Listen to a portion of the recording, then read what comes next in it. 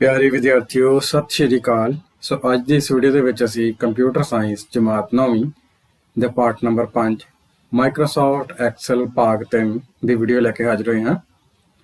ਸੋ ਇਸ ਪਾਠ ਦੀ ਵੀਡੀਓ ਦੇ ਵਿੱਚ ਅਸੀਂ ਫੰਕਸ਼ਨ ਅਤੇ ਫਾਰਮੂਲੇ ਕੀ ਹੁੰਦੇ ਹਨ ਅਤੇ ਵੱਖ-ਵੱਖ ਤਰ੍ਹਾਂ ਦੇ ਫਾਰਮੂਲੇ ਅਤੇ ਫੰਕਸ਼ਨ ਵਰਤ ਕੇ ਅਸੀਂ ਉਸ ਬਾਰੇ ਚਰਚਾ ਕਰਾਂਗੇ।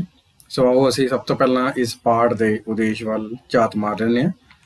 ਇਸ ਪਾਠ ਦਾ ਪਹਿਲਾ ਟੌਪਿਕ ਹੈ ਫਾਰਮੂਲਿਆਂ ਅਤੇ ਫੰਕਸ਼ਨ ਨਾਲ ਜਾਣ ਪਛਾਣ, ਫਾਰਮੂਲਿਆਂ ਅਤੇ ਫੰਕਸ਼ਨ ਦੀ ਵਰਤੋਂ, ਡਾਟਾ ਸੌਰਟਿੰਗ ਅਤੇ ਡਾਟਾ ਫਿਲਟਰਿੰਗ, ਡਾਟਾ ਟੂਲਸ ਨਾਲ ਕੰਮ ਕਰਨਾ ਅਤੇ ਇਸ ਪਾਠ ਦੇ ਅਖੀਰ ਵਿੱਚ ਅਸੀਂ ਇਸ ਪਾਠ ਦਾ ਅਭਿਆਸ ਕਰਾਂਗੇ। ਸਭ ਤੋਂ ਪਹਿਲਾਂ ਅਸੀਂ ਫਾਰਮੂਲੇ ਅਤੇ ਫੰਕਸ਼ਨ ਨਾਲ ਜਾਣ ਪਛਾਣ ਕਰ ਲੈਂਦੇ ਹਾਂ। ਸੋ MS ਐਕਸਲ ਵਿੱਚ ਫਾਰਮੂਲੇ ਅਤੇ ਫੰਕਸ਼ਨ ਬਹੁਤ ਮਹੱਤਵਪੂਰਨ ਭੂਮਿਕਾ ਨਿਭਾਉਂਦੇ ਹਨ ਅਤੇ ਹਰੇਕ ਸਪਰੈਡਸ਼ੀਟ ਪੈਕੇਜ ਦੀਆਂ ਮੁੱਖ ਵਿਸ਼ੇਸ਼ਤਾਵਾਂ ਹੁੰਦੇ ਹਨ। ਸੋ ਫਾਰਮੂਲੇ ਇੱਕ ਐਕਸਪ੍ਰੈਸ਼ਨ ਹੁੰਦਾ ਹੈ ਜੋ ਸੈੱਲ ਜਾਂ ਸੈੱਲ ਦੀ ਰੇਂਜ ਵਿੱਚ ਮੁੱਲਾਂ 'ਤੇ ਕੋਈ ਖਾਸ ਕੰਮ ਕਰਦਾ ਹੈ ਅਤੇ ਕਿਸੇ ਗਰੁੱਪ ਦੇ ਖਾਸ ਡਾਟਾ ਉੱਪਰ ਖਾਸ ਕਿਸਮ ਦੇ ਆਪਰੇਸ਼ਨ ਨੂੰ ਦਰਸਾਉਣ ਲਈ ਫਾਰਮੂਲੇ ਵਿੱਚ ਆਪਰੇਟਰ ਦੀ ਵਰਤੋਂ ਕੀਤੀ ਜਾਂਦੀ ਹੈ। ਸੋ ਇਸੇ ਤਰ੍ਹਾਂ ਦੇ ਨਾਲ ਇੱਕ ਫੰਕਸ਼ਨ ਪਹਿਲਾਂ ਤੋਂ ਨਿਰਧਾਰਿਤ ਇੱਕ ਫਾਰਮੂਲਾ ਹੁੰਦਾ ਹੈ ਜੋ ਕਿਸੇ ਖਾਸ ਕ੍ਰਮ ਵਿੱਚ ਵਿਸ਼ੇਸ਼ ਮੁੱਲਾਂ 'ਤੇ ਗਣਨਾਵਾਂ ਲਾਗੂ ਕਰਦਾ ਹੈ। ਸੋ MS ਐਕਸਲ ਸਪਰੈਡਸ਼ੀਟ ਪ੍ਰੋਗਰਾਮਾਂ ਵਿੱਚ ਕਈ ਸਾਰੇ ਫੰਕਸ਼ਨ ਸ਼ਾਮਲ ਹਨ, ਜਿਵੇਂ ਕਿ sum, average, count, if, sum if, count if, max, min ਆਦਿ। ਸੋ ਇਹਨਾਂ ਸਾਰਿਆਂ ਫੰਕਸ਼ਨ ਬਾਰੇ ਅਸੀਂ ਅਗਲੀਆਂ ਆਉਣ ਵਾਲੀਆਂ ਸਲਾਈਡਾਂ ਵਿੱਚ ਪੜ੍ਹਾਂਗੇ। ਸੋ ਸਭ ਤੋਂ ਪਹਿਲਾਂ ਅਸੀਂ ਫਾਰਮੂਲੇ ਬਾਰੇ ਜਾਣ ਲੈਂਦੇ ਹਾਂ। ਸੋ MS ਐਕਸਲ ਵਿੱਚ ਫਾਰਮੂਲਾ ਇੱਕ ਐਕਸਪ੍ਰੈਸ਼ਨ ਹੁੰਦਾ ਹੈ ਜੋ ਤੁਹਾਡੇ ਵੱਲੋਂ ਵਰਕਸ਼ੀਟ ਵਿੱਚ ਕਿਸੇ ਸੈੱਲ ਜਾਂ ਸੈੱਲਾਂ ਦੀ ਰੇਂਜ ਵਿੱਚ ਦਾਖਲ ਕੀਤੇ ਗਏ ਮੁੱਲ ਦੀ ਗਣਨਾਵਾਂ ਕਰਦਾ ਹੈ। ਸੋ ਐਕਸਲ ਵਿੱਚ ਇਹ ਐਕਸਪ੍ਰੈਸ਼ਨ ਕਿਸੇ ਖਾਸ ਮੁੱਲ, ਸੈੱਲ ਐਡਰੈਸ ਅਤੇ ਆਪਰੇਟਰ ਦੀ ਵਰਤੋਂ ਕਰਕੇ ਤਿਆਰ ਕੀਤੇ ਜਾ ਸਕਦੇ ਹਨ। ਸੋ ਐਕਸਲ ਵਿੱਚ ਹਰੇਕ ਐਕਸਪ੍ਰੈਸ਼ਨ ਨੂੰ ਦੋ ਭਾਗਾਂ ਵਿੱਚ ਸਮਝਿਆ ਜਾ ਸਕਦਾ ਹੈ, ਜਿਸ ਵਿੱਚ ਇਸਦਾ ਪਹਿਲਾ ਭਾਗ ਹੈ ਆਪਰੇਟਰ ਅਤੇ ਦੂਸਰਾ ਭਾਗ ਹੈ ਆਪਰੈਂਡ। ਸੋ ਇਹਨਾਂ ਬਾਰੇ ਹੁਣ ਅਸੀਂ ਇੱਕ ਕਰਕੇ ਜਾਣ ਲੈਂਦੇ ਹਾਂ। ਸਭ ਤੋਂ ਪਹਿਲਾਂ ਸਾਡੇ ਕੋਲ ਹੈ ਆਪਰੇਟਰ। ਸੋ ਐਕਸਪ੍ਰੈਸ਼ਨ ਦਾ ਇਹ ਹਿੱਸਾ ਨਿਰਧਾਰਿਤ ਕਰਦਾ ਹੈ ਕਿ ਦਿੱਤੇ ਗਏ ਡਾਟੇ 'ਤੇ ਕੀ ਆਪਰੇਸ਼ਨ ਕਰਨਾ ਹੈ ਅਤੇ ਅਸੀਂ ਐਕਸਪ੍ਰੈਸ਼ਨ ਵਿੱਚ ਕੀਤੇ ਜਾਣ ਵਾਲੇ ਵੱਖ-ਵੱਖ ਕਾਰਜਾਂ ਨੂੰ ਆਪਰੇਟਰ ਵਜੋਂ ਦਰਸਾਉਂਦੇ ਹਾਂ। ਸੋ ਜਿਵੇਂ ਕਿ ਪਲੱਸ ਜਿਹੜਾ ਚਿੰਨ੍ਹ ਹੈ ਇਹ ਵੀ ਆਪਰੇਟਰ ਨੂੰ ਦਰਸਾ ਰਿਹਾ ਹੈ। ਉਸੇ ਤਰ੍ਹਾਂ ਦੇ ਨਾਲ ਦੂਸਰਾ ਇਸਦਾ ਭਾਗ ਹੈ ਆਪਰੈਂਡ। ਆਪਰੈਂਡ ਐਕਸਪ੍ਰੈਸ਼ਨ ਦਾ ਇਹ ਹਿੱਸਾ ਉਹਨਾਂ ਮੁੱਲਾਂ ਨੂੰ ਦਰਸਾਉਂਦਾ ਹੈ ਜਿਨ੍ਹਾਂ 'ਤੇ ਆਪਰੇਟਰ ਦੇ ਰੂਪ ਵਿੱਚ ਦਿੱਤਾ ਗਿਆ ਕਾਰਜ ਲਾਗੂ ਕੀਤਾ ਜਾਣਾ ਹੈ। ਹਰੇਕ ਵੱਖਰੇ ਆਪਰੇਟਰ ਲਈ ਵਿਸ਼ੇਸ਼ ਆਪਰੈਂਡ ਦੀ ਲੋੜ ਹੁੰਦੀ ਹੈ ਅਤੇ ਕੁਝ ਆਪਰੇਟਰ ਨੂੰ ਇੱਕ ਆਪਰੈਂਡ ਅਤੇ ਕੁਝ ਆਪਰੇਟਰ ਨੂੰ ਦੋ ਆਪਰੈਂਡ ਦੀ ਲੋੜ ਹੁੰਦੀ ਹੈ। ਸੋ ਜਿਵੇਂ ਹੁਣ ਅਸੀਂ ਐਗਜ਼ਾਮਪਲ ਦੇਖ ਪਾ ਰਹੇ ਹਾਂ C1 + 15। ਸੋ C1 ਤੁਹਾਡੀ ਵਰਕਸ਼ੀਟ ਦੇ ਸੈੱਲ ਦਾ ਐਡਰੈਸ ਹੈ। ਇਸ ਐਡਰੈਸ ਦੇ ਨਾਲ ਅਸੀਂ 15 ਮੁੱਲ ਨੂੰ ਜੋੜ ਰਹੇ ਹਾਂ। ਤਾਂ ਇਸ ਵਿੱਚ ਜਿਹੜਾ ਆਪਰੇਟਰ ਹੈ ਉਹ ਪਲੱਸ ਜਿਹੜਾ ਚਿੰਨ੍ਹ ਹੈ ਉਸ ਨੂੰ ਅਸੀਂ ਆਪਰੇਟਰ ਕਹਾਂਗੇ ਅਤੇ C1 ਅਤੇ 15 ਇਹ ਸਾਡੇ ਕੋਲ ਦੋਨੋਂ ਕੀ ਆ ਆਪਰੈਂਡ। ਸੋ ਦੋ ਆਪਰੈਂਡ ਦੇ ਉੱਪਰ ਆਪਰੇਟਰ ਨੂੰ ਲਾਗੂ ਕਰਕੇ ਅਸੀਂ ਉਸ ਦੀਆਂ ਗਣਨਾਵਾਂ ਕਰਵਾ ਸਕਦੇ ਹਾਂ। ਸੋ ਅਗਲਾ ਟੌਪਿਕ ਹੈ MS ਐਕਸਲ ਫਾਰਮੂਲੇ ਵਿੱਚ ਵਰਤੇ ਜਾਂਦੇ ਆਪਰੇਟਰ। ਸੋ MS ਐਕਸਲ ਵਿੱਚ ਆਪਰੇਟਰ ਉਹ ਚਿੰਨ੍ਹ ਹੁੰਦੇ ਹਨ ਜੋ ਕਿਸੇ ਖਾਸ ਕਾਰਜ ਨੂੰ ਦਰਸਾਉਣ ਲਈ ਵਰਤੇ ਜਾਂਦੇ ਹਨ। ਸੋ MS ਐਕਸਲ ਵਿੱਚ ਗਣਨਾਵਾਂ ਕਰਨ ਲਈ ਆਪਰੇਟਰ ਉੱਤੇ ਆਮ ਗਣਿਤਿਕ ਨਿਯਮਾਂ ਦੀ ਪਾਲਣਾ ਕੀਤੀ ਜਾਂਦੀ ਹੈ ਜੋ ਕਿ ਕਿਸੇ ਐਕਸਪ੍ਰੈਸ਼ਨ ਵਿੱਚ ਆਪਰੇਟਰ ਦੇ ਲਾਗੂ ਕਰਨ ਦੀ ਤਰਜੀਹ ਨੂੰ ਪੈਰੇਂਥੀਸਿਸ, ਐਕਸਪੋਨੈਂਟਸ, ਗੁਣਾ, ਭਾਗ, ਜੋੜ ਅਤੇ ਘਟਾਓ ਆਦਿ ਨਾਲ ਦਰਸਾਏ ਜਾਂਦੇ ਹਨ। ਸੋ MS ਐਕਸਲ ਵਿੱਚ ਅਰਥਮੈਟਿਕ, ਕੰਪੈਰੀਜ਼ਨ, ਟੈਕਸਟ ਕਨਕੈਟੀਨੇਸ਼ਨ ਅਤੇ ਰੈਫਰੈਂਸ ਆਪਰੇਟਰ ਵਰਤੇ ਜਾਂਦੇ ਹਨ। ਸੋ ਇਸ ਵਿੱਚ ਸਭ ਤੋਂ ਪਹਿਲਾਂ ਅਸੀਂ ਅਰਥਮੈਟਿਕ ਆਪਰੇਟਰ ਬਾਰੇ ਜਾਣਾਂਗੇ। ਸੋ ਅਰਥਮੈਟਿਕ ਆਪਰੇਟਰ ਦੀ ਵਰਤੋਂ ਮੁੱਢਲੀਆਂ ਗਣਿਤਿਕ ਗਣਨਾਵਾਂ ਕਰਨ ਲਈ ਕੀਤੀ ਜਾਂਦੀ ਹੈ। ਸੋ ਜਿਵੇਂ ਤੁਸੀਂ ਹੇਠਾਂ ਟੇਬਲ ਵੀ ਦੇਖ ਪਾ ਰਹੇ ਹੋ, ਸਭ ਤੋਂ ਪਹਿਲਾਂ ਸਾਡੇ ਕੋਲ ਕਾਲਮ ਹੈ ਚਿੰਨ੍ਹ, ਦੂਸਰਾ ਆਪਰੇਟਰ ਦਾ ਕੰਮ ਅਤੇ ਤੀਸਰਾ ਉਦਾਹਰਨ ਅਤੇ ਨਤੀਜਾ। ਤੇ ਇਸ ਵਿੱਚ ਸਾਡੇ ਕੋਲ ਸਭ ਤੋਂ ਪਹਿਲਾਂ ਅਰਥਮੈਟਿਕ ਆਪਰੇਟਰ ਹੈ ਪਲੱਸ। ਸੋ ਇਸ ਆਪਰੇਟਰ ਦੀ ਵਰਤੋਂ ਦੋ ਆਪਰੈਂਡ ਦੇ ਮੁੱਲ ਨੂੰ ਜੋੜਨ ਲਈ ਕੀਤੀ ਜਾਂਦੀ ਹੈ। ਜਿਵੇਂ ਤੁਸੀਂ ਉਦਾਹਰਨ ਵੀ ਦੇਖ ਪਾ ਰਹੇ ਹੋ, ਜੇਕਰ ਅਸੀਂ ਬਰਾਬਰ ਦਾ ਚਿੰਨ੍ਹ ਲਗਾ ਕੇ 5 + 3 ਲਿਖਦੇ ਹਾਂ ਤੇ ਇਸ ਦਾ ਜੋੜ ਸਾਡੇ ਕੋਲ ਕੀ ਆਏਗਾ 8। ਸੋ ਜਦੋਂ ਵੀ ਅਸੀਂ ਕਿਸੇ ਵੀ ਫਾਰਮੂਲੇ ਨੂੰ ਲਿਖਾਂਗੇ ਤਾਂ ਅਸੀਂ ਬਰਾਬਰ ਦੇ ਚਿੰਨ੍ਹ ਤੋਂ ਉਸਨੂੰ ਸ਼ੁਰੂ ਕਰਾਂਗੇ। ਦੂਸਰਾ ਸਾਡੇ ਕੋਲ ਚਿੰਨ੍ਹ ਹੈ ਮਾਈਨਸ।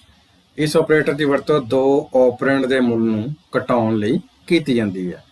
ਜਿਵੇਂ ਤੁਸੀਂ ਸੱਜੇ ਪਾਸੇ ਉਦਾਹਰਨ ਵਿੱਚ ਦੇਖ ਪਾ ਰਹੇ ਹੋ, ਬਰਾਬਰ ਦਾ ਚਿੰਨ੍ਹ ਲਗਾ ਕੇ 5 ਮਾਈਨਸ 3 ਅਸੀਂ ਲਿਖਿਆ ਹੈ। ਸੋ 5 ਤੇ 3 ਸਾਡੇ ਕੋਲ ਆਪਰੈਂਡ ਨੇ ਤੇ ਮਾਈਨਸ ਦਾ ਚਿੰਨ੍ਹ ਸਾਡੇ ਕੋਲ ਆਪਰੇਟਰ ਹੈ। ਸੋ ਦੋਨੋਂ ਆਪਰੈਂਡ ਤੇ ਜਦੋਂ ਅਸੀਂ ਮਾਈਨਸ ਆਪਰੇਟਰ ਲਗਾਵਾਂਗੇ ਤੇ ਇਸ ਦਾ ਸਾਡੇ ਕੋਲ ਨਤੀਜਾ 2 ਪ੍ਰਾਪਤ ਹੋਏਗਾ। ਤੀਸਰਾ ਸਾਡੇ ਕੋਲ ਚਿੰਨ੍ਹ ਐਸਟਰਿਕ, ਜਿਸ ਨੂੰ ਅਸੀਂ ਗੁਣਾ ਦਾ ਨਿਸ਼ਾਨ ਵੀ ਕਹਿੰਦੇ ਹਾਂ। ਸੋ ਇਸ ਆਪਰੇਟਰ ਦੀ ਵਰਤੋਂ ਦੋ ਆਪਰੈਂਡ ਦੇ ਮੁੱਲ ਨੂੰ ਗੁਣਾ ਕਰਨ ਲਈ ਕੀਤੀ ਜਾਂਦੀ ਹੈ। ਜਿਵੇਂ ਦੇਖ ਪਾ ਰਹੇ ਹੋ, 5 ਤੇ 3 ਸਾਡੇ ਕੋਲ ਦੋ ਆਪਰੈਂਡ ਹੈ। ਇਹਨਾਂ ਵਿੱਚ ਜਦੋਂ ਅਸੀਂ ਐਸਟਰਿਕ ਚਿੰਨ੍ਹ ਲਗਾਵਾਂਗੇ ਤਾਂ ਇਸ ਦਾ ਸਾਡੇ ਕੋਲ ਨਤੀਜਾ 15 ਪ੍ਰਾਪਤ ਹੋਵੇਗਾ। ਸੋ ਚੌਥਾ ਸਾਡੇ ਕੋਲ ਚਿੰਨ੍ਹ ਭਾਗ ਦਾ ਨਿਸ਼ਾਨ। ਇਸ ਆਪਰੇਟਰ ਦੀ ਵਰਤੋਂ ਦੋ ਆਪਰੈਂਡ ਦੇ ਮੁੱਲ ਨੂੰ ਭਾਗ ਕਰਨ ਲਈ ਕੀਤੀ ਜਾਂਦੀ ਹੈ। ਸੋ ਜਿਵੇਂ ਤੁਸੀਂ ਦੇਖ ਪਾ ਰਹੇ ਹੋ, ਸਾਡੇ ਕੋਲ ਦੋ ਆਪਰੈਂਡ ਹੈ 6 ਤੇ 3। ਇਹਦੇ ਵਿੱਚ ਜਦੋਂ ਅਸੀਂ ਭਾਗ ਦਾ ਆਪਰੇਟਰ ਲਗਾਵਾਂਗੇ ਤਾਂ ਇਸ ਦਾ ਸਾਡੇ ਕੋਲ ਮੁੱਲ 2 ਪ੍ਰਾਪਤ ਹੋਏਗਾ। ਅਗਲਾ ਸਾਡੇ ਕੋਲ ਚਿੰਨ੍ਹ ਹੈ ਪਰਸੈਂਟੇਜ। ਸੋ ਇਸ ਆਪਰੇਟਰ ਦੀ ਵਰਤੋਂ ਦੋ ਆਪਰੈਂਡ ਦੇ ਮੁੱਲ ਨੂੰ ਭਾਗ ਕਰਨ ਤੋਂ ਬਾਅਦ ਬਾਕੀ ਬਚੇ ਮੁੱਲ ਨੂੰ ਪ੍ਰਾਪਤ ਕਰਨ ਲਈ ਕੀਤੀ ਜਾਂਦੀ ਹੈ। ਸੋ ਜਿਵੇਂ ਤੁਸੀਂ ਸੱਜੇ ਪਾਸੇ ਉਦਾਹਰਨ ਵਿੱਚ ਦੇਖ ਪਾ ਰਹੇ ਹੋ, 5 3 2 ਆਪਰੈਂਡ ਦੇ ਵਿੱਚ ਜਦੋਂ ਅਸੀਂ ਪਰਸੈਂਟੇਜ ਚਿੰਨ੍ਹ ਅਪਲਾਈ ਕੀਤਾ ਹੈ ਤਾਂ ਭਾਗ ਕਰਨ ਤੋਂ ਬਾਅਦ ਇਸ ਦਾ ਜਿਹੜਾ ਬਕਾਇਆ ਮੁੱਲ ਬਚੇਗਾ ਉਹ ਸਾਡੇ ਕੋਲ 2 ਪ੍ਰਾਪਤ ਹੋ ਜਾਏਗਾ। ਲਾਸਟ ਸਾਡੇ ਕੋਲ ਚਿੰਨ੍ਹ ਹੈ ਕੈਰਟ। ਸੋ ਇਸ ਆਪਰੇਟਰ ਦੀ ਵਰਤੋਂ ਘਾਟ ਪਤਾ ਕਰਨ ਲਈ ਕੀਤੀ ਜਾਂਦੀ ਹੈ। ਸੋ ਜਿਵੇਂ ਤੁਸੀਂ ਦੇਖ ਪਾ ਰਹੇ ਹੋ, 3 ਕੈਰਟ 3 ਬਰਾਬਰ 27। ਸੋ ਇਹ ਦੱਸ ਰਿਹਾ ਹੈ 3 ਦੀ ਜਿਹੜੀ ਪਾਵਰ ਹੈ ਉਹ ਕਿੰਨੀ ਹੋਏਗੀ। ਸੋ 3 ਦੀ ਪਾਵਰ ਨੂੰ ਅਸੀਂ ਇਸ ਚਿੰਨ੍ਹ ਦੇ ਨਾਲ ਦਰਸਾ ਸਕਦੇ ਹਾਂ। ਇਸ ਤਰ੍ਹਾਂ ਦੇ ਨਾਲ ਸਾਨੂੰ ਜਿਹੜਾ 27 ਦਾ ਨਤੀਜਾ ਪ੍ਰਾਪਤ ਹੋਵੇਗਾ। ਅਗਲਾ ਸਾਡੇ ਕੋਲ ਆਪਰੇਟਰ ਹੈ ਕੰਪੈਰੀਜ਼ਨ ਆਪਰੇਟਰ। ਸੋ ਕੰਪੈਰੀਜ਼ਨ ਆਪਰੇਟਰ ਦੀ ਵਰਤੋਂ ਦਿੱਤੇ ਆਪਰੇਟਰ ਨਾਲ ਦੋ ਮੁੱਲਾਂ ਦੀ ਤੁਲਨਾ ਕਰਨ ਲਈ ਕਰ ਸਕਦੇ ਹਾਂ। ਸੋ ਜਿਵੇਂ ਤੁਸੀਂ ਹੇਠਾਂ ਟੇਬਲ ਵਿੱਚ ਦੇਖ ਪਾ ਰਹੇ ਹੋ, ਪਹਿਲਾ ਸਾਡੇ ਕੋਲ ਕਾਲਮ ਹੈ ਆਪਰੇਟਰ, ਦੂਸਰਾ ਕੰਪੈਰੀਜ਼ਨ ਆਪਰੇਟਰ ਤੇ ਤੀਸਰਾ ਉਦਾਹਰਨ ਅਤੇ ਇਸ ਦਾ ਰਿਜ਼ਲਟ। ਇਸ ਵਿੱਚ ਪਹਿਲਾਂ ਸਾਡੇ ਕੋਲ ਆਪਰੇਟਰ ਹੈ ਗ੍ਰੇਟਰ ਦੈਨ, ਜਿਸ ਨੂੰ ਅਸੀਂ ਵੱਡਾ ਹੈ ਚਿੰਨ੍ਹ ਵੀ ਕਹਿੰਦੇ ਹਾਂ। ਸੋ ਇਸ ਦੀ ਵਰਤੋਂ ਦੋ ਅੰਕਾਂ ਦੇ ਵਿੱਚ ਜਾਂ ਦੋ ਸੈੱਲਾਂ ਵਿੱਚ ਅਸੀਂ ਤੁਲਨਾ ਕਰਨ ਲਈ ਕਰਦੇ ਹਾਂ ਕਿ ਕਿਹੜਾ ਉਹਨਾਂ ਚੋਂ ਵੱਡਾ ਹੈ। ਸੋ ਜਿਵੇਂ ਤੁਸੀਂ ਸੱਜੇ ਪਾਸੇ ਉਦਾਹਰਨ ਵਿੱਚ ਦੇਖ ਪਾ ਰਹੇ ਹੋ, ਬਰਾਬਰ B1 greater then B2। So ਜੇਕਰ B1 B2 ਤੋਂ ਵੱਡਾ ਹੋਏਗਾ ਤਾਂ ਇਸ ਦਾ ਨਤੀਜਾ ਸਹੀ ਆਏਗਾ, ਨਹੀਂ ਤਾਂ ਇਸ ਦਾ ਨਤੀਜਾ ਗਲਤ ਪ੍ਰਾਪਤ ਹੋਏਗਾ। ਦੂਸਰਾ ਸਾਡੇ ਕੋਲ ਚਿੰਨ੍ਹ ਹੈ ਗ੍ਰੇਟਰ ਦੈਨ ਇਕੁਅਲ ਟੂ। ਸੋ ਇਸ ਚਿੰਨ੍ਹ ਦੀ ਵਰਤੋਂ ਅਸੀਂ ਕਰਦੇ ਹਾਂ ਵੀ ਜਾਂ ਤੇ ਜਿਹੜਾ ਨੰਬਰ ਆ ਉਸ ਤੋਂ ਵੱਡਾ ਹੋਣਾ ਚਾਹੀਦਾ ਜਾਂ ਉਸਦੇ ਬਰਾਬਰ ਹੋਣਾ ਚਾਹੀਦਾ। ਤਾਂ ਦੋਨਾਂ ਚੋਂ ਇੱਕ ਜਿਹੜੀ ਸ਼ਰਤ ਹੈ ਉਹ ਸਹੀ ਹੋਣੀ ਚਾਹੀਦੀ ਹੈ। ਸੋ ਜੇਕਰ ਦੋਵਾਂ ਚੋਂ ਇੱਕ ਵੀ ਸ਼ਰਤ ਸਹੀ ਹੁੰਦੀ ਹੈ ਇਸ ਦਾ ਨਤੀਜਾ ਸਹੀ ਪ੍ਰਾਪਤ ਹੋਵੇਗਾ। ਜਿਵੇਂ ਅਸੀਂ ਸੱਜੇ ਪਾਸੇ ਨੂੰ ਉਦਾਹਰਨ ਦੇਖ ਪਾ ਰਹੇ ਹਾਂ, equal to B1 greater than equal to B2। ਤੇ ਇਸ ਵਿੱਚ ਇਹ ਦਰਸਾ ਰਿਹਾ ਜਾਂ ਤਾਂ B1 B2 ਤੋਂ ਵੱਡਾ ਹੋਣਾ ਚਾਹੀਦਾ ਹੈ ਜਾਂ ਇਸ ਦੇ ਬਰਾਬਰ ਹੋਣਾ ਚਾਹੀਦਾ ਹੈ, ਤਾਂ ਹੀ ਇਸ ਦਾ ਨਤੀਜਾ ਸਹੀ ਹੋਏਗਾ, ਨਹੀਂ ਤਾਂ ਇਸ ਦਾ ਨਤੀਜਾ ਗਲਤ ਪ੍ਰਾਪਤ ਹੋਵੇਗਾ। ਤੀਸਰਾ ਸਾਡੇ ਕੋਲ ਇਸ ਦਾ ਆਪਰੇਟਰ ਹੈ ਲੈਸ ਦੈਨ, ਜਿਸ ਨੂੰ ਅਸੀਂ ਕਹਿੰਦੇ ਹਾਂ ਛੋਟਾ ਹੈ। ਸੋ ਇਸ ਆਪਰੇਟਰ ਦੀ ਵਰਤੋਂ ਅਸੀਂ ਛੋਟਾ ਅੰਕ ਪਤਾ ਕਰਨ ਲਈ ਕਰਦੇ ਹਾਂ। ਸੋ ਜਿਵੇਂ ਤੁਸੀਂ ਸੱਜੇ ਪਾਸੇ ਉਦਾਹਰਨ ਵਿੱਚ ਦੇਖ ਪਾ ਰਹੇ ਹੋ, equal to B1 less than B2। So ਜੇਕਰ B1 ਜਿਹੜਾ ਨੰਬਰ ਹੈ ਉਹ B2 ਤੋਂ ਛੋਟਾ ਹੋਏਗਾ ਤਾਂ ਇਸ ਦਾ ਨਤੀਜਾ ਸਹੀ ਪ੍ਰਾਪਤ ਹੋਏਗਾ, ਨਹੀਂ ਤਾਂ ਇਸ ਦਾ ਨਤੀਜਾ ਗਲਤ ਪ੍ਰਾਪਤ ਹੋਵੇਗਾ। ਚੌਥਾ ਸਾਡੇ ਕੋਲ ਚਿੰਨ੍ਹ ਹੈ ਲੈਸ ਦੈਨ ਬਰਾਬਰ, ਜਿਸ ਨੂੰ ਅਸੀਂ ਕਹਿੰਦੇ ਹਾਂ ਛੋਟਾ ਹੈ ਜਾਂ ਬਰਾਬਰ। ਤਾਂ ਇਸ ਚਿੰਨ੍ਹ ਵਿੱਚ ਵੀ ਦੋ ਸਾਡੀਆਂ ਸ਼ਰਤਾਂ, ਦੋਵਾਂ ਚੋਂ ਇੱਕ ਸ਼ਰਤ ਸਹੀ ਹੋਣੀ ਚਾਹੀਦੀ ਹੈ। ਜਾਂ ਤੇ B1 B2 ਤੋਂ ਛੋਟਾ ਹੋਣਾ ਚਾਹੀਦਾ ਹੈ ਜਾਂ B1 B2 ਤੋਂ ਬਰਾਬਰ ਹੋਣਾ ਚਾਹੀਦਾ ਹੈ, ਤਾਂ ਹੀ ਇਸ ਦਾ ਨਤੀਜਾ ਸਹੀ ਪ੍ਰਾਪਤ ਹੋਏਗਾ, ਨਹੀਂ ਤਾਂ ਇਸ ਦਾ ਨਤੀਜਾ ਸਾਨੂੰ ਗਲਤ ਪ੍ਰਾਪਤ ਹੋਵੇਗਾ। ਪੰਜਵਾਂ ਸਾਡੇ ਕੋਲ ਚਿੰਨ੍ਹ ਬਰਾਬਰ ਹੈ। ਸੋ ਇਸ ਚਿੰਨ੍ਹ ਦੀ ਵਰਤੋਂ ਅਸੀਂ ਦੋ ਨੰਬਰਾਂ ਦੇ ਵਿਚਕਾਰ ਉਸ ਦੀ ਬਰਾਬਰ ਦਾ ਚੈੱਕ ਕਰਨ ਲਈ ਕਰਦੇ ਹਾਂ ਕਿ ਕੀ ਉਹ ਦੋ ਨੰਬਰ ਬਰਾਬਰ ਹਨ। ਸੋ ਜੇਕਰ ਦੋਨੋਂ ਨੰਬਰ ਬਰਾਬਰ ਹੋਣਗੇ ਤਾਂ ਇਸ ਦਾ ਨਤੀਜਾ ਸਹੀ ਪ੍ਰਾਪਤ ਹੋਏਗਾ, ਨਹੀਂ ਤਾਂ ਸਾਨੂੰ ਇਸ ਦਾ ਨਤੀਜਾ ਗਲਤ ਪ੍ਰਾਪਤ ਹੋਵੇਗਾ। ਲਾਸਟ ਸਾਡੇ ਕੋਲ ਚਿੰਨ੍ਹ ਹੈ ਲੈਸ ਦੈਨ ਗ੍ਰੇਟਰ ਦੈਨ, ਜਿਸ ਨੂੰ ਅਸੀਂ ਕਹਿੰਦੇ ਹਾਂ ਬਰਾਬਰ ਨਹੀਂ ਹੈ। ਸੋ ਇਸ ਚਿੰਨ੍ਹ ਦੀ ਵਰਤੋਂ ਅਸੀਂ ਉਦੋਂ ਕਰਦੇ ਹਾਂ ਜਦੋਂ ਦੋ ਅੰਕ ਸਾਨੂੰ ਦਿੱਤੇ ਗਏ ਦੋਵੇਂ ਆਪਸ ਵਿੱਚ ਬਰਾਬਰ ਨਹੀਂ ਹੈ, ਤਾਂ ਇਹ ਉਸ ਟਾਈਮ ਤੇ ਕੀ ਕਰੇਗਾ, ਸਹੀ ਨਤੀਜਾ ਦੇਗਾ। ਮਤਲਬ ਦੋਨੋਂ ਨੰਬਰ ਆਪਸ ਵਿੱਚ ਬਰਾਬਰ ਨਹੀਂ ਹੈ, ਮਤਲਬ ਕੰਡੀਸ਼ਨ ਸਹੀ ਹੈ, ਇਸ ਕਰਕੇ ਇਸ ਦਾ ਨਤੀਜਾ ਸਹੀ ਪ੍ਰਾਪਤ ਹੋਵੇਗਾ। ਜੇਕਰ ਦੋਵੇਂ ਨੰਬਰ ਬਰਾਬਰ ਹੋਏ ਤਾਂ ਅਸੀਂ ਇਸ ਚਿੰਨ੍ਹ ਨੂੰ ਵਰਤਿਆ ਤਾਂ ਇਸ ਦਾ ਨਤੀਜਾ ਸਾਨੂੰ ਗਲਤ ਪ੍ਰਾਪਤ ਹੋਵੇਗਾ। ਤੀਸਰਾ ਸਾਡੇ ਕੋਲ ਆਪਰੇਟਰ ਹੈ ਸਟ੍ਰਿੰਗ ਕਨਕੈਟੀਨੇਸ਼ਨ ਆਪਰੇਟਰ। ਸਟ੍ਰਿੰਗ ਨੂੰ ਟੈਕਸਟ ਰੂਪ ਵਿੱਚ ਲਿਖੇ ਡਾਟਾ ਵਜੋਂ ਵੀ ਜਾਣਿਆ ਜਾਂਦਾ ਹੈ। ਸੋ ਅਸੀਂ ਇੱਕ ਤੋਂ ਵੱਧ ਟੈਕਸਟ ਸ਼ਬਦਾਂ ਨੂੰ ਇੱਕ ਟੈਕਸਟ ਦੇ ਰੂਪ ਵਿੱਚ ਜੋੜਨ ਲਈ ਐਮਪਰਸੈਂਡ ਚਿੰਨ੍ਹ ਦੀ ਵਰਤੋਂ ਕਰਦੇ ਹਾਂ। ਸੋ ਜਿਵੇਂ ਤੁਸੀਂ ਹੇਠਾਂ ਟੇਬਲ ਦੇਖ ਪਾ ਰਹੇ ਹੋ, ਪਹਿਲਾਂ ਸਾਡੇ ਕੋਲ ਆਪਰੇਟਰ, ਕੰਪੈਰੀਜ਼ਨ ਆਪਰੇਟਰ, ਉਦਾਹਰਨ ਅਤੇ ਇਸ ਦਾ ਰਿਜ਼ਲਟ। ਸੋ ਜਿਵੇਂ ਤੁਸੀਂ ਦੇਖ ਪਾ ਰਹੇ ਹੋ, ਇਸ ਦਾ ਪਹਿਲਾ ਆਪਰੇਟਰ ਹੈ ਐਮਪਰਸੈਂਡ। ਸੋ ਇਸ ਐਮਪਰਸੈਂਡ ਆਪਰੇਟਰ ਦੀ ਵਰਤੋਂ ਦੋ ਜਾਂ ਦੋ ਤੋਂ ਵੱਧ ਟੈਕਸਟ ਮੁੱਲਾਂ ਨੂੰ ਇਕੱਠੇ ਕਰਨ ਲਈ ਕੀਤੀ ਜਾਂਦੀ ਹੈ। ਕਹਿਣ ਦਾ ਭਾਵ ਕਿ ਤੁਸੀਂ ਦੋ ਸੈੱਲਾਂ ਵਿੱਚ ਵੱਖਰੇ ਵੱਖਰੇ ਟੈਕਸਟ ਲਿਖੇ ਹੋਏ ਆ, ਉਹਨਾਂ ਨੂੰ ਅਸੀਂ ਇਕੱਠਾ ਕਰਨਾ ਚਾਹੁੰਦੇ ਹਾਂ, ਤੇ ਉਸ ਲਈ ਅਸੀਂ ਐਮਪਰਸੈਂਡ ਆਪਰੇਟਰ ਦੀ ਵਰਤੋਂ ਕਰਾਂਗੇ। ਉਦਾਹਰਨ ਦੇ ਲਈ ਤੁਸੀਂ ਸੱਜੇ ਪਾਸੇ ਦੇਖ ਪਾ ਰਹੇ ਹੋ, ਬਰਾਬਰ ਡਬਲ ਕੋਡ ਵਿੱਚ ਅਸੀਂ ਕੰਪਿਊਟਰ ਲਿਖਿਆ ਹੋਇਆ, ਐਮਪਰਸੈਂਡ ਅਸੀਂ ਇਹਨਾਂ ਦੋਵਾਂ ਸ਼ਬਦਾਂ ਨੂੰ ਇਕੱਠਾ ਕਰਨ ਲਈ ਵਰਤ ਰਹੇ ਹਾਂ। ਉਸ ਤੋਂ ਬਾਅਦ ਸਾਡਾ ਦੂਸਰਾ ਜਿਹੜਾ ਸ਼ਬਦ ਆ ਉਹ ਅਸੀਂ ਸਾਇੰਸ ਨੂੰ ਡਬਲ ਕੋਡ ਵਿੱਚ ਲਿਖਿਆ ਹੋਇਆ। ਜਦੋਂ ਅਸੀਂ ਐਂਟਰ ਕੀ ਪ੍ਰੈਸ ਕਰਾਂਗੇ ਤਾਂ ਸਾਡੇ ਉਸ ਸੈੱਲ ਵਿੱਚ ਇਸ ਦਾ ਰਿਜ਼ਲਟ ਕੀ ਆਏਗਾ, ਕੰਪਿਊਟਰ ਸਾਇੰਸ।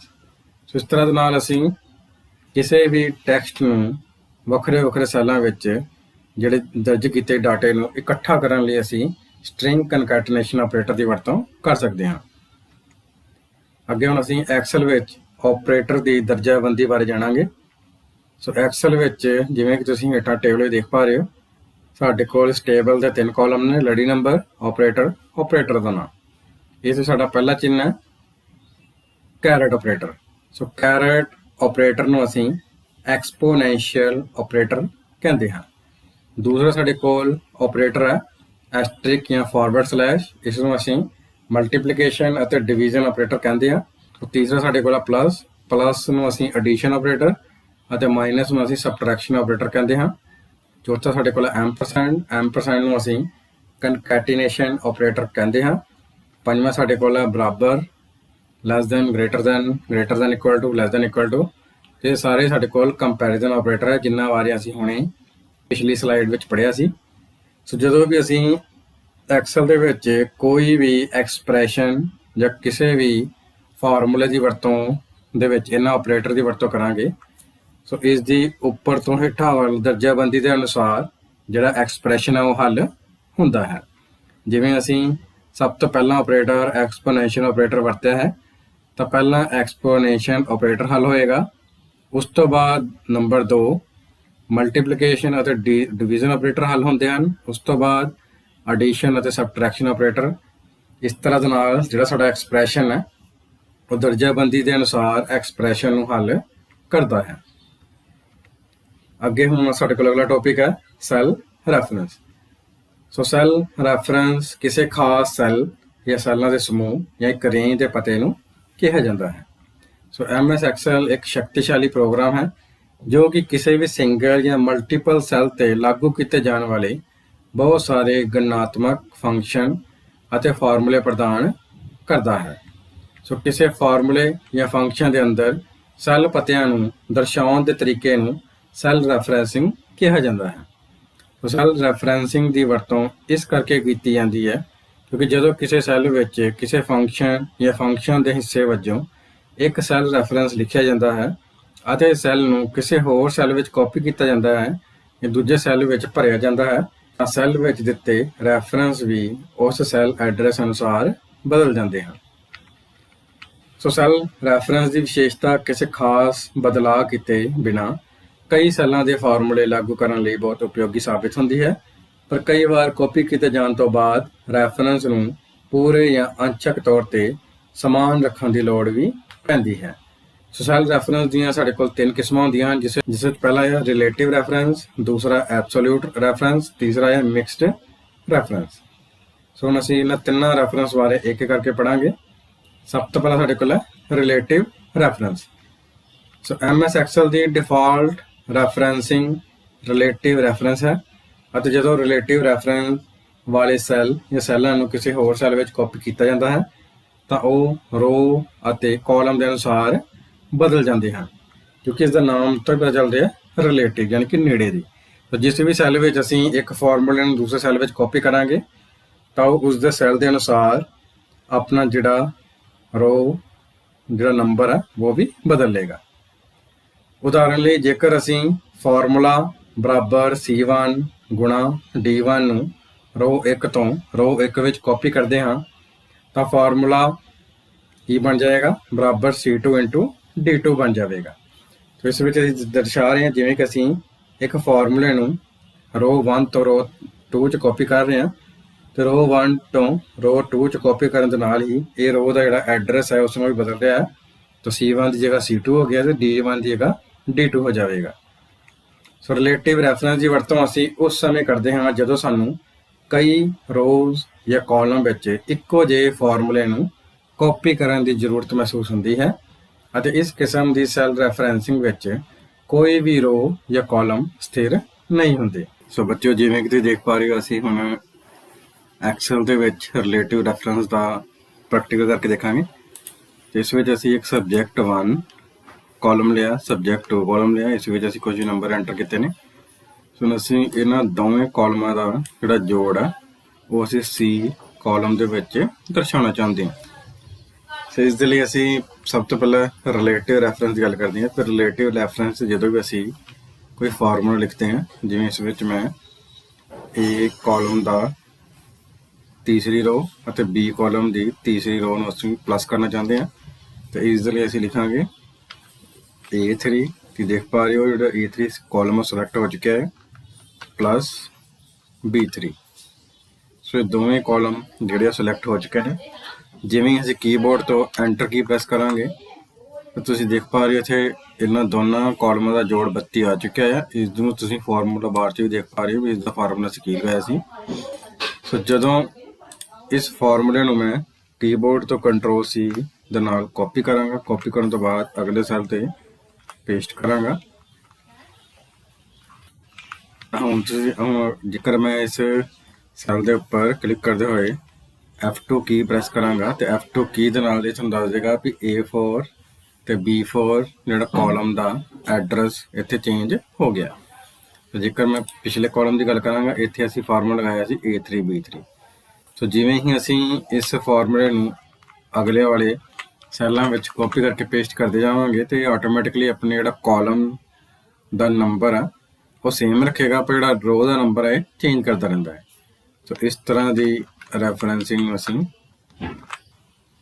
ਰਿਲੇਟਿਵ ਰੈਫਰੈਂਸ ਕਹਿੰਦੇ ਹਾਂ ਕਿ ਆਟੋਮੈਟਿਕਲੀ ਆਪਣੇ ਰਿਲੇਟਿਵ ਦੇ ਨੇੜੇ ਦੇ ਰੋ ਦੇ ਵਿੱਚ ਆਪਣੇ ਆਪ ਨੂੰ ਬਦਲ ਲੈਂਦਾ ਹੈ। ਤਾਂ ਜੇਕਰ ਅਸੀਂ ਰੋ ਦੀ ਫਾਰਮ ਵਿੱਚ ਕੰਮ ਕਰੀਏ ਤਾਂ ਫਿਰ ਕਾਲਮ ਜਿਹੜੇ ਨੰਬਰ ਹੈ ਉਸ ਨੂੰ ਆਪਣੇ ਆਪ ਬਦਲਦਾ ਰਹੇਗਾ। ਦੂਸਰੀ ਸਾਡੇ ਕੋਲ ਰੈਫਰੈਂਸਿੰਗ ਦੀ ਕਿਸਮ ਹੈ ਐਬਸੋਲਿਊਟ ਰੈਫਰੈਂਸ। MS ਐਕਸਲ ਵਿੱਚ ਜੇਕਰ ਅਸੀਂ ਕਿਸੇ ਸੈੱਲ ਜਾਂ ਸੈੱਲਾਂ ਦੇ ਡਾਟੇ ਦੀ ਕਾਪੀ ਜਾਂ ਡਾਟਾ ਭਰਨ ਸਮੇਂ ਸੈੱਲ ਰੈਫਰੈਂਸ ਨੂੰ ਸਥਿਰ ਜਾਂ ਬਦਲਣਾ ਨਹੀਂ ਚਾਹੁੰਦੇ ਤਾਂ ਇਸ ਦੇ ਲਈ ਐਬਸੋਲਿਊਟ ਰੈਫਰੈਂਸਿੰਗ ਦੀ ਵਰਤੋਂ ਕਰ ਸਕਦੇ ਹਾਂ। ਸੋ MS ਐਕਸਲ ਵਿੱਚ ਕਾਲਮ ਅਤੇ ਰੋ ਦੋਨਾਂ ਦੇ ਨਾਂ ਦੇ ਅੱਗੇ ਇੱਕ ਡਾਲਰ ਦਾ ਚਿੰਨ੍ਹ ਲਗਾ ਕੇ ਐਬਸੋਲਿਊਟ ਰੈਫਰੈਂਸ ਕਿਸੇ ਵੀ ਫਾਰਮੂਲੇ ਵਿੱਚ ਵਰਤਿਆ ਜਾਂਦਾ ਹੈ।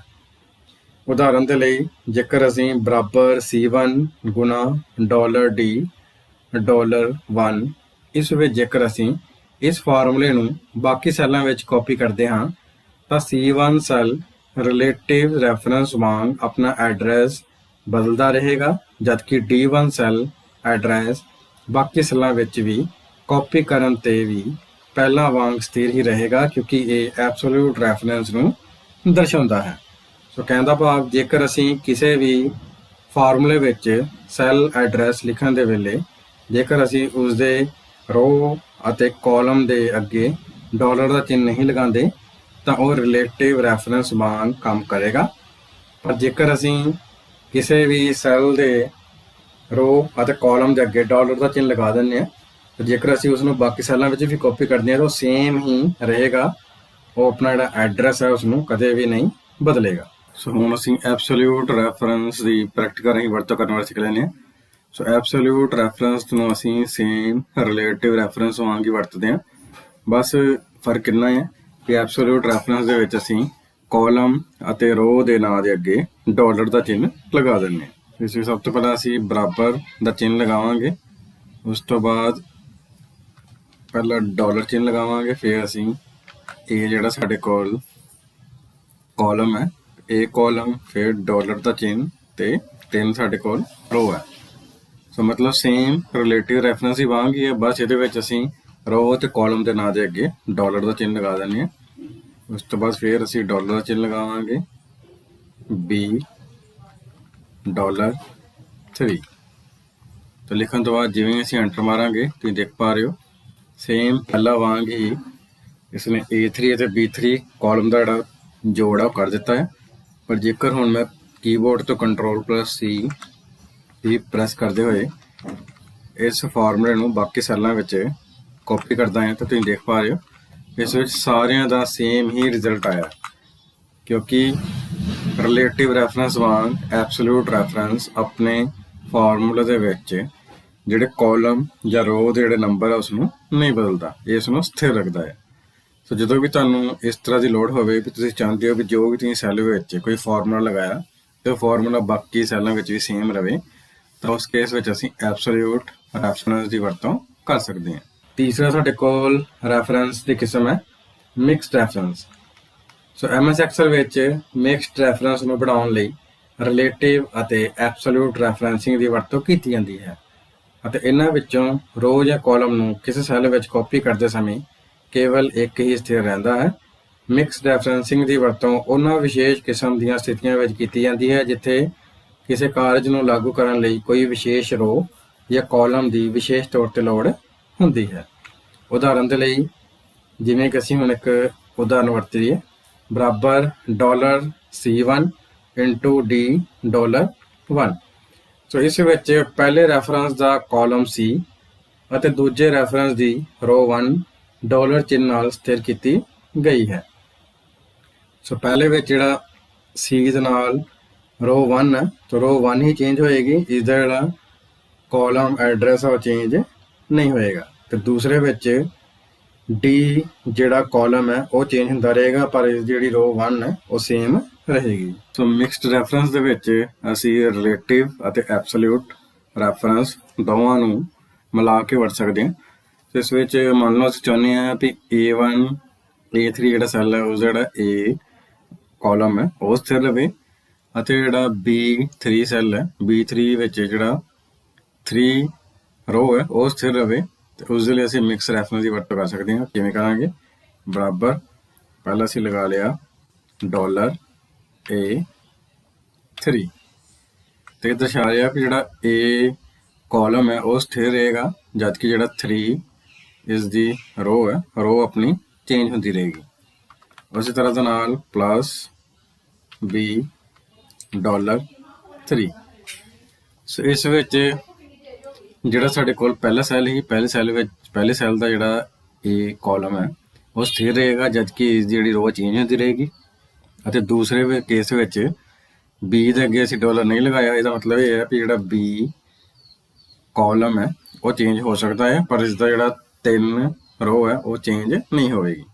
ਹੁਣ ਅਸੀਂ ਇਸ ਨੂੰ ਦੇਖ ਲੈਂਦੇ ਵਰਤ ਕੇ ਜਿਵੇਂ ਅਸੀਂ ਐਂਟਰ ਕੀ ਪ੍ਰੈਸ ਕਰਾਂਗੇ ਤੇ ਦੇਖ ਪਾ ਰਹੇ ਹੋ ਇਸਦਾ ਰਿਜ਼ਲਟ ਆਇਆ। ਹੁਣ ਜਦੋਂ ਅਸੀਂ ਇਸ ਨੂੰ ਕਾਪੀ ਕਰਕੇ ਬਾਕੀ ਸੈੱਲਾਂ ਵਿੱਚ ਪੇਸਟ ਕਰਾਂਗੇ ਤਾਂ ਇਸ ਦਾ ਨਤੀਜਾ ਕੀ ਆਏਗਾ ਵੀ ਜਿਹੜਾ B3 ਦੇ ਵਿੱਚ ਜਿਹੜੀ 3 ਰੋ ਹੀ ਉਹ ਸੇਮ ਰਹੇਗੀ ਜਦਕਿ A3 ਵਿੱਚ ਜਿਹਦਾ ਉਹ ਆਪਣੇ ਰਿਲੇਟਿਵ ਜਿਹੜੇ ਰੈਫਰੈਂਸ ਉਹ ਚੇਂਜ ਕਰਦੀ ਰਹੇਗੀ। ਤੇ ਇਸ ਵਿੱਚ ਹੁਣ ਤੁਸੀਂ ਦੇਖ ਪਾ ਲਿਓ ਦੂਸਰੇ ਕਾਲਮ ਵਿੱਚ ਵੀ A ਜਿਹੜਾ ਸੈੱਲ ਹੈ A4 ਇਹ A3 ਤੋਂ A4 ਹੋ ਚੁੱਕਿਆ ਹੈ ਜਦਕਿ B3 ਦਾ ਸੈੱਲ B3 ਹੀ ਸੈੱਲ ਹੈ। ਉਸੇ ਤਰ੍ਹਾਂ ਦੇ ਨਾਲ ਅਗਲੇ ਵਿੱਚ ਵੀ ਤੁਸੀਂ ਦੇਖ ਪਾ ਰਹੇ B3 ਸੈੱਲ ਸੇਮ ਹੈ ਜਦਕਿ A4 ਤੋਂ A5 ਦੇ ਵਿੱਚ ਸਵਿਚ ਕਰ ਚੁੱਕਿਆ ਹੈ। ਸੋ ਇਸ ਤਰ੍ਹਾਂ ਦੇ ਨਾਲ ਜਦੋਂ ਵੀ ਤੁਹਾਨੂੰ ਲੱਗਦਾ ਹੈ ਵੀ ਤੁਸੀਂ ਇੱਕ ਫਾਰਮੂਲਾ ਵਰਤ ਰਹੇ ਹੋ ਜਿਸ ਨੂੰ ਤੁਸੀਂ ਰਿਲੇਟਿਵ ਤੇ ਐਬਸੋਲੂਟ ਦੋਵਾਂ ਦਾ ਮਿਕਸਚਰ ਵਰਤਣਾ ਚਾਹੁੰਦੇ ਹੋ ਜਾਂ ਉਸ ਵਿੱਚ ਕਿਸੇ ਰੋ ਜਾਂ ਕਾਲਮ ਨੂੰ ਸਥਿਰ ਕਰਨਾ ਚਾਹੁੰਦੇ ਹੋ ਤਾਂ ਉਸ ਦੇ ਅੱਗੇ ਤੁਸੀਂ ਡਾਲਰ ਦੀ ਵਰਤੋਂ ਕਰਕੇ ਤੁਸੀਂ ਇਸ ਤਰ੍ਹਾਂ ਦੇ ਨਾਲ ਮਿਕਸ ਰੈਫਰੈਂਸ ਦੀ ਵਰਤੋਂ ਕਰ ਸਕਦੇ ਹੋ। ਸੋ ਹੁਣ ਅਸੀਂ ਫਾਰਮੂਲਿਆਂ ਦੀ ਵਰਤੋਂ ਕਰਨ ਦੇ ਤਰੀਕੇ ਬਾਰੇ ਸਿੱਖਾਂਗੇ। ਸੋ MS ਐਕਸਲ ਵਿੱਚ ਫਾਰਮੂਲਿਆਂ ਦੀ ਵਰਤੋਂ ਹੇਠ ਅਨੁਸਾਰ ਵੱਖ-ਵੱਖ ਆਪਰੇਟਰਾਂ ਨਾਲ ਕੀਤੀ ਜਾਂਦੀ ਹੈ ਜਿਸ ਵਿੱਚ ਸਾਡੇ ਕੋਲ ਪਹਿਲਾ ਆਪਰੇਟਰ ਹੈ ਅਰਥਮੈਟਿਕ ਆਪਰੇਟਰ ਦੀ ਸਧਾਰਨ ਵਰਤੋਂ ਨਾਲ, ਅਰਥਮੈਟਿਕ ਆਪਰੇਟਰ ਦੀ ਐਡਵਾਂਸ ਵਰਤੋਂ ਨਾਲ, ਪ੍ਰਤੀਸ਼ਤ ਪਤਾ ਕਰਨ ਲਈ ਕੈਰੇਟ ਆਪਰੇਟਰ ਦੀ ਵਰਤੋਂ ਨਾਲ ਅਤੇ ਐਮਪਰਸੈਂਟ ਦੀ ਵਰਤੋਂ ਨਾਲ। ਸਭ ਤੋਂ ਪਹਿਲਾਂ ਅਸੀਂ ਅਰਥਮੈਟਿਕ ਆਪਰੇਟਰ ਦੀ ਸਧਾਰਨ ਵਰਤੋਂ ਨਾਲ ਇਸ ਦੀ ਵਰਤੋਂ ਬਾਰੇ ਸਿੱਖਾਂਗੇ। ਸੋ ਇਸ ਕਿਸਮ ਦੇ ਫਾਰਮੂਲੇ ਇੱਕ ਜਾਂ ਦੋ ਮੁੱਲਾਂ ਤੇ ਵੱਖਰੇ ਗਣਿਤਿਕ ਕਾਰਜਾਂ ਨੂੰ ਲਾਗੂ ਕਰਦੇ ਹਨ। ਇਹ ਇੱਕ ਸਰਲ ਕਿਸਮ ਦਾ ਫਾਰਮੂਲਾ ਹੁੰਦਾ ਹੈ ਜੋ ਮੁੱਢਲੀਆਂ ਗਣਨਾਵਾਂ ਕਰਦਾ ਹੈ। ਜਿਵੇਂ ਤੁਸੀਂ ਹੇਠਾਂ ਚਿੱਤਰ ਦੇਖ ਪਾ ਰਹੇ ਹੋ ਅਸੀਂ ਇੱਕ ਵਿਦਿਆਰਥੀ ਦੇ ਅੰਕਾਂ ਨੂੰ ਕੁਝ ਇਸ ਤਰ੍ਹਾਂ ਨਾਲ ਦਰਸਾਇਆ ਜਿਵੇਂ ਕਿ इस विच मैथ साइंस इंग्लिश 3 सबजैक्ट के असी अंकड़े दर्शाए गए हैं। उसके सामने असी फार्मूला लगाया। तो जेकर असी D2 सैल ते फार्मूला लगाने हैं बराबर A2 प्लस C2, तो ये की करेगा A2 सैल भी साढ़े कोल 12 पिया होया ते C2 सैल भी साढ़े कोल 13 पिया होया। तो जिवें ही असी एंटर की प्रैस करांगे तो टोटल विच इसदा टोटल जोड़ आ जाएगा 25। उस तो बाद जिहड़ी तीसरी रो है, तीसरी रो विच साढ़े कोल A3 विच 11, B3 विच 12 ਅਤੇ C3 विच साढ़े कोल 22 ਜਿਹੜੇ अंक है वो दर्ज किए गए हैं। जेकर असी तिन्नां नूं जमा करना चाहते हैं तो इस लिए असी अर्थमैटिक ऑपरेटर प्लस की वरतों करांगे। तो इसका साढ़े कोल तरीका है बराबर A3 सैल जमा B3 सैल जमा C3 सैल। तो जिवें ही असी एंटर मारांगे इस तरह के नाल इसका जिहड़ा कुल नतीजा है वो 45 प्राप्त हो जाएगा। सो इस तरह के नाल असी इन्हां अर्थमैटिक ऑपरेटर के नाल ਜਿਹੜੇ ਸਾਡੇ ਕੋਲ ਮਾਈਨਸ ਆਪਰੇਟਰ ਹੈ ਜਾਂ ਗੁਣਾ ਮਲਟੀਪਲੀਕੇਸ਼ਨ ਆਪਰੇਟਰ ਹੈ ਉਹਨਾਂ ਦੀ ਵਰਤੋਂ ਅਸੀਂ ਕਰ ਸਕਦੇ ਹਾਂ। ਸੋ ਹੁਣ ਅਸੀਂ ਅਰਥਮੈਟਿਕ ਆਪਰੇਟਰ ਦੀ ਵਰਤੋਂ ਕਰਨ ਬਾਰੇ ਸਿੱਖਾਂਗੇ। ਜਿਵੇਂ ਇਸ ਵਿੱਚ ਅਸੀਂ ਮੰਨ ਲਓ ਅਸੀਂ ਚਾਹੁੰਦੇ ਹਾਂ ਕਿ ਅਸੀਂ A2 ਤੇ B2 ਸੈੱਲ ਦਾ ਅਸੀਂ ਸਮ ਕਰਨਾ ਹੈ, ਜੋੜ ਕਰਨਾ ਹੈ। ਉਸ ਦੇ ਲਈ ਅਸੀਂ ਸਿੰਪਲ ਇੱਥੇ ਫਾਰਮੂਲਾ ਲਗਾਵਾਂਗੇ equal to A2 plus B2। ਸੋ ਜਿਵੇਂ ਹੀ ਅਸੀਂ ਐਂਟਰ ਮਾਰਾਂਗੇ ਇਹ ਸਾਨੂੰ A2 ਅਤੇ B2 ਸੈੱਲ ਦਾ ਟੋਟਲ ਇੱਥੇ ਦੱਸ ਦੇਗਾ। ਉਸੇ ਤਰ੍ਹਾਂ ਦੇ ਨਾਲ ਅਗਲੇ ਸੈੱਲ ਵਿੱਚ ਅਸੀਂ ਚਾਹੁੰਦੇ ਹਾਂ ਵੀ ਸਾਨੂੰ A3 B3 ਅਤੇ C3 ਤਿੰਨਾਂ ਸੈੱਲਾਂ ਦਾ ਜੋੜ ਸਾਨੂੰ ਪ੍ਰਾਪਤ ਹੋਵੇ। ਉਸ ਦੇ ਲਈ ਅਸੀਂ ਦੁਬਾਰਾ ਤੋਂ ਬਰਾਬਰ ਦੇ ਨਾਲ ਹੀ ਸ਼ੁਰੂ ਕਰ ਸਕਦੇ ਹਾਂ। ਤਾਂ ਜਦੋਂ ਵੀ ਤੁਸੀਂ ਫਾਰਮੂਲੇ ਦੀ ਵਰਤੋਂ ਕਰਨੀ ਹੈ ਤਾਂ ਅਸੀਂ ਬਰਾਬਰ ਦੇ ਚਿੰਨ੍ਹ ਦੇ ਨਾਲ ਹੀ ਫਾਰਮੂਲਾ ਆਪਣਾ ਸ਼ੁਰੂ ਕਰਾਂਗੇ। ਇਸ ਵਿੱਚ ਅਸੀਂ ਲਿਖਾਂਗੇ A3 plus B3 plus C3। तो तुम देख पा रहे हो तीनों जोड़े A3 B3 और C3 सैल सिलेक्ट हो चुके हैं। जिवें मैं एंटर प्रेस करांगा सो तिन्नों सैलों का जोड़ा जोड़ है वो इस तरह का सानू प्राप्त हो जाएगा। उस तो बाद असी चाहते हैं भी जो साढ़े कोल A4 ते B4 सैल का जोड़ पता कर दे, उस जोड़ के विचों C3 सैल नूं माइनस कर दे। तो उस लिए असी की करांगे A4 plus B4 minus C4। सो A4 तो B4 का जो भी जोड़ होएगा वो तो C4 की वैल्यू माइनस हो जाएगी। तो ये साढ़े कुल जोड़ 7 प्राप्त हो चुका। उस तो बाद जेकर तुम चाहते हो भी मैं A5 तो C5 की वैल्यू का जोड़ करना है प्लस उस मैं 10 ऐड करना है, तो इस तरह नाल भी तुम उसनूं कर सकते हो। उस लिए असीं की करांगे A5 प्लस C5 प्लस जो भी इन्हों का टोटल जोड़ आएगा उस 10 जी वैल्यू है वो जमा हो जाए। जिवें असीं एंटर प्रेस करांगे इस तुम देख पा रहे हो 23 जमा 17 का जोड़ हो गया 40। 40 के असीं 10 जमा किया ही, इस तरह के रिजल्ट है वो 5 प्राप्त हो चुके। तो इस तरह के नाल असीं अर्थमैटिक जिहड़े ऑपरेटर है उन्हां दी वरतों कर सकते हैं। दूसरा साडे कोल है अर्थमैटिक ऑपरेटर की एडवांस वरतों नाल। सो असी एक फार्मूले के अंदर एक तो वध ऑपरेटर के नाल वधेरे एडवांस फार्मूले तैयार कर सकते हैं। अजिही स्थिति में सानू ऑपरेटर की तरजीह का ख्याल रखना पैंदा है। इन्हां ऑपरेटर नूं चलाउण दी जो तरतीब हुंदी है वो उस समय बहुत आम हुंदी है जदों एक ही स्टेटमेंट विच कई प्रकार के ऑपरेटर की वरतों की जाती है। जदों भी असी इस तरह के ऑपरेटर की वरतों करांगे तो सानू ऑपरेटर की दर्जाबंदी नूं ख्याल च रखते हुए ही असी एक फार्मूले हल कर सकते हैं। सो उदाहरण के लिए असी देख पा रहे हैं कि इस विच साडे कोल एक्सप्रैशन है बराबर 3 जमा 3 गुणा 5। सो इस विच सब तो पहला एक ही करेगा गुणा करेगा, यानी कि 5 × 15, 15 तो बाद ही जिहड़ा प्लस, क्योंकि जिहड़ा साडे कोल गुणा का चिन्ह है इसका जिहड़ी दर्जाबंदी है ये ज़्यादा होंदी है और प्लस की दर्जाबंदी घट होंदी है। इस करके इस विच पहला वो गुणा करेगा बाद विच उसनूं 3 दे नाल जमा करेगा, यानी कि 5 × 15 जमा 3 18। तो इस तरह के नाल इसका नतीजा 18 प्राप्त होएगा। उस तरह के नाल दूसरी एग्जाम्पल विच असीं हुण इस विच ब्रैकटां वरतियां ने। तो ब्रैकटां वरतन दे नाल जिहड़ी ब्रैकटां दी जिहड़ी दर्जाबंदी है वो गुणा नालों ज़्यादा होंदी है। तो इस विच सब तो पहला वो ब्रैकेट वाले एक्सप्रैशन हल करेगा, यानी कि 3 जमा 3 6, 6 तो बाद वो 5 नाल गुणा करेगा ਫਿਰ ਇਸ ਤਰ੍ਹਾਂ ਦੇ ਨਾਲ ਸਾਡੇ ਕੋਲ ਜਿਹੜਾ ਨਤੀਜਾ ਆ 5 6 30 ਤੇ 30 ਸਾਡੇ ਕੋਲ ਨਤੀਜਾ ਪ੍ਰਾਪਤ ਹੋਇਆ।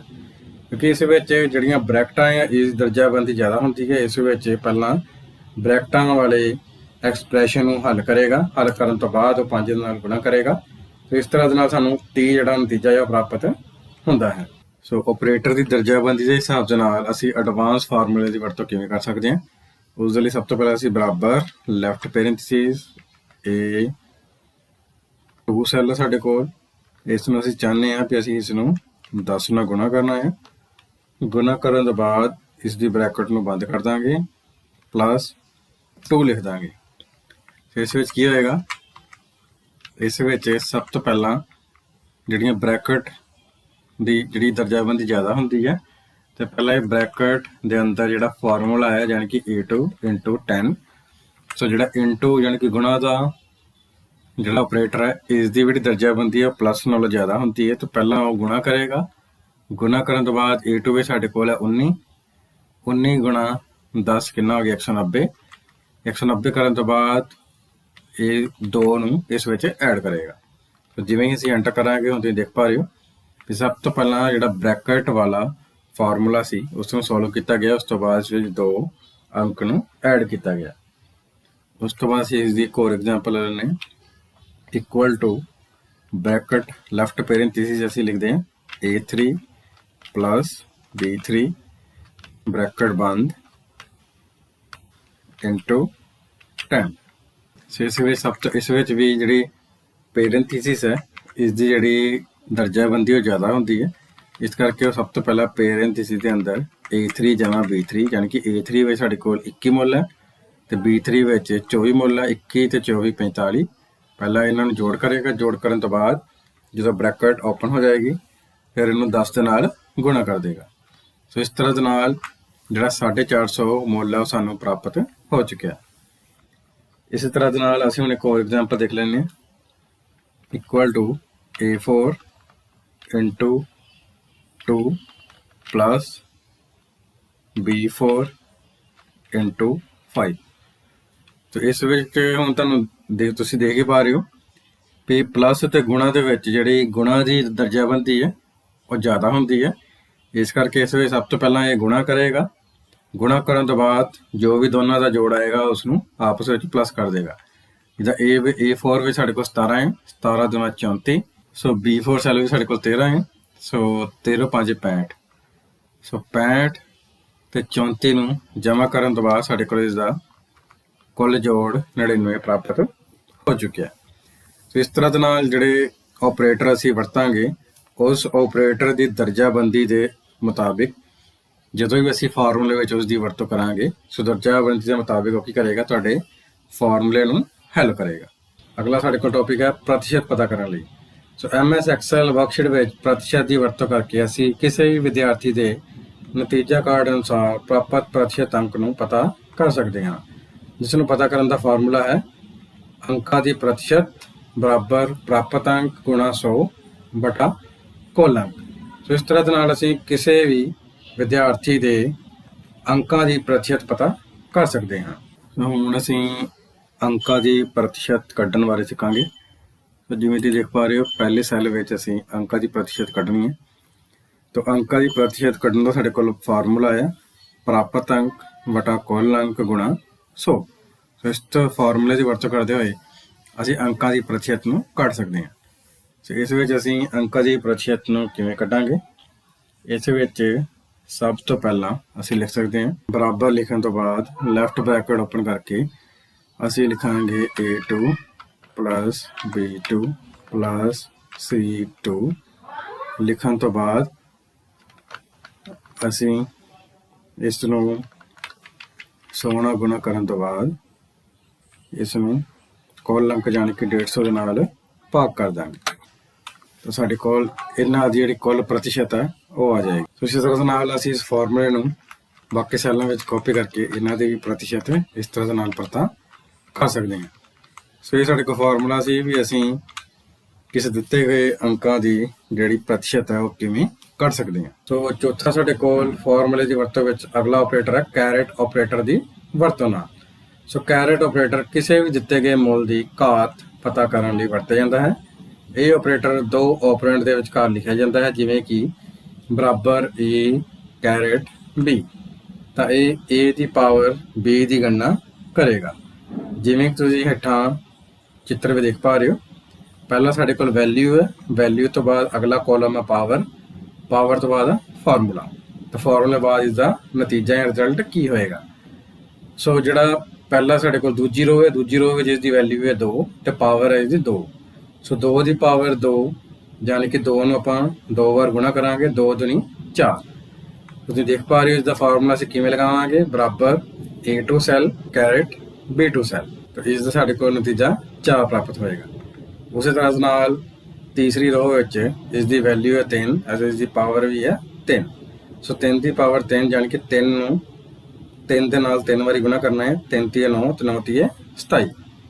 ਸੋ ਇਸ ਲਈ ਇਸ ਦਾ ਅਸੀਂ ਫਾਰਮੂਲਾ ਕਿਵੇਂ ਲਗਾਵਾਂਗੇ, ਬਰਾਬਰ a3 ਕੈਰਟ b3। ਤਾਂ ਜਦੋਂ ਅਸੀਂ ਐਂਟਰ ਕੀ ਪ੍ਰੈਸ ਕਰਾਂਗੇ ਤਾਂ ਇਸ ਦਾ ਜਿਹੜਾ ਨਤੀਜਾ ਹੈ ਉਹ 27 ਪ੍ਰਾਪਤ ਹੋਵੇਗਾ। ਸੋ ਇਸੇ ਤਰ੍ਹਾਂ ਨਾਲ ਅਸੀਂ ਕੈਰਟ ਆਪਰੇਟਰ ਦੀ ਵਰਤੋਂ ਕਰ ਸਕਦੇ ਹਾਂ। ਤੇ ਹੁਣ ਅਸੀਂ ਕੈਰਟ ਆਪਰੇਟਰ ਦੀ ਵਰਤੋਂ ਕਰਦੇ ਹੋਏ ਕਿਸੇ ਵੀ ਮੁੱਲ ਦੀ ਪਾਵਰ ਦੀ ਵਰਤੋਂ ਕਰਦੇ ਹੋਏ ਅਸੀਂ ਉਸਦਾ ਕੁੱਲ ਜੋੜ ਪਤਾ ਕਰਨ ਦੀ ਕੋਸ਼ਿਸ਼ ਕਰਾਂਗੇ। ਜਿਵੇਂ ਇਸ ਵਿੱਚ ਇਸ ਦੀ ਵੈਲਿਊ ਹੈ 2, ਸੋ 2 ਦੀ ਪਾਵਰ 3 ਯਾਨੀ ਕਿ 2 ਨੂੰ ਆਪਾਂ 3 ਵਾਰੀ ਗੁਣਾ ਕਰਾਂਗੇ ਤਾਂ ਉਸਦਾ ਜੋੜ ਕਿੰਨਾ ਆਉਣਾ ਚਾਹੀਦਾ, 8। ਉਸੇ ਤਰ੍ਹਾਂ ਨਾਲ 2 ਦੀ ਪਾਵਰ 4 ਯਾਨੀ ਕਿ 2 ਨੂੰ ਅਸੀਂ 4 ਵਾਰੀ ਗੁਣਾ ਕਰਾਂਗੇ ਤਾਂ ਉਸਦਾ ਜੋ ਵੀ ਜੋੜ ਆਏਗਾ ਉਸ ਨੂੰ ਅਸੀਂ ਇਸ ਤਰ੍ਹਾਂ ਦੇ ਨਾਲ ਪਤਾ ਕਰ ਸਕਦੇ ਹਾਂ। ਇਸ ਵਿੱਚ ਸਭ ਤੋਂ ਪਹਿਲਾਂ ਅਸੀਂ ਲਿਖਾਂਗੇ ਬਰਾਬਰ a2 ਵੈਲਿਊ। ਉਸ ਤੋਂ ਬਾਅਦ ਅਸੀਂ ਕੀਬੋਰਡ ਤੋਂ ਸ਼ਿਫਟ 6 ਬਟਨ ਦੀ ਵਰਤੋਂ ਕਰਦੇ ਹੋਏ ਕੈਰਟ ਆਪਰੇਟਰ ਦਾ ਚਿੰਨ੍ਹ ਇੱਥੇ ਪ੍ਰਿੰਟ ਕਰਾਂਗੇ। ਉਸ ਤੋਂ ਬਾਅਦ b2 ਦੀ ਜਿਹੜਾ ਸੈੱਲ ਹੈ ਉਹ ਲਿਖਾਂਗੇ। ਲਿਖਣ ਤੋਂ ਬਾਅਦ ਜਿਵੇਂ ਅਸੀਂ ਐਂਟਰ ਪ੍ਰੈਸ ਕਰਾਂਗੇ ਹੁਣ ਤੁਸੀਂ ਦੇਖ ਪਾ ਰਹੇ ਹੋ ਵੀ 2 ਦੀ ਪਾਵਰ 3 ਯਾਨੀ ਕਿ 2 ਗੁਣਾ 2 ਇਸਦਾ ਟੋਟਲ ਸਾਡੇ ਕੋਲ ਜੋੜ 8 ਆ ਚੁੱਕਿਆ। ਇਸੇ ਤਰ੍ਹਾਂ ਦੇ ਨਾਲ ਅਗਲੇ ਸੈੱਲ ਵਿੱਚ ਅਸੀਂ ਦੁਬਾਰਾ ਤੋਂ ਇਸ ਫਾਰਮੂਲੇ ਦੀ ਵਰਤੋਂ ਕਰਾਂਗੇ, a3 ਕੈਰਟ b3। ਸੋ ਹੁਣ ਇਸ ਵਿੱਚ ਇਸ ਦਾ ਰਿਜ਼ਲਟ ਆਉਣਾ ਚਾਹੀਦਾ 16। ਇਸ ਤਰ੍ਹਾਂ ਦੇ ਨਾਲ ਇਸ ਦਾ ਰਿਜ਼ਲਟ ਪ੍ਰਾਪਤ ਹੋ ਜਾਏਗਾ। ਇਸ ਤਰ੍ਹਾਂ ਦੇ ਨਾਲ ਅਸੀਂ ਇਸ ਸੈੱਲ ਨੂੰ ਕਾਪੀ ਕਰਕੇ ਬਾਕੀ ਸੈੱਲਾਂ ਵਿੱਚ ਵੀ ਪੇਸਟ ਕਰ ਦਾਂਗੇ। ਸੋ ਇਸ ਤਰ੍ਹਾਂ ਦੇ ਨਾਲ ਅਸੀਂ ਕੈਰਟ ਆਪਰੇਟਰ ਦੀ ਵਰਤੋਂ ਕਰਦੇ ਹੋਏ ਕਿਸੇ ਵੀ ਵੈਲਿਊ ਦੀ ਪਾਵਰ ਦੇ ਅਨੁਸਾਰ ਉਸਦਾ ਰਿਜ਼ਲਟ ਪ੍ਰਾਪਤ ਕਰ ਸਕਦੇ ਹਾਂ। ਸੋ ਅਗਲਾ ਸਾਡੇ ਕੋਲ ਟੌਪਿਕ ਹੈ ਐਮਪਰਸੈਂਟ ਦੀ ਵਰਤੋਂ ਨਾਲ। ਸੋ ਐਮਪਰਸੈਂਟ ਆਪਰੇਟਰ ਦੋ ਸਟ੍ਰਿੰਗ ਮੁੱਲਾਂ ਨੂੰ ਜੋੜਨ ਲਈ ਵਰਤਿਆ ਜਾਂਦਾ ਹੈ ਅਤੇ ਇਹ ਆਪਰੇਟਰ ਟੈਕਸਟ ਡਾਟਾ ਮੁੱਲਾਂ ਤੇ ਹੀ ਲਾਗੂ ਕੀਤਾ ਜਾਂਦਾ ਹੈ। ਅਸੀਂ ਇੱਕ ਸਿੰਗਲ ਸਟੇਟਮੈਂਟ ਵਿੱਚ ਇੱਕ ਤੋਂ ਵੱਧ ਐਮਪਰਸੈਂਟ ਆਪਰੇਟਰ ਦੀ ਵਰਤੋਂ ਕਰ ਸਕਦੇ ਹਾਂ। ਸੋ ਜਿਵੇਂ ਤੁਸੀਂ ਹੇਠਾਂ ਟੇਬਲ ਵਿੱਚ ਦੇਖ ਪਾ ਰਹੇ ਹੋ ਕਿ ਅਸੀਂ ਇਸ ਦੇ ਹੈਡਿੰਗ ਲਏ ਨੇ ਸਟ੍ਰਿੰਗ 1, ਸਟ੍ਰਿੰਗ 2 ਅਤੇ ਫਾਰਮੂਲਾ ਤੇ ਰਿਜ਼ਲਟ। ਸਟ੍ਰਿੰਗ 1 ਵਿੱਚ ਅਸੀਂ ਜਪਜੀ ਲਿਖਿਆ ਹੈ, ਸਟ੍ਰਿੰਗ 2 ਵਿੱਚ ਅਸੀਂ ਇਨਫੋਟੈਕ ਲਿਖਿਆ ਹੈ। ਸੋ ਇਹਨਾਂ ਦੋਨਾਂ ਸਟ੍ਰਿੰਗ ਨੂੰ ਅਸੀਂ ਇਕੱਠਾ ਕਰਨ ਲਈ ਅਸੀਂ ਕਰਾਂਗੇ ਐਮਪਰਸੈਂਟ ਕਰੈਕਟਰ ਦੀ ਵਰਤੋਂ ਕਰਾਂਗੇ। ਤੁਸੀਂ ਦੇਖ ਪਾ ਰਹੇ ਹੋ ਬਰਾਬਰ a2 ਐਮਪਰਸੈਂਟ b2। ਤਾਂ a2 ਜੀ ਸਾਡੇ ਕੋਲ ਜਪਜੀ ਪਿਆ ਹੋਇਆ ਤੇ b2 ਜੀ ਸਾਡੇ ਕੋਲ ਇਨਫੋਟੈਕ ਪਿਆ ਹੋਇਆ।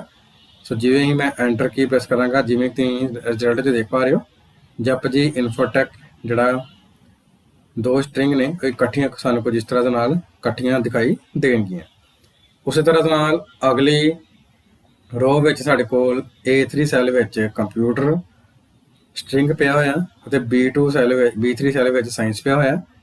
ਸੋ ਇਸ ਨੂੰ ਅਸੀਂ ਇਕੱਠਾ ਕਰਨ ਲਈ ਜਿਵੇਂ ਅਸੀਂ ਉੱਪਰਲੇ ਨਤੀਜੇ ਵਿੱਚ ਦੇਖਿਆ ਸੀਗਾ ਕਿ ਜਪਜੀ ਅਤੇ ਇਨਫੋਟੈਕ ਇਕੱਠਾ ਆ ਰਿਹਾ। ਅਸੀਂ ਚਾਹੁੰਦੇ ਹਾਂ ਜਪਜੀ ਅਤੇ ਇਨਫੋਟੈਕ ਦੇ ਵਿੱਚ ਸਪੇਸ ਆਵੇ ਜਾਂ ਕੰਪਿਊਟਰ ਸਾਇੰਸ ਦੇ ਵਿੱਚ ਸਪੇਸ ਆਵੇ। ਉਸ ਦੇ ਲਈ ਅਸੀਂ ਕੀ ਲਿਖਿਆ ਹੋਇਆ ਬਰਾਬਰ A3 ਐਮਪਰਸੈਂਟ। ਅਸੀਂ ਡਬਲ ਕੋਡ ਦੇ ਵਿੱਚ ਇੱਕ ਖਾਲੀ ਥਾਂ ਦੇਵਾਂਗੇ, ਫਿਰ ਐਮਪਰਸੈਂਟ ਲਗਾਵਾਂਗੇ, ਫਿਰ B3 ਲਗਾਵਾਂਗੇ। ਐਮਪਰਸੈਂਟ ਨੂੰ ਅਸੀਂ ਦੋ ਵਾਰ ਇਸ ਕਰਕੇ ਲਗਾਇਆ ਹੈ ਤਾਂ ਕਿ ਸਪੇਸ ਜਿਹੜਾ ਹੈ ਉਹ ਵੀ ਇਸ ਵਿੱਚ ਐਡ ਹੋ ਜਾਏ। ਸੋ ਜਿਵੇਂ ਹੀ ਅਸੀਂ ਐਂਟਰ ਮਾਰਾਂਗੇ ਤਾਂ ਕੰਪਿਊਟਰ ਤੇ ਸਾਇੰਸ ਦੋਵੇਂ ਇਕੱਠੇ ਸਾਨੂੰ ਨਜ਼ਰ ਆਉਣਗੇ। ਤਾਂ ਉਸ ਵਿੱਚ ਸਾਨੂੰ ਇੱਕ ਖਾਲੀ ਥਾਂ ਨਜ਼ਰ ਆ ਰਹੀ ਹੈ ਜਿਸ ਨੂੰ ਅਸੀਂ ਡਬਲ ਕੋਟੇਸ਼ਨ ਮਾਰਕ ਦੇ ਨਾਲ ਦਰਸਾਇਆ। ਸੋ ਹੁਣ ਅਸੀਂ ਐਮਪਰਸੈਂਟ ਆਪਰੇਟਰ ਦੀ ਵਰਤੋਂ ਕਰਦੇ ਹੋਏ ਦੋ ਸਟ੍ਰਿੰਗ ਨੂੰ ਆਪਸ ਵਿੱਚ ਜੋੜਨ ਦੇ ਤਰੀਕੇ ਬਾਰੇ ਸਿੱਖਾਂਗੇ। ਤੇ ਉਸ ਦੇ ਲਈ ਸਭ ਤੋਂ ਪਹਿਲਾਂ ਅਸੀਂ C2 ਸੈੱਲ ਵਿੱਚ ਫਾਰਮੂਲਾ ਲਿਖਾਂਗੇ ਬਰਾਬਰ A2 ਵਿੱਚ ਸਾਡੇ ਕੋਲ ਪਿਆ ਹੋਇਆ ਜਪ ਜੀ। ਉਸ ਤੋਂ ਬਾਅਦ ਅਸੀਂ ਐਮਪਰਸੈਂਟ ਚੇਨ ਦੀ ਵਰਤੋਂ ਕਰਾਂਗੇ। ਉਸ ਤੋਂ ਬਾਅਦ ਅਗਲਾ ਸੈੱਲ ਲਿਖਾਂਗੇ B2। ਸੋ ਦੋਵਾਂ ਨੂੰ ਲਿਖਣ ਤੋਂ ਬਾਅਦ ਜਿਵੇਂ ਹੀ ਅਸੀਂ ਐਂਟਰ ਕੀ ਪ੍ਰੈਸ ਕਰਾਂਗੇ ਤਾਂ ਤੁਸੀਂ ਦੇਖ ਪਾ ਰਹੇ ਹੋ ਜਪ ਜੀ ਤੇ ਇਨਫੋਟੈਕ ਜਿਹੜੇ ਦੋਵੇਂ ਸਟ੍ਰਿੰਗ ਹੈ ਉਹ ਕੰਬਾਈਨ ਹੋ ਕੇ ਇਸ ਸੈੱਲ ਵਿੱਚ ਸਾਨੂੰ ਦਿਖਾਈ ਦੇ ਰਹੀ ਹੈ। ਉਸੇ ਤਰ੍ਹਾਂ ਦੇ ਨਾਲ ਅਗਲੇ ਸਾਡੇ ਕੋਲ ਸਟ੍ਰਿੰਗ ਹੈ ਰੋਲ ਤੇ ਨੰਬਰ। ਇਹ ਦੋਨਾਂ ਨੂੰ ਅਸੀਂ ਇਕੱਠਾ ਕਰਨਾ ਚਾਹੁੰਦੇ ਹਾਂ। ਜਿਵੇਂ ਕਿ ਤੁਸੀਂ ਉੱਪਰ ਵਾਲੀ ਸਟ੍ਰਿੰਗ ਵਿੱਚ ਦੇਖਿਆ ਹੋਏਗਾ ਵੀ ਜਪਜੀ ਤੇ ਇਨਫੋਟੈਕ ਦੋਵਾਂ ਵਿੱਚ ਕੋਈ ਸਪੇਸ ਨਹੀਂ ਆ ਰਿਹਾ। ਜੇਕਰ ਅਸੀਂ ਰੋਲ ਤੇ ਨੰਬਰ ਦੋਵਾਂ ਨੂੰ ਸਟ੍ਰਿੰਗ ਨੂੰ ਇਕੱਠਾ ਕਰਨਾ ਚਾਹੁੰਦੇ ਹਾਂ ਪਰ ਅਸੀਂ ਚਾਹੁੰਦੇ ਹਾਂ ਕਿ ਉਹਨਾਂ ਵਿੱਚ ਇੱਕ ਖਾਲੀ ਥਾਂ ਵੀ ਆਵੇ, ਤਾਂ ਉਸ ਦੇ ਲਈ ਅਸੀਂ ਕੀ ਕਰਾਂਗੇ, ਸਭ ਤੋਂ ਪਹਿਲਾਂ A3 ਸੈੱਲ ਐਮਪਰਸੈਂਡ ਲਿਖਾਂਗੇ, ਇਸ ਤਰ੍ਹਾਂ ਦੇ ਨਾਲ ਇੱਕ ਖਾਲੀ ਸਪੇਸ ਦੇਵਾਂਗੇ, ਫਿਰ ਐਮਪਰਸੈਂਡ ਲਗਾਵਾਂਗੇ, ਉਸ ਤੋਂ ਬਾਅਦ ਅਸੀਂ B3 ਸੈੱਲ ਲਗਾਵਾਂਗੇ। ਸੋ ਜਿਵੇਂ ਅਸੀਂ ਐਂਟਰ ਕੀ ਪ੍ਰੈਸ ਕਰਾਂਗੇ ਤਾਂ ਹੁਣ ਤੁਸੀਂ ਦੇਖ ਪਾ ਰਹੇ ਹੋ ਰੋਲ ਤੇ ਨੰਬਰ ਦੋਵਾਂ ਦੇ ਵਿੱਚ ਇੱਕ ਖਾਲੀ ਥਾਂ ਆ ਗਈ ਹੈ। ਉਹ ਕਿਉਂ ਆਈ ਹੈ? ਕਿਉਂਕਿ ਅਸੀਂ ਦੋ ਐਮਪਰਸੈਂਡ ਦੇ ਵਿੱਚ ਇੱਕ ਖਾਲੀ ਥਾਂ ਨੂੰ ਡਬਲ ਕੋਡ ਦੇ ਰਾਹੀਂ ਦਰਸਾਇਆ ਸੀ। ਸੋ ਅਗਲਾ ਟੌਪਿਕ ਹੈ ਫੰਕਸ਼ਨ ਦੀ ਵਰਤੋਂ। ਸੋ ਹੁਣ ਤੱਕ ਅਸੀਂ ਪਹਿਲਾਂ ਹੀ ਪੜ੍ਹ ਚੁੱਕੇ ਹਾਂ ਕਿ ਇੱਕ ਫੰਕਸ਼ਨ ਪਹਿਲਾਂ ਤੋਂ ਹੀ ਨਿਰਧਾਰਿਤ ਇੱਕ ਫਾਰਮੂਲਾ ਹੁੰਦਾ ਹੈ ਜੋ ਕਿ ਕਿਸੇ ਖਾਸ ਕਿਸਮ ਦੇ ਮੁੱਲਾਂ ਦੀ ਵਰਤੋਂ ਕਰਕੇ ਗਣਨਾ ਕਰਦਾ ਹੈ। ਸੋ MS ਐਕਸਲ ਵਿੱਚ ਬਹੁਤ ਸਾਰੇ ਫੰਕਸ਼ਨ ਸ਼ਾਮਲ ਹੁੰਦੇ ਹਨ ਜਿਨ੍ਹਾਂ ਦੀ ਵਰਤੋਂ ਸੈੱਲਾਂ ਦੀ ਇੱਕ ਰੇਂਜ ਲਈ ਦਿੱਤੇ ਗਏ ਮੁੱਲ ਦੇ ਅਨੁਸਾਰ ਲੋੜੀਂਦੀਆਂ ਗਣਨਾਵਾਂ ਕਰਨ ਲਈ ਕੀਤੀ ਜਾਂਦੀ ਹੈ। ਉਸ ਦੇ ਆਧਾਰ 'ਤੇ ਅਸੀਂ ਫੰਕਸ਼ਨ ਦੀਆਂ ਕਿਸਮਾਂ ਬਾਰੇ ਜਾਣਾਂਗੇ।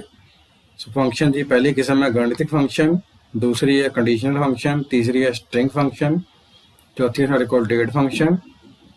ਸਭ ਤੋਂ ਪਹਿਲਾਂ ਅਸੀਂ ਗਣਿਤਿਕ ਫੰਕਸ਼ਨ ਬਾਰੇ ਜਾਣਾਂਗੇ। ਸੋ ਇਹ ਫੰਕਸ਼ਨ ਮੁੱਖ ਤੌਰ 'ਤੇ ਗਣਿਤਿਕ ਗਣਨਾਵਾਂ ਕਰਵਾਉਣ ਲਈ ਵਰਤੇ ਜਾਂਦੇ ਹਨ। ਸੋ ਸਾਡੇ ਕੋਲ ਕਾਫੀ ਸਾਰੇ ਗਣਿਤਿਕ ਫੰਕਸ਼ਨ ਹੈ ਜਿਸ ਵਿੱਚ ਪਹਿਲਾ ਹੈ ਸਮ ਫੰਕਸ਼ਨ।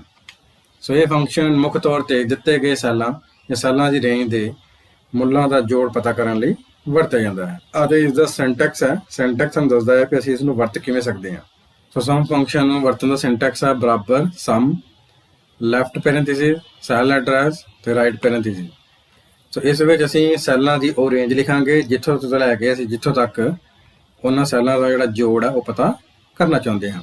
ਉਦਾਹਰਨ ਦੇ ਲਈ ਅਸੀਂ ਦੇਖ ਪਾ ਰਹੇ ਹਾਂ ਸਮ left parenthesis A1 colon A5, ਉਸ ਤੋਂ ਬਾਅਦ ਅਸੀਂ ਰਾਈਟ ਪੈਰੇਂਥੀਸਿਸ ਨੂੰ ਬੰਦ ਕਰ ਦਿੱਤਾ ਹੈ। ਤੇ ਇਸ ਪਹਿਲੀ ਐਗਜ਼ਾਮਪਲ ਵਿੱਚ ਅਸੀਂ ਇੱਕ ਸੈੱਲਾਂ ਦੀ ਰੇਂਜ ਦਰਸਾ ਰਹੇ ਹਾਂ ਕਿ A1 ਤੋਂ ਲੈ ਕੇ A5 ਦੇ ਵਿਚਕਾਰ ਜਿੰਨੇ ਵੀ ਸੈੱਲ ਹੈ ਉਹ ਸਾਰਿਆਂ ਦਾ ਜੋੜ ਪਤਾ ਕਰਕੇ ਸਾਨੂੰ ਉਸਦਾ ਨਤੀਜਾ ਪ੍ਰਾਪਤ ਕਰਵਾ ਦੇਵੇ। ਦੂਸਰੀ ਐਗਜ਼ਾਮਪਲ ਵਿੱਚ ਅਸੀਂ ਪਹਿਲੀ ਵਾਲੀ ਉਦਾਹਰਨ ਨੂੰ ਹੀ ਕੋਮਿਆਂ ਦੇ ਨਾਲ ਦਰਸਾਇਆ ਹੈ ਕਿ ਅਸੀਂ ਜਾਂ ਤੇ ਕੋਲਨ ਦੇ ਨਾਲ ਸ਼ੁਰੂਆਤੀ ਅਤੇ ਅਖੀਰਲੇ ਐਡਰੈਸ ਦੀ ਰੇਂਜ ਦਰਸਾ ਸਕਦੇ ਹਾਂ, ਜਾਂ ਫਿਰ ਅਸੀਂ ਕੋਮੇ ਦੇ ਨਾਲ ਇੱਕ ਸੈੱਲ ਤੋਂ ਲੈ ਕੇ ਅਖੀਰਲੇ ਸੈੱਲ ਤੱਕ ਸਾਰੇ ਸੈੱਲਾਂ ਨੂੰ ਕੋਮਿਆਂ ਦੇ ਨਾਲ ਪਰਿਭਾਸ਼ਿਤ ਕਰ ਸਕਦੇ ਹਾਂ। ਸੋ ਇਹਨਾਂ ਦੋਨਾਂ ਤਰੀਕਿਆਂ ਦੇ ਨਾਲ ਇਹ ਸਾਨੂੰ ਸੇਮ ਹੀ ਨਤੀਜਾ ਪ੍ਰਾਪਤ ਹੋਏਗਾ। ਸੋ ਹੁਣ ਅਸੀਂ ਸਮ ਫੰਕਸ਼ਨ ਦੀ ਵਰਤੋਂ ਕਰਦੇ ਹੋਏ ਦਿੱਤੇ ਗਏ ਨੰਬਰਾਂ ਦੇ ਜੋੜ ਨੂੰ ਪਤਾ ਕਰਨ ਬਾਰੇ ਸਿੱਖਾਂਗੇ। ਸੋ ਜਿਵੇਂ ਤੁਸੀਂ ਦੇਖ ਪਾ ਰਹੇ ਹੋ ਕਿ ਅਸੀਂ A3 ਸੈੱਲ ਤੋਂ ਲੈ ਕੇ ਜਿਹੜਾ ਸਾਡੇ ਕੋਲ F3 ਸੈੱਲ ਹੈ ਇਹਨਾਂ ਦਾ ਅਸੀਂ ਜੋੜ ਕਰਨਾ ਸਿੱਖਣਾ ਚਾਹੁੰਦੇ ਹਾਂ। ਤੇ ਉਸ ਦੇ ਲਈ ਅਸੀਂ ਕੀ ਲਿਖਾਂਗੇ? ਸਭ ਤੋਂ ਪਹਿਲਾਂ ਇਸ ਦੇ ਲਈ ਅਸੀਂ ਸਮ ਫੰਕਸ਼ਨ ਦੀ ਵਰਤੋਂ ਕਰਾਂਗੇ ਜਿਸ ਦੇ ਲਈ ਅਸੀਂ ਬਰਾਬਰ ਸਮ ਲਿਖਾਂਗੇ, ਲੈਫਟ ਪੈਰੇਂਥੀਸਿਸ ਨੂੰ ਓਪਨ ਕਰਾਂਗੇ, ਉਸ ਤੋਂ ਬਾਅਦ ਜਿਹੜਾ ਪਹਿਲਾ ਸੈੱਲ ਹੈ ਯਾਨੀ ਕਿ A3 ਸੈੱਲ ਤੋਂ ਲੈ ਕੇ ਜਿਸ ਸੈੱਲ ਤੱਕ ਤੁਸੀਂ ਜੋੜ ਕਰਨਾ ਚਾਹੁੰਦੇ ਹੋ ਤਾਂ ਸੈੱਲਾਂ ਦੀ ਰੇਂਜ ਨੂੰ ਅਸੀਂ ਕੋਲਨ ਚਿੰਨ੍ਹ ਦੇ ਨਾਲ ਦਰਸਾ ਸਕਦੇ ਹਾਂ। ਉਸ ਤੋਂ ਬਾਅਦ ਆਖਰੀ ਸਾਡੇ ਕੋਲ ਸੈੱਲ ਹੈ F3, ਲਿਖਣ ਤੋਂ ਬਾਅਦ ਪੈਰੇਂਥੀਸਿਸ ਨੂੰ ਬੰਦ ਕਰ ਦਾਂਗੇ। ਜੇ ਅਸੀਂ ਐਂਟਰ ਮਾਰਾਂਗੇ ਹੁਣ ਤੁਸੀਂ ਦੇਖ ਪਾ ਰਹੇ ਹੋ ਕਿ F2 ਕੀ ਪ੍ਰੈਸ ਕਰਕੇ ਆਪਾਂ ਦੇਖ ਸਕਦੇ ਹਾਂ ਵੀ ਇਸ ਸੈੱਲ ਤੋਂ ਲੈ ਕੇ ਇਸ ਸੈੱਲ ਤੱਕ ਜਿਹੜੇ ਅੰਕ ਉਹਨਾਂ ਦਾ ਜੋੜ ਹੋ ਚੁੱਕਿਆ। ਸੋ ਪਹਿਲਾ ਫੰਕਸ਼ਨ ਸੀ ਕਿ ਅਸੀਂ ਕੋਲਨ ਦੇ ਰਾਹੀਂ ਕਿੱਦਾਂ ਸੈੱਲਾਂ ਦੀ ਰੇਂਜ ਨੂੰ ਪਰਿਭਾਸ਼ਿਤ ਕਰ ਸਕਦੇ ਹਾਂ। ਦੂਸਰਾ ਸਾਡੇ ਕੋਲ ਸਮ ਫੰਕਸ਼ਨ ਦਾ ਤਰੀਕਾ ਹੈ ਕਿ ਪਹਿਲਾਂ ਸਾਡੇ ਕੋਲ ਸੈੱਲ ਹੈ A4, B4, C4, D4, E4, F4 ਲਿਖਣ ਤੋਂ ਬਾਅਦ ਜਿਵੇਂ ਅਸੀਂ ਪੈਰੇਂਥੀਸਿਸ ਕਲੋਜ਼ ਕਰਾਂਗੇ, ਐਂਟਰ ਕੀ ਪ੍ਰੈਸ ਕਰਾਂਗੇ। ਸੋ ਮਤਲਬ ਸਾਡੇ ਕੋਲ ਦੋ ਤਰੀਕੇ ਹੈ, ਜਾਂ ਤੁਸੀਂ ਕੋਲਨ ਦੇ ਨਾਲ ਸੈੱਲਾਂ ਦੀ ਰੇਂਜ ਪਰਿਭਾਸ਼ਿਤ ਕਰ ਸਕਦੇ ਹੋ ਜਾਂ ਕੋਮੇ ਦੇ ਨਾਲ। ਪਰ ਕੋਲਨ ਦੇ ਨਾਲ ਜੇਕਰ ਤੁਸੀਂ ਇਸ ਦੀ ਵਰਤੋਂ ਕਰਦੇ ਹੋ ਤੁਹਾਨੂੰ ਇਸਦਾ ਪਹਿਲਾ ਅਤੇ ਅਖੀਰਲਾ ਸੈੱਲ ਪਰਿਭਾਸ਼ਿਤ ਕਰਨਾ ਪੈਂਦਾ ਹੈ। ਇਹ ਸਾਰਿਆਂ ਨੂੰ ਆਟੋਮੈਟਿਕਲੀ ਸਿਲੈਕਟ ਕਰ ਲੈਂਦਾ, ਜਦਕਿ ਕੋਮੇ ਦੇ ਨਾਲ ਤੁਹਾਨੂੰ ਕੱਲਾ ਜਿਹੜਾ ਸੈੱਲ ਹੈ ਉਸ ਨੂੰ ਲਿਖਣਾ ਪੈਂਦਾ ਹੈ। ਪਰ ਕੋਮਾ ਤੁਹਾਡਾ ਉਦੋਂ ਲਾਭਦਾਇਕ ਹੋ ਸਕਦਾ ਹੈ ਜਦੋਂ ਅਸੀਂ ਵਿੱਚੋਂ ਕੁਝ ਸੈੱਲ ਛੱਡ ਕੇ ਸਿਰਫ ਕੁਝ ਹੀ ਸੈੱਲਾਂ ਦਾ ਜਿਹੜਾ ਜੋੜ ਕਰਨਾ ਚਾਹੁੰਦੇ ਹਾਂ, ਉਸ ਵੇਲੇ ਤੁਸੀਂ ਕੋਮੇ ਦੀ ਵਰਤੋਂ ਕਰ ਸਕਦੇ ਹੋ। ਪਰ ਕੋਲਨ ਦੀ ਵਰਤੋਂ ਅਸੀਂ ਉਦੋਂ ਕਰ ਸਕਦੇ ਜਦੋਂ ਸਾਡੇ ਕੋਲ ਕਾਫੀ ਸਾਰੇ ਸੈੱਲ ਹੈ, ਅਸੀਂ ਸ਼ੁਰੂ ਤੋਂ ਲੈ ਕੇ ਅਖੀਰ ਤੱਕ ਹਰੇਕ ਸੈੱਲ ਦਾ ਜੋੜ ਕਰਨਾ ਹੈ। ਉਦੋਂ ਅਸੀਂ ਕੋਲਨ ਜਿਹੜਾ ਆਪਰੇਟਰ ਉਹਦੀ ਵਰਤੋਂ ਕਰ ਸਕਦੇ ਹਾਂ। ਦੂਸਰਾ ਸਾਡੇ ਕੋਲ ਫੰਕਸ਼ਨ ਹੈ ਕਾਊਂਟ ਫੰਕਸ਼ਨ। ਸੋ ਇਸ ਫੰਕਸ਼ਨ ਦੀ ਵਰਤੋਂ ਉਹਨਾਂ ਸੈੱਲਾਂ ਦੀ ਗਿਣਤੀ ਕਰਨ ਲਈ ਕੀਤੀ ਜਾਂਦੀ ਹੈ ਜਿਨ੍ਹਾਂ ਵਿੱਚ ਸੰਖਿਆਵਾਂ ਦਰਜ ਹੁੰਦੀਆਂ ਹਨ। ਇਹ ਉਹਨਾਂ ਸੈੱਲਾਂ ਨੂੰ ਗਿਣਤੀ ਵਿੱਚ ਛੱਡ ਦਿੰਦਾ ਹੈ ਜਿਨ੍ਹਾਂ ਵਿੱਚ ਕੋਈ ਸੰਖਿਆ ਦਰਜ ਨਹੀਂ ਹੁੰਦੀ ਜਾਂ ਉਹ ਸੈੱਲ ਖਾਲੀ ਹੁੰਦੇ ਹਨ। ਇਸ ਨੂੰ ਵਰਤਣ ਦਾ ਸਾਡੇ ਕੋਲ ਸਿੰਟੈਕਸ ਹੈ ਬਰਾਬਰ ਕਾਊਂਟ, ਉਸ ਤੋਂ ਬਾਅਦ ਪੈਰੇਂਥੀਸਿਸ ਦੇ ਅੰਦਰ ਅਸੀਂ ਲਿਖਾਂਗੇ ਸੈੱਲ ਦੀ ਰੇਂਜ, ਕਿ ਕਿਸ ਸੈੱਲ ਤੋਂ ਲੈ ਕੇ ਕਿਸ ਸੈੱਲ ਦੀ ਰੇਂਜ ਤੱਕ ਅਸੀਂ ਨੰਬਰਾਂ ਨੂੰ ਕਾਊਂਟ ਕਰਨਾ ਚਾਹੁੰਦੇ ਹਾਂ। ਜਿਵੇਂ ਕਿ ਅਸੀਂ ਇਸ ਦੀ ਉਦਾਹਰਨ ਦੇਖ ਲੈਂਦੇ ਹਾਂ। ਉਦਾਹਰਨ ਹੈ ਬਰਾਬਰ count left parenthesis A1 colon A5, ਉਸ ਤੋਂ ਬਾਅਦ ਅਸੀਂ ਪੈਰੇਂਥੀਸਿਸ ਨੂੰ ਬੰਦ ਕਰ ਦਿੱਤਾ ਹੈ। ਸੋ ਇਸ ਤਰ੍ਹਾਂ ਨਾਲ ਇਹ A1 ਤੋਂ ਲੈ ਕੇ A5 ਸੈੱਲ ਦੇ ਵਿੱਚ ਜਿੰਨੇ ਵੀ ਨੰਬਰ ਹੋਣਗੇ ਉਹਨਾਂ ਨੂੰ ਗਿਣਤੀ ਕਰਕੇ ਸਾਡੀ ਸਕਰੀਨ 'ਤੇ ਟੋਟਲ ਜਿਹੜੀ ਗਿਣਤੀ ਹੈ ਉਹ ਪੇਸ਼ ਕਰ ਦੇਗਾ ਵੀ ਕਿੰਨੇ ਸੈੱਲਾਂ ਵਿੱਚ ਨੰਬਰ ਦਰਜ ਨੇ, 3, 4 ਜਾਂ 5। ਅਗਲਾ ਸਾਡੇ ਕੋਲ ਹੈ ਕਾਊਂਟ ਫੰਕਸ਼ਨ। ਸੋ ਕਾਊਂਟ ਫੰਕਸ਼ਨ ਦੀ ਵਰਤੋਂ ਅਸੀਂ ਦਿੱਤੇ ਗਏ ਜਿਹੜੇ ਸੈੱਲਾਂ ਦੀ ਰੇਂਜ ਵਿੱਚ ਜਿਹੜੇ ਐਂਟਰ ਕੀਤੇ ਗਏ ਮੁੱਲਾਂ ਨੂੰ ਕਾਊਂਟ ਕਰਨ ਲਈ ਕਰਦੇ ਹਾਂ ਵੀ ਅਸੀਂ ਦਿੱਤੇ ਗਏ ਸੈੱਲਾਂ ਵਿੱਚ ਕਿੰਨੇ ਅੰਕ ਐਂਟਰ ਕੀਤੇ ਨੇ। ਪਰ ਇਸ ਦੀ ਖਾਮੀ ਇਹ ਹੈ ਵੀ ਇਹ ਅਲਫਾਬੈਟ ਜਾਂ ਖਾਲੀ ਸਪੇਸ ਵਾਲੇ ਜਿਹੜੇ ਸੈੱਲ ਹੈ ਉਹਨਾਂ ਨੂੰ ਕਾਊਂਟ ਨਹੀਂ ਕਰਦਾ। ਸੋ ਅਸੀਂ ਹੁਣ ਸਭ ਤੋਂ ਪਹਿਲਾਂ ਇਸ ਨੂੰ ਵਰਤ ਕੇ ਦੇਖ ਲੈਂਦੇ ਹਾਂ। ਸਭ ਤੋਂ ਪਹਿਲਾਂ ਅਸੀਂ ਲਿਖਾਂਗੇ ਬਰਾਬਰ ਕਾਊਂਟ। ਕਾਊਂਟ ਤੋਂ ਬਾਅਦ ਅਸੀਂ ਸੈੱਲਾਂ ਦੀ ਰੇਂਜ ਪਰਿਭਾਸ਼ਿਤ ਕਰ ਦਾਂਗੇ A3 ਕੋਲਨ ਤੋਂ ਲੈ ਕੇ F3। ਲਿਖਣ ਤੋਂ ਬਾਅਦ ਜਿਵੇਂ ਅਸੀਂ ਐਂਟਰ ਕੀ ਪ੍ਰੈਸ ਕਰਾਂਗੇ ਤਾਂ ਤੁਸੀਂ ਇਸ ਵਿੱਚ ਦੇਖ ਪਾ ਰਹੇ ਹੋ ਇਸਨੇ ਸਿਰਫ 3 ਹੀ ਰਿਜ਼ਲਟ ਦਿੱਤਾ ਹੈ, ਮਤਲਬ ਨੰਬਰ 6, ਨੰਬਰ 2 ਤੇ ਨੰਬਰ 1 ਵਿੱਚ ਹੀ ਅੰਕ ਨੇ, ਬਾਕੀਆਂ ਵਿੱਚ ਅੰਕ ਨਹੀਂ ਨੇ। ਇਸ ਕਰਕੇ ਇਸਨੇ ਇਸ ਦਾ ਰਿਜ਼ਲਟ ਜਿਹੜਾ 3 ਉਹ ਦਿੱਤਾ ਹੈ। ਇਸ ਤਰ੍ਹਾਂ ਦੇ ਨਾਲ ਜੇ ਅਸੀਂ ਹੇਠਲੇ ਸੈੱਲ ਵਿੱਚ ਵੀ ਇਸ ਦਾ ਨੰਬਰ ਕਾਊਂਟ ਕਰਨੇ ਨੇ ਤਾਂ ਅਸੀਂ ਕੰਟਰੋਲ ਵੀ ਫੰਕਸ਼ਨ ਦੀ ਵਰਤੋਂ ਕਰਾਂਗੇ। ਇਸ ਵਿੱਚ ਵੀ ਉਹ 3 ਅੰਕਾਂ ਨੂੰ ਹੀ ਦਰਸਾ ਰਿਹਾ ਵੀ ਇਹਨਾਂ ਸੈੱਲਾਂ ਵਿੱਚ 3 ਹੀ ਅੰਕ ਨੇ ਜਿਹੜੇ 3 ਸੈੱਲਾਂ ਵਿੱਚ ਦਰਸਾਏ ਗਏ ਨੇ। ਅਗਲਾ ਸਾਡੇ ਕੋਲ ਫੰਕਸ਼ਨ ਹੈ ਕਾਊਂਟ A ਫੰਕਸ਼ਨ। ਇਸ ਫੰਕਸ਼ਨ ਦੀ ਵਰਤੋਂ ਉਸ ਸਮੇਂ ਕੀਤੀ ਜਾ ਸਕਦੀ ਹੈ ਜਦੋਂ ਅਸੀਂ ਕਿਸੇ ਵੀ ਕਿਸਮ ਦੇ ਡਾਟਾ ਵਾਲੇ ਸਾਰੇ ਸੈੱਲਾਂ ਦੀ ਗਿਣਤੀ ਕਰਨੀ ਚਾਹੁੰਦੇ ਹਾਂ। ਸੋ ਕਾਊਂਟ A ਫੰਕਸ਼ਨ ਉਹਨਾਂ ਸੈੱਲਾਂ ਨੂੰ ਨਹੀਂ ਗਿਣਦਾ ਜੋ ਕਿ ਖਾਲੀ ਹੁੰਦੇ ਹਨ। ਸੋ ਇਸ ਨੂੰ ਵਰਤਣ ਦਾ ਸਿੰਟੈਕਸ ਹੈ ਬਰਾਬਰ count A left parenthesis cell the range, ਉਸ ਤੋਂ ਬਾਅਦ ਰਾਈਟ ਪੈਰੇਂਥੀਸਿਸ। ਅਤੇ ਇਸ ਦੀ ਉਦਾਹਰਨ ਹੈ ਬਰਾਬਰ count A left parenthesis A1 colon A5, ਉਸ ਤੋਂ ਬਾਅਦ ਰਾਈਟ ਪੈਰੇਂਥੀਸਿਸ। ਤਾਂ ਇਹ ਕੀ ਕਰੇਗਾ, A1 ਤੋਂ ਲੈ ਕੇ A5 ਦੇ ਵਿੱਚ ਕਿਸੇ ਕਿਸਮ ਦਾ ਕੋਈ ਵੀ ਡਾਟਾ 5 ਸੈੱਲਾਂ ਵਿੱਚ ਲਿਖਿਆ ਹੋਏਗਾ ਤਾਂ ਉਸ ਨੂੰ ਕਾਊਂਟ ਕਰਕੇ ਦੱਸ ਦੇਗਾ। ਪਰ ਕਾਊਂਟ A ਫੰਕਸ਼ਨ ਵੀ ਖਾਲੀ ਸੈੱਲਾਂ ਨੂੰ ਨਹੀਂ ਗਿਣਦਾ। ਸੋ ਹੁਣ ਅਸੀਂ ਕਾਊਂਟ A ਫੰਕਸ਼ਨ ਦੀ ਵਰਤੋਂ ਕਰਨ ਵਾਲੇ ਸਿੱਖ ਲੈਂਦੇ ਹਾਂ। ਸੋ ਕਾਊਂਟ A ਫੰਕਸ਼ਨ ਦਿੱਤੇ ਗਏ ਰੇਂਜ ਦੇ ਵਿੱਚ ਸਾਰੇ ਸੈੱਲਾਂ ਦੇ ਵਿੱਚ ਦਰਜ ਕੀਤੇ ਗਏ ਮੁੱਲਾਂ ਨੂੰ ਕਾਊਂਟ ਕਰਦਾ ਹੈ, ਚਾਹੇ ਉਸ ਵਿੱਚ ਕਿਸੇ ਵੀ ਕਿਸਮ ਦਾ ਡਾਟਾ ਲਿਖਿਆ ਹੋਵੇ। ਪਰ ਕਾਊਂਟ A ਫੰਕਸ਼ਨ ਵੀ ਖਾਲੀ ਸਪੇਸ ਵਾਲੇ ਸੈੱਲ ਨੂੰ ਕਾਊਂਟ ਨਹੀਂ ਕਰਦਾ। ਤੇ ਇਸ ਨੂੰ ਅਸੀਂ ਵਰਤਣ ਵਾਲੇ ਸਿੱਖ ਲੈਂਦੇ ਹਾਂ ਬਰਾਬਰ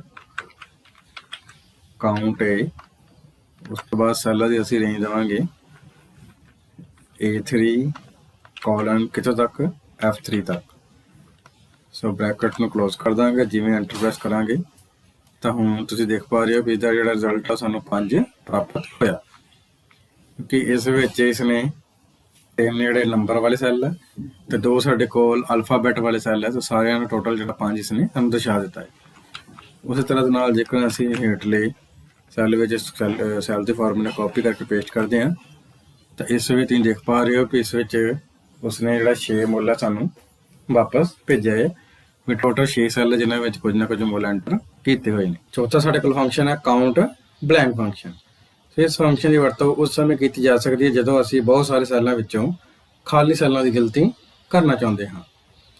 ਸੋ ਇਸ ਨੂੰ ਵਰਤਣ ਦਾ ਸਿੰਟੈਕਸ ਹੈ ਬਰਾਬਰ count blank left parenthesis cell ਦੀ ਰੇਂਜ, ਉਸ ਤੋਂ ਬਾਅਦ ਰਾਈਟ ਪੈਰੇਂਥੀਸਿਸ। ਅਤੇ ਇਸ ਦੀ ਉਦਾਹਰਨ ਹੈ ਬਰਾਬਰ count blank left parenthesis A1 colon A5 right parenthesis. ਤਾਂ ਇਹ ਫੰਕਸ਼ਨ ਕੀ ਕਰੇਗਾ ਵੀ A1 ਤੋਂ ਲੈ ਕੇ A5 ਸੈੱਲ ਦੀ ਰੇਂਜ ਦੇ ਵਿੱਚ ਜਿੰਨੇ ਵੀ ਸੈੱਲ ਖਾਲੀ ਹੋਣਗੇ ਉਹਨਾਂ ਦੀ ਗਿਣਤੀ ਨੂੰ ਦਰਸਾ ਦਿੰਦਾ ਹੈ। ਸੋ ਅਗਲਾ ਸਾਡੇ ਕੋਲ ਫੰਕਸ਼ਨ ਹੈ ਕਾਊਂਟ ਬਲੈਂਕ ਫੰਕਸ਼ਨ।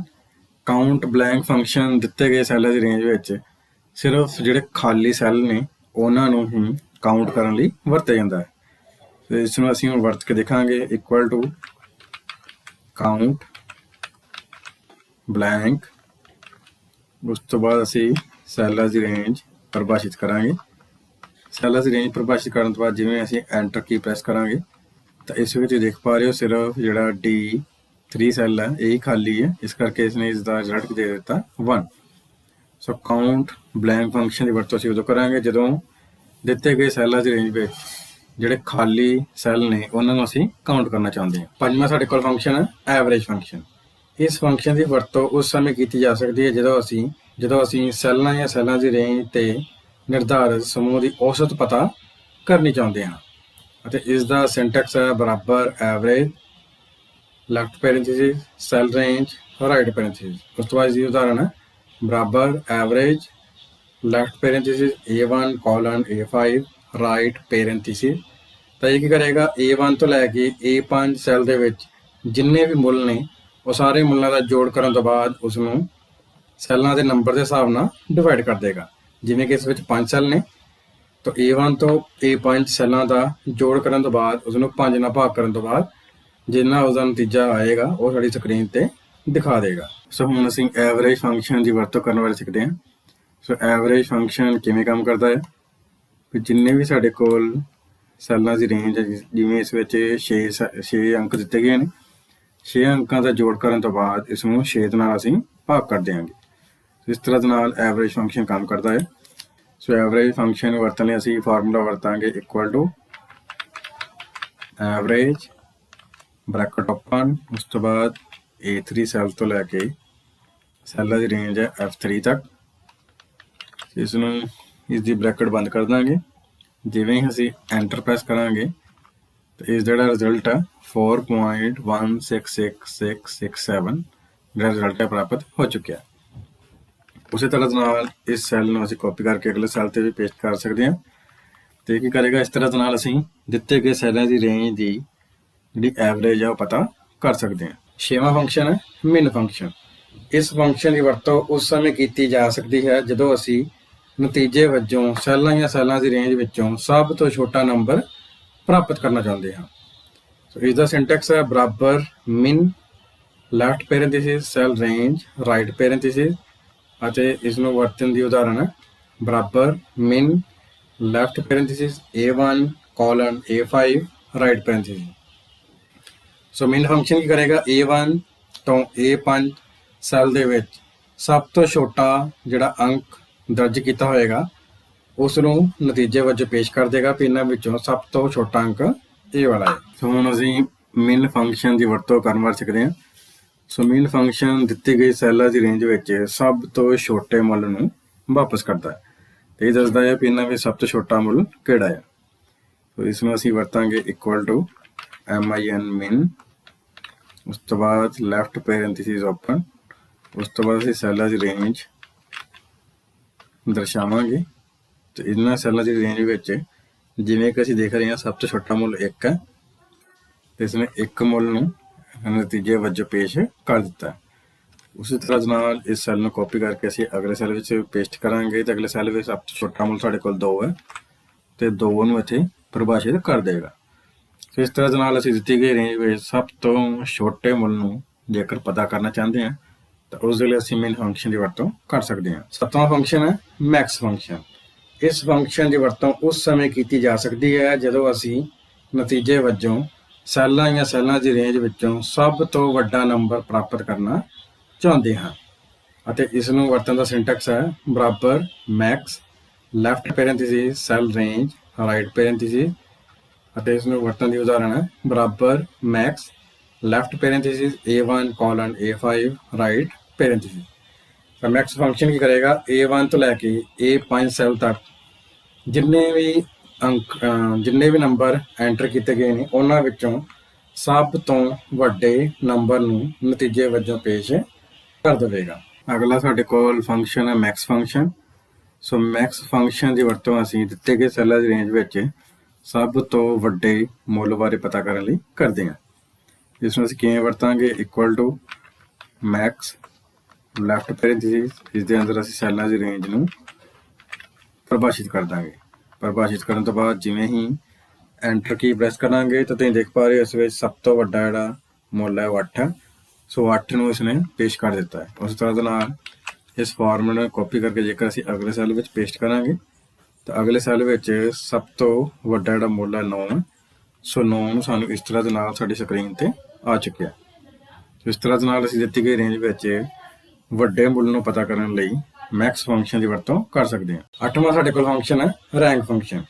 ਇਸ ਫੰਕਸ਼ਨ ਦੀ ਵਰਤੋਂ ਉਸ ਸਮੇਂ ਕੀਤੀ ਜਾ ਸਕਦੀ ਹੈ ਜਦੋਂ ਅਸੀਂ ਸੈੱਲ ਜਾਂ ਸੈੱਲਾਂ ਦੀ ਰੇਂਜ ਵਿੱਚੋਂ ਉਸ ਦੇ ਮੁੱਲ ਦੇ ਆਧਾਰ ਤੇ ਦਰਜਾ ਸੈੱਟ ਕਰਨਾ ਚਾਹੁੰਦੇ ਹਾਂ।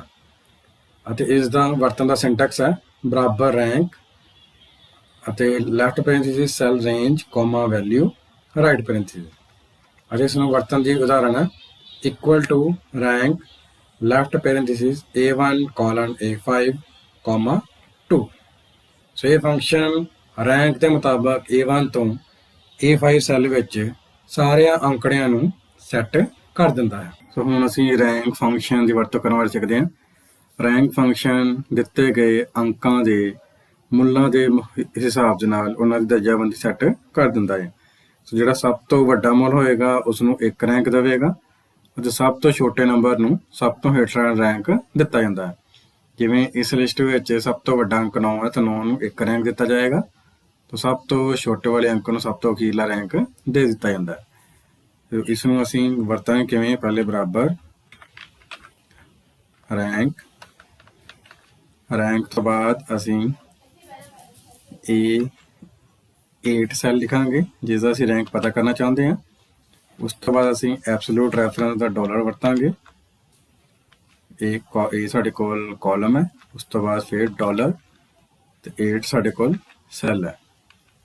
ਉਸ ਤੋਂ ਬਾਅਦ ਫਿਰ ਦੁਬਾਰਾ ਤੋਂ ਅਸੀਂ ਰੇਂਜ ਵਰਤਾਂਗੇ ਕਾਲਨ ਵਰਤਣ ਤੋਂ ਬਾਅਦ ਫਿਰ ਅਸੀਂ ਡਾਲਰ ਦੇ ਨਾਲ ਅਗਲਾ ਸਾਡੇ ਕੋਲ ਜਿਹੜਾ ਰੋ ਕਾਲਮ ਹੈ ਉਸ ਨੂੰ ਅਸੀਂ ਇਸ ਤਰ੍ਹਾਂ ਦੇ ਨਾਲ ਪਰਿਭਾਸ਼ਿਤ ਕਰਾਂਗੇ।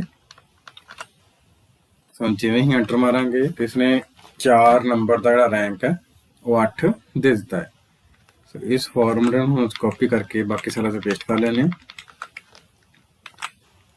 ਹੁਣ ਇਸ ਵਿੱਚ ਤੁਸੀਂ ਦੇਖ ਪਾ ਰਹੇ ਹੋ ਜਿਹੜਾ ਸਭ ਤੋਂ ਵੱਡਾ ਮੁੱਲ ਇਸ ਵਿੱਚ 9 ਹੈ ਤਾਂ 9 ਨੂੰ 1 ਰੈਂਕ ਦੇ ਦਿੱਤਾ ਗਿਆ ਹੈ।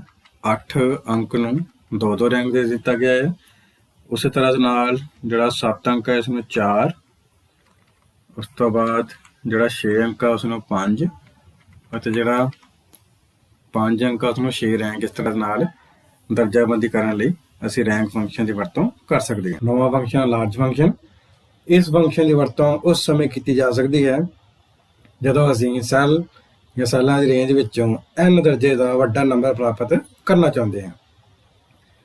ਅਤੇ ਇਸ ਨੂੰ ਵਰਤਣ ਦਾ ਸਿੰਟੈਕਸ ਹੈ ਬਰਾਬਰ large left parenthesis cell range comma value of n। ਅਤੇ ਇਸ ਦੀ ਉਦਾਹਰਨ ਹੈ ਬਰਾਬਰ large left parenthesis A1 colon A5 comma 1। ਸੋ A1 ਤੋਂ A5 ਸੈੱਲ ਦੀ ਰੇਂਜ ਵਿੱਚ ਸਭ ਤੋਂ ਵੱਡੇ ਦਰਜੇ ਦਾ ਨੰਬਰ ਪ੍ਰਾਪਤ ਕਰਨ ਲਈ ਅਸੀਂ ਲਾਰਜ ਫੰਕਸ਼ਨ ਦੀ ਵਰਤੋਂ ਕਰਦੇ ਹਾਂ। ਹੁਣ ਅਸੀਂ ਲਾਰਜ ਫੰਕਸ਼ਨ ਦੀ ਵਰਤੋਂ ਕਰਨ ਬਾਰੇ ਸਿੱਖਾਂਗੇ। ਸੋ ਲਾਰਜ ਫੰਕਸ਼ਨ ਦਿੱਤੀ ਗਈ ਰੇਂਜ ਵਿੱਚ ਇੱਕ ਇੱਕ ਕਰਕੇ ਜਿਹੜਾ ਵੱਡੇ ਅੰਕ ਨੇ ਉਹਨਾਂ ਦੀ ਦਰਜਾਬੰਦੀ ਸੈੱਟ ਕਰਨ ਲਈ ਵਰਤਿਆ ਜਾਂਦਾ ਹੈ। ਜਿਵੇਂ ਅਸੀਂ ਇਸ ਨੂੰ ਵਰਤ ਕੇ ਦੇਖ ਲੈਂਦੇ ਹਾਂ ਇਕੁਅਲ ਟੂ ਲਾਰਜ ਤੋਂ ਬਾਅਦ ਹੁਣ ਅਸੀਂ ਇਸ ਦਾ ਜਿਹੜਾ ਰੇਂਜ ਹੈ ਉਹ ਪਰਿਭਾਸ਼ਿਤ ਕਰਾਂਗੇ। ਰੇਂਜ ਸਾਡੇ ਕੋਲ ਹੈ $8 ਕਾਲਨ ਸੈੱਲਾਂ ਦੀ ਰੇਂਜ ਸਾਡੇ ਕੋਲ $E ਫਿਰ ਡਾਲਰ ਕਿੱਥੇ ਤੱਕ ਹੈ 18 ਤੱਕ। ਉਸ ਤੋਂ ਬਾਅਦ ਅਸੀਂ ਲਗਾਵਾਂਗੇ ਕੋਮਾ ਤੋਂ ਬਾਅਦ ਜਿਹੜਾ ਪਹਿਲਾ ਸਾਡੇ ਕੋਲ ਵੱਡਾ ਅੰਕ ਹੈ ਉਸ ਨੂੰ ਅਸੀਂ ਪਤਾ ਕਰਾਂਗੇ ਤਾਂ ਇਸ ਵਿੱਚ ਸਭ ਤੋਂ ਜਿਹੜਾ ਪਹਿਲਾ ਵੱਡਾ ਅੰਕ ਹੈ ਉਹ ਹੈ 9। ਉਸ ਤੋਂ ਬਾਅਦ ਅਸੀਂ ਦੂਸਰਾ ਵੱਡਾ ਅੰਕ ਪਤਾ ਕਰਾਂਗੇ। ਉਸ ਲਈ ਫਿਰ ਅਸੀਂ ਲਾਰਜ ਫੰਕਸ਼ਨ ਲਿਖਾਂਗੇ। ਫਿਰ ਅਸੀਂ ਸੈੱਲਾਂ ਦੀ ਰੇਂਜ ਪਰਿਭਾਸ਼ਿਤ ਕਰਾਂਗੇ E8 ਸੈੱਲ ਤੋਂ ਲੈ ਕੇ E18 ਤੱਕ। ਹੁਣ ਅਸੀਂ ਚਾਹੁੰਦੇ ਹਾਂ ਕਿ ਜਿਹੜਾ ਦੂਸਰਾ ਵੱਡਾ ਮੁੱਲ ਹੈ ਉਹ ਸਾਨੂੰ ਪਤਾ ਕਰਕੇ ਦੇਵੇ। तो उसके लिए ਅਸੀਂ ਜਿਵੇਂ ਹੀ ਐਂਟਰ ਪ੍ਰੈਸ ਕੀ ਕਰਾਂਗੇ ਤਾਂ ਤੁਸੀਂ ਦੇਖ ਪਾ ਰਹੇ ਹੋ ਇਸ ਜਿਹੜਾ ਦੂਸਰਾ ਵੱਡਾ ਮੁੱਲ ਹੈ ਉਹ 8 ਹੈ। ਇਸ ਤਰ੍ਹਾਂ ਦੇ ਨਾਲ ਅਸੀਂ ਹੁਣ ਇਸ ਸੈੱਲ ਨੂੰ ਕਾਪੀ ਕਰਕੇ ਪੇਸਟ ਕਰਕੇ ਇਸ ਵਿੱਚ ਐਡਿਟ ਕਰ ਲੈਂਦੇ ਹਾਂ। ਇਸ ਵਿੱਚ ਅਸੀਂ ਤੀਸਰਾ ਅੰਕ ਪਤਾ ਕਰਨਾ ਚਾਹੁੰਦੇ ਹਾਂ, ਉਹ ਵੀ 8 ਹੈ।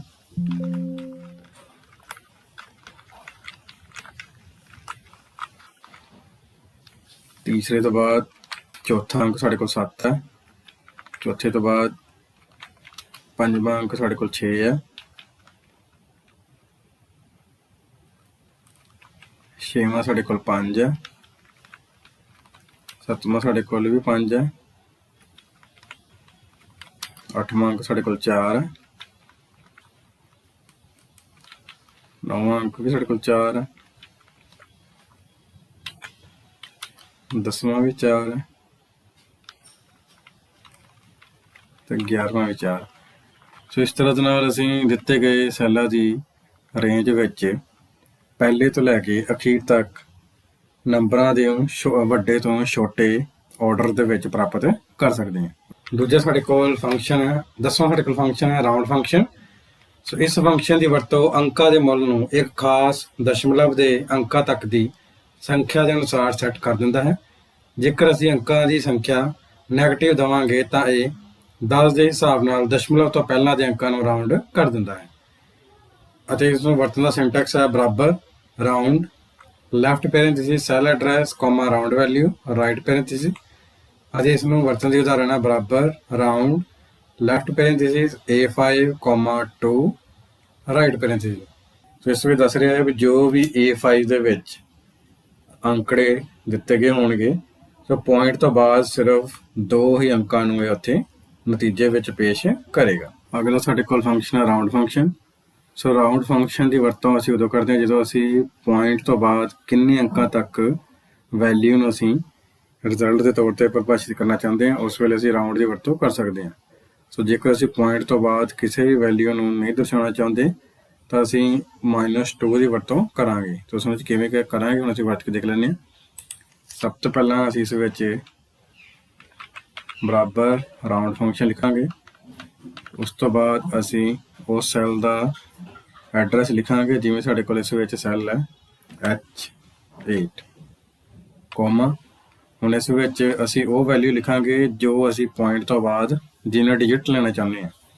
ਜਿਵੇਂ ਮੰਨ ਲਓ ਮੈਂ 2 ਡਿਜਿਟ ਹੀ ਲੈਣਾ ਚਾਹੁੰਦਾ ਹਾਂ ਪੁਆਇੰਟ ਤੋਂ ਬਾਅਦ, ਯਾਨੀ ਕਿ 1 ਤੋਂ 3। ਤਾਂ ਇਸ ਦਾ ਸਾਡੇ ਕੋਲ ਰਿਜ਼ਲਟ ਕੀ ਆਏਗਾ 2.14। ਸੋ ਜੇਕਰ ਮੈਂ ਚਾਹੁੰਦਾ ਹਾਂ ਵੀ ਮੈਂ 2 ਨਹੀਂ 3 ਅੰਕ ਲੈਣੇ ਸੀਗੇ ਤਾਂ ਦੁਬਾਰਾ ਤੋਂ ਸਾਨੂੰ 2 ਦੀ ਜਗ੍ਹਾ ਹੁਣ 3 ਕਰਨਾ ਪਏਗਾ। ਤਾਂ ਹੁਣ ਤੁਸੀਂ ਦੇਖ ਪਾ ਰਹੇ ਹੋ ਵੀ ਪੁਆਇੰਟ ਤੋਂ ਬਾਅਦ 1 3 6 ਜਿਹੜੇ 3 ਪੁਆਇੰਟ ਆ ਉਹ ਆ ਚੁੱਕੇ ਨੇ।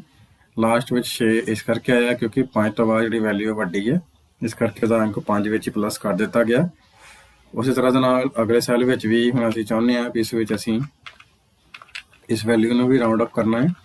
ਤਾਂ ਉਸ ਦੇ ਲਈ ਅਸੀਂ ਇਸ ਦਾ ਸੈੱਲ ਲਿਖਾਂਗੇ H9 ਕੋਮਾ। ਹੁਣ ਮੈਂ ਚਾਹੁੰਦਾ ਵੀ ਮੈਨੂੰ ਸਿਰਫ ਇੱਕ ਹੀ ਪੁਆਇੰਟ ਤੋਂ ਬਾਅਦ ਮੁੱਲ ਚਾਹੀਦਾ ਹੈ। ਤਾਂ ਜਿਵੇਂ ਅਸੀਂ ਐਂਟਰ ਪ੍ਰੈਸ ਕਰਾਂਗੇ ਸਿਰਫ 5.9 ਹੀ ਮੁੱਲ ਸਾਡੇ ਇੱਥੇ ਸ਼ੋ ਹੋ ਗਿਆ। ਉਸ ਤੋਂ ਬਾਅਦ ਹੁਣ ਅਗਲੇ ਸੈੱਲ ਵਿੱਚ ਮੈਂ ਚਾਹੁੰਦਾ ਹਾਂ ਵੀ ਜਿਹੜੇ ਪੁਆਇੰਟ ਤੋਂ ਬਾਅਦ ਕਿਸੇ ਤਰ੍ਹਾਂ ਦੀ ਕੋਈ ਵੀ ਵੈਲਿਊ ਨਹੀਂ ਲੈਣੀ। ਤਾਂ ਉਸ ਦੇ ਲਈ ਫਿਰ ਤੋਂ ਅਸੀਂ ਰਾਉਂਡ ਫੰਕਸ਼ਨ ਲਿਖਾਂਗੇ। ਰਾਉਂਡ ਫੰਕਸ਼ਨ ਲਿਖਣ ਤੋਂ ਬਾਅਦ ਸਾਡੇ ਕੋਲ ਅਗਲਾ ਸੈੱਲ ਹੈ H10 ਕੋਮਾ। ਉਸ ਤੋਂ ਬਾਅਦ ਅਸੀਂ ਲਿਖਾਂਗੇ -2। -2 ਮਤਲਬ ਅਸੀਂ ਪੁਆਇੰਟ ਤੋਂ ਬਾਅਦ ਕਿਸੇ ਵੀ ਮੁੱਲ ਨੂੰ ਸ਼ੋ ਨਹੀਂ ਕਰਨਾ ਚਾਹੁੰਦੇ। ਜਿਵੇਂ ਅਸੀਂ ਐਂਟਰ ਪ੍ਰੈਸ ਕਰਾਂਗੇ ਤਾਂ ਇਸਨੇ ਕੀ ਕੀਤਾ, ਪੁਆਇੰਟ ਤੋਂ ਬਾਅਦ ਜਿਹੜੇ ਮੁੱਲ ਹੈ ਉਸ ਨੂੰ ਹਟਾ ਦਿੱਤਾ ਤੇ ਇਸ ਵੈਲਿਊ ਨੂੰ ਇਸਦੀ ਪ੍ਰੀਵੀਅਸ ਵਾਲੀ ਵੈਲਿਊ ਯਾਨੀ ਕਿ 200 ਦੇ ਹਿਸਾਬ ਨਾਲ ਰਾਉਂਡ ਆਫ ਕਰ ਦਿੱਤਾ। ਅੱਗੇ ਹੁਣ ਸਾਡੇ ਕੋਲ ਹੈ ਕੰਡੀਸ਼ਨਲ ਫੰਕਸ਼ਨ। ਸੋ ਇਸ ਕਿਸਮ ਦੇ ਫੰਕਸ਼ਨ ਕੁਝ ਸ਼ਰਤਾਂ ਦੇ ਆਧਾਰ ਤੇ ਗਣਨਾ ਕਰਨ ਲਈ ਵਰਤੇ ਜਾਂਦੇ ਹਨ ਅਤੇ ਅਸੀਂ ਇਹਨਾਂ ਫੰਕਸ਼ਨ ਵਿੱਚ ਕਿਸੇ ਵੀ ਕੰਪੈਰੀਜ਼ਨ ਆਪਰੇਟਰ ਦੀ ਵਰਤੋਂ ਕਰ ਸਕਦੇ ਹਾਂ। ਕੰਡੀਸ਼ਨਲ ਫੰਕਸ਼ਨ ਦੀਆਂ ਕਿਸਮਾਂ ਹੇਠ ਅਨੁਸਾਰ ਹਨ, ਜਿਸ ਵਿੱਚ ਇਸ ਦੀ ਪਹਿਲੀ ਕਿਸਮ ਹੈ ਇਫ ਫੰਕਸ਼ਨ, ਦੂਸਰਾ ਸਮ ਇਫ ਫੰਕਸ਼ਨ, ਤੀਸਰਾ ਕਾਊਂਟ ਇਫ ਫੰਕਸ਼ਨ। ਹੁਣ ਇਹਨਾਂ ਫੰਕਸ਼ਨਾਂ ਬਾਰੇ ਅਸੀਂ ਇੱਕ ਕਰਕੇ ਜਾਣਾਂਗੇ। ਸਭ ਤੋਂ ਪਹਿਲਾਂ ਸਾਡੇ ਕੋਲ ਹੈ ਇਫ ਫੰਕਸ਼ਨ। ਇਹ ਫੰਕਸ਼ਨ ਕੰਪੈਰੀਜ਼ਨ ਫੰਕਸ਼ਨ ਦੇ ਆਧਾਰ ਤੇ ਕੁਝ ਖਾਸ ਕਾਰਜ ਕਰਨ ਲਈ ਵਰਤੇ ਜਾਂਦੇ ਹਨ। ਇਹ ਫੰਕਸ਼ਨ MS Excel ਵਰਕਸ਼ੀਟ ਦੇ ਅੰਦਰ ਫੈਸਲਾ ਲੈਣ ਲਈ ਵਰਤੇ ਜਾਂਦੇ ਹਨ। ਇਹ ਫੰਕਸ਼ਨ ਦੀਆਂ ਵੀ ਅੱਗੇ 2 ਕਿਸਮਾਂ ਹੈ, ਜਿਸ ਵਿੱਚ ਪਹਿਲਾ ਹੈ ਇਹ ਫੰਕਸ਼ਨ ਦੀ ਸਧਾਰਨ ਵਰਤੋਂ ਸੋ ਇਹ ਫੰਕਸ਼ਨ ਨੂੰ ਇੱਕ ਤੁਲਨਾਤਮਕ ਆਪਰੇਟਰ ਦੇ ਕੇ ਬਹੁਤ ਸਧਾਰਨ ਤਰੀਕੇ ਨਾਲ ਲਾਗੂ ਕੀਤਾ ਜਾ ਸਕਦਾ ਹੈ ਅਤੇ ਉਸ ਆਪਰੇਟਰ ਦੇ ਆਧਾਰ ਤੇ ਦੋ ਵੱਖੋ ਵੱਖਰੇ ਕਾਰਜ ਜਾਂ ਮੁੱਲ ਦਿੱਤੇ ਜਾ ਸਕਦੇ ਹਨ। ਅਤੇ ਇਸ ਨੂੰ ਵਰਤਣ ਦਾ ਸਾਡੇ ਕੋਲ ਸਿੰਟੈਕਸ ਹੈ ਬਰਾਬਰ if left parenthesis logical test comma value if true comma value if false. So if function ਕਿਵੇਂ ਕੰਮ ਕਰਦਾ ਹੈ, ਜੇਕਰ ਇਸ ਦਾ ਲੌਜੀਕਲ ਟੈਸਟ ਸਹੀ ਹੋਏਗਾ ਤਾਂ ਵੈਲਿਊ ਟਰੂ ਨੂੰ ਪ੍ਰਿੰਟ ਕਰੇਗਾ, ਅਗਰ ਇਸ ਦਾ ਟੈਸਟ ਗਲਤ ਹੁੰਦਾ ਹੈ ਤਾਂ ਵੈਲਿਊ ਇਫ ਫਾਲਸ ਨੂੰ ਪ੍ਰਿੰਟ ਕਰਦਾ ਹੈ। ਅਤੇ ਇਸ ਦੀ ਉਦਾਹਰਣ ਹੈ ਬਰਾਬਰ if left parenthesis D5 less than 60 comma double coat ਵਿੱਚ ਗੁੱਡ ਕੋਮਾ ਡਬਲ ਕੋਡ ਵਿੱਚ ਬੈਡ ਰਾਈਟ ਪੈਰੇਂਥੀਸਿਸ। ਸੋ ਇਹ ਉਦਾਹਰਨ ਸਾਨੂੰ ਕੀ ਦਰਸਾ ਰਹੀ ਹੈ ਵੀ ਜੇਕਰ D5 ਦੀ ਜਿਹੜੀ ਵੈਲਿਊ ਹੈ ਉਹ 60 ਤੋਂ ਥੱਲੇ ਹੁੰਦੀ ਹੈ ਜਾਂ ਛੋਟੀ ਹੁੰਦੀ ਹੈ ਤਾਂ ਇਹ ਉਸ ਕੇਸ ਵਿੱਚ ਇਸ ਦਾ ਸਾਡੇ ਕੋਲ ਨਤੀਜਾ ਕੀ ਆਏਗਾ ਟਰੂ। ਤਾਂ ਟਰੂ ਦੇ ਕੇਸ ਵਿੱਚ ਇਹ ਗੁੱਡ ਮੈਸੇਜ ਨੂੰ ਪ੍ਰਿੰਟ ਕਰੇਗਾ, ਪਰ ਜੇਕਰ ਇਸ ਦਾ ਨਤੀਜਾ ਫਾਲਸ ਹੁੰਦਾ ਹੈ ਤਾਂ ਉਹ ਉਸ ਦੀ ਜਗ੍ਹਾ ਬੈਡ ਨੂੰ ਪ੍ਰਿੰਟ ਕਰੇਗਾ। ਸੋ ਹੁਣ ਅਸੀਂ ਇਫ ਫੰਕਸ਼ਨ ਦੀ ਵਰਤੋਂ ਕਰਨ ਬਾਰੇ ਸਿੱਖ ਲੈਂਦੇ ਹਾਂ। ਸੋ ਇਫ ਫੰਕਸ਼ਨ ਦੀ ਵਰਤੋਂ ਅਸੀਂ ਉਦੋਂ ਕਰਦੇ ਹਾਂ ਜਦੋਂ ਅਸੀਂ ਦਿੱਤੇ ਗਏ ਨੰਬਰਾਂ ਦੇ ਵਿੱਚੋਂ ਕੋਈ ਦੋ ਰਿਜ਼ਲਟ ਪ੍ਰਾਪਤ ਕਰਨੇ ਹੋਣ, ਜਾਂ ਤੇ ਉਹ ਪਾਸ ਹੋਵੇ ਜਾਂ ਫੇਲ। ਇਸ ਤਰ੍ਹਾਂ ਦੀ ਸ਼ਰਤ ਦੇ ਲਈ ਅਸੀਂ ਇਫ ਕੰਡੀਸ਼ਨ ਦੀ ਵਰਤੋਂ ਕਰ ਸਕਦੇ ਹਾਂ। ਸੋ ਇਫ ਕੰਡੀਸ਼ਨ ਅਸੀਂ ਕਿਵੇਂ ਵਰਤਾਂਗੇ, ਸਭ ਤੋਂ ਪਹਿਲਾਂ ਬਰਾਬਰ ਇਫ ਫੰਕਸ਼ਨ ਦੇ ਵਿੱਚ ਸਭ ਤੋਂ ਪਹਿਲਾਂ ਅਸੀਂ ਲੌਜੀਕਲ ਟੈਸਟ ਲਗਾਵਾਂਗੇ।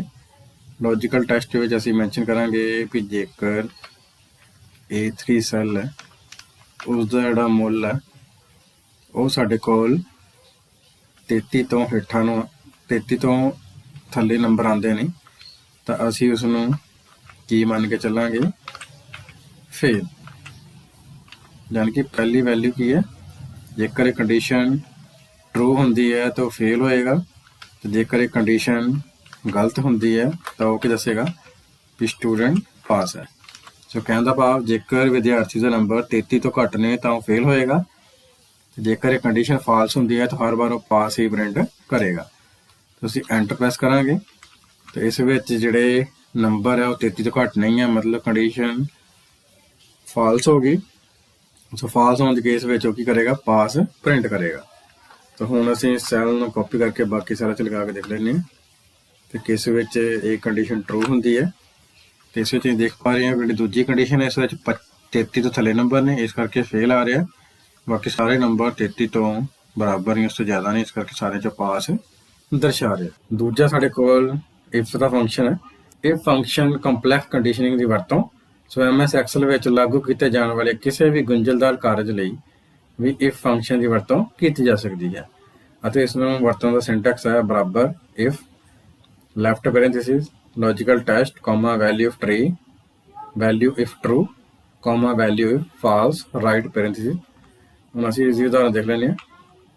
ਇਸ ਵਿੱਚ ਤੁਸੀਂ ਦੇਖ ਪਾ ਰਹੇ ਹੋ ਉਦਾਹਰਨ ਵਿੱਚ ਬਰਾਬਰ if left parenthesis D5 less than 40 comma double coat ਵਿੱਚ D comma if left parenthesis D5 less than 60 comma double quote with C comma if left parenthesis D5 less than 80 comma double quote with B comma double quote with A।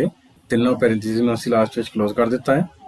ਇਸ ਵਿੱਚ ਦਰਸਾ ਰਿਹਾ ਹੈ ਜੇਕਰ ਕਿਸੇ D5 ਵਿੱਚ ਦਰਜ ਕੀਤੀ ਗਈ ਵੈਲਿਊ ਜੇਕਰ 40 ਤੋਂ ਘੱਟ ਹੁੰਦੀ ਹੈ ਤਾਂ D ਪ੍ਰਿੰਟ ਕਰੇਗਾ, ਅਤੇ D5 60 ਤੋਂ ਘੱਟ ਹੁੰਦਾ ਹੈ ਤਾਂ C ਪ੍ਰਿੰਟ ਕਰੇਗਾ, ਅਤੇ ਜੇਕਰ D5 80 ਤੋਂ ਘੱਟ ਹੁੰਦਾ ਹੈ ਤਾਂ B ਪ੍ਰਿੰਟ ਕਰੇਗਾ, ਨਹੀਂ ਤੇ A ਪ੍ਰਿੰਟ ਕਰ ਦੇਗਾ। ਸੋ ਇਸ ਤਰ੍ਹਾਂ ਦੀ ਇਫ ਕੰਡੀਸ਼ਨ ਦੀ ਵਰਤੋਂ ਅਸੀਂ ਉਦੋਂ ਕਰਦੇ ਹਾਂ ਜਦੋਂ ਅਸੀਂ ਕਿਸੇ ਵਿਦਿਆਰਥੀ ਦੇ ਨਤੀਜੇ ਵਿੱਚ ਉਸਦੇ ਗ੍ਰੇਡ ਪਤਾ ਕਰਨੇ ਹੋਣ।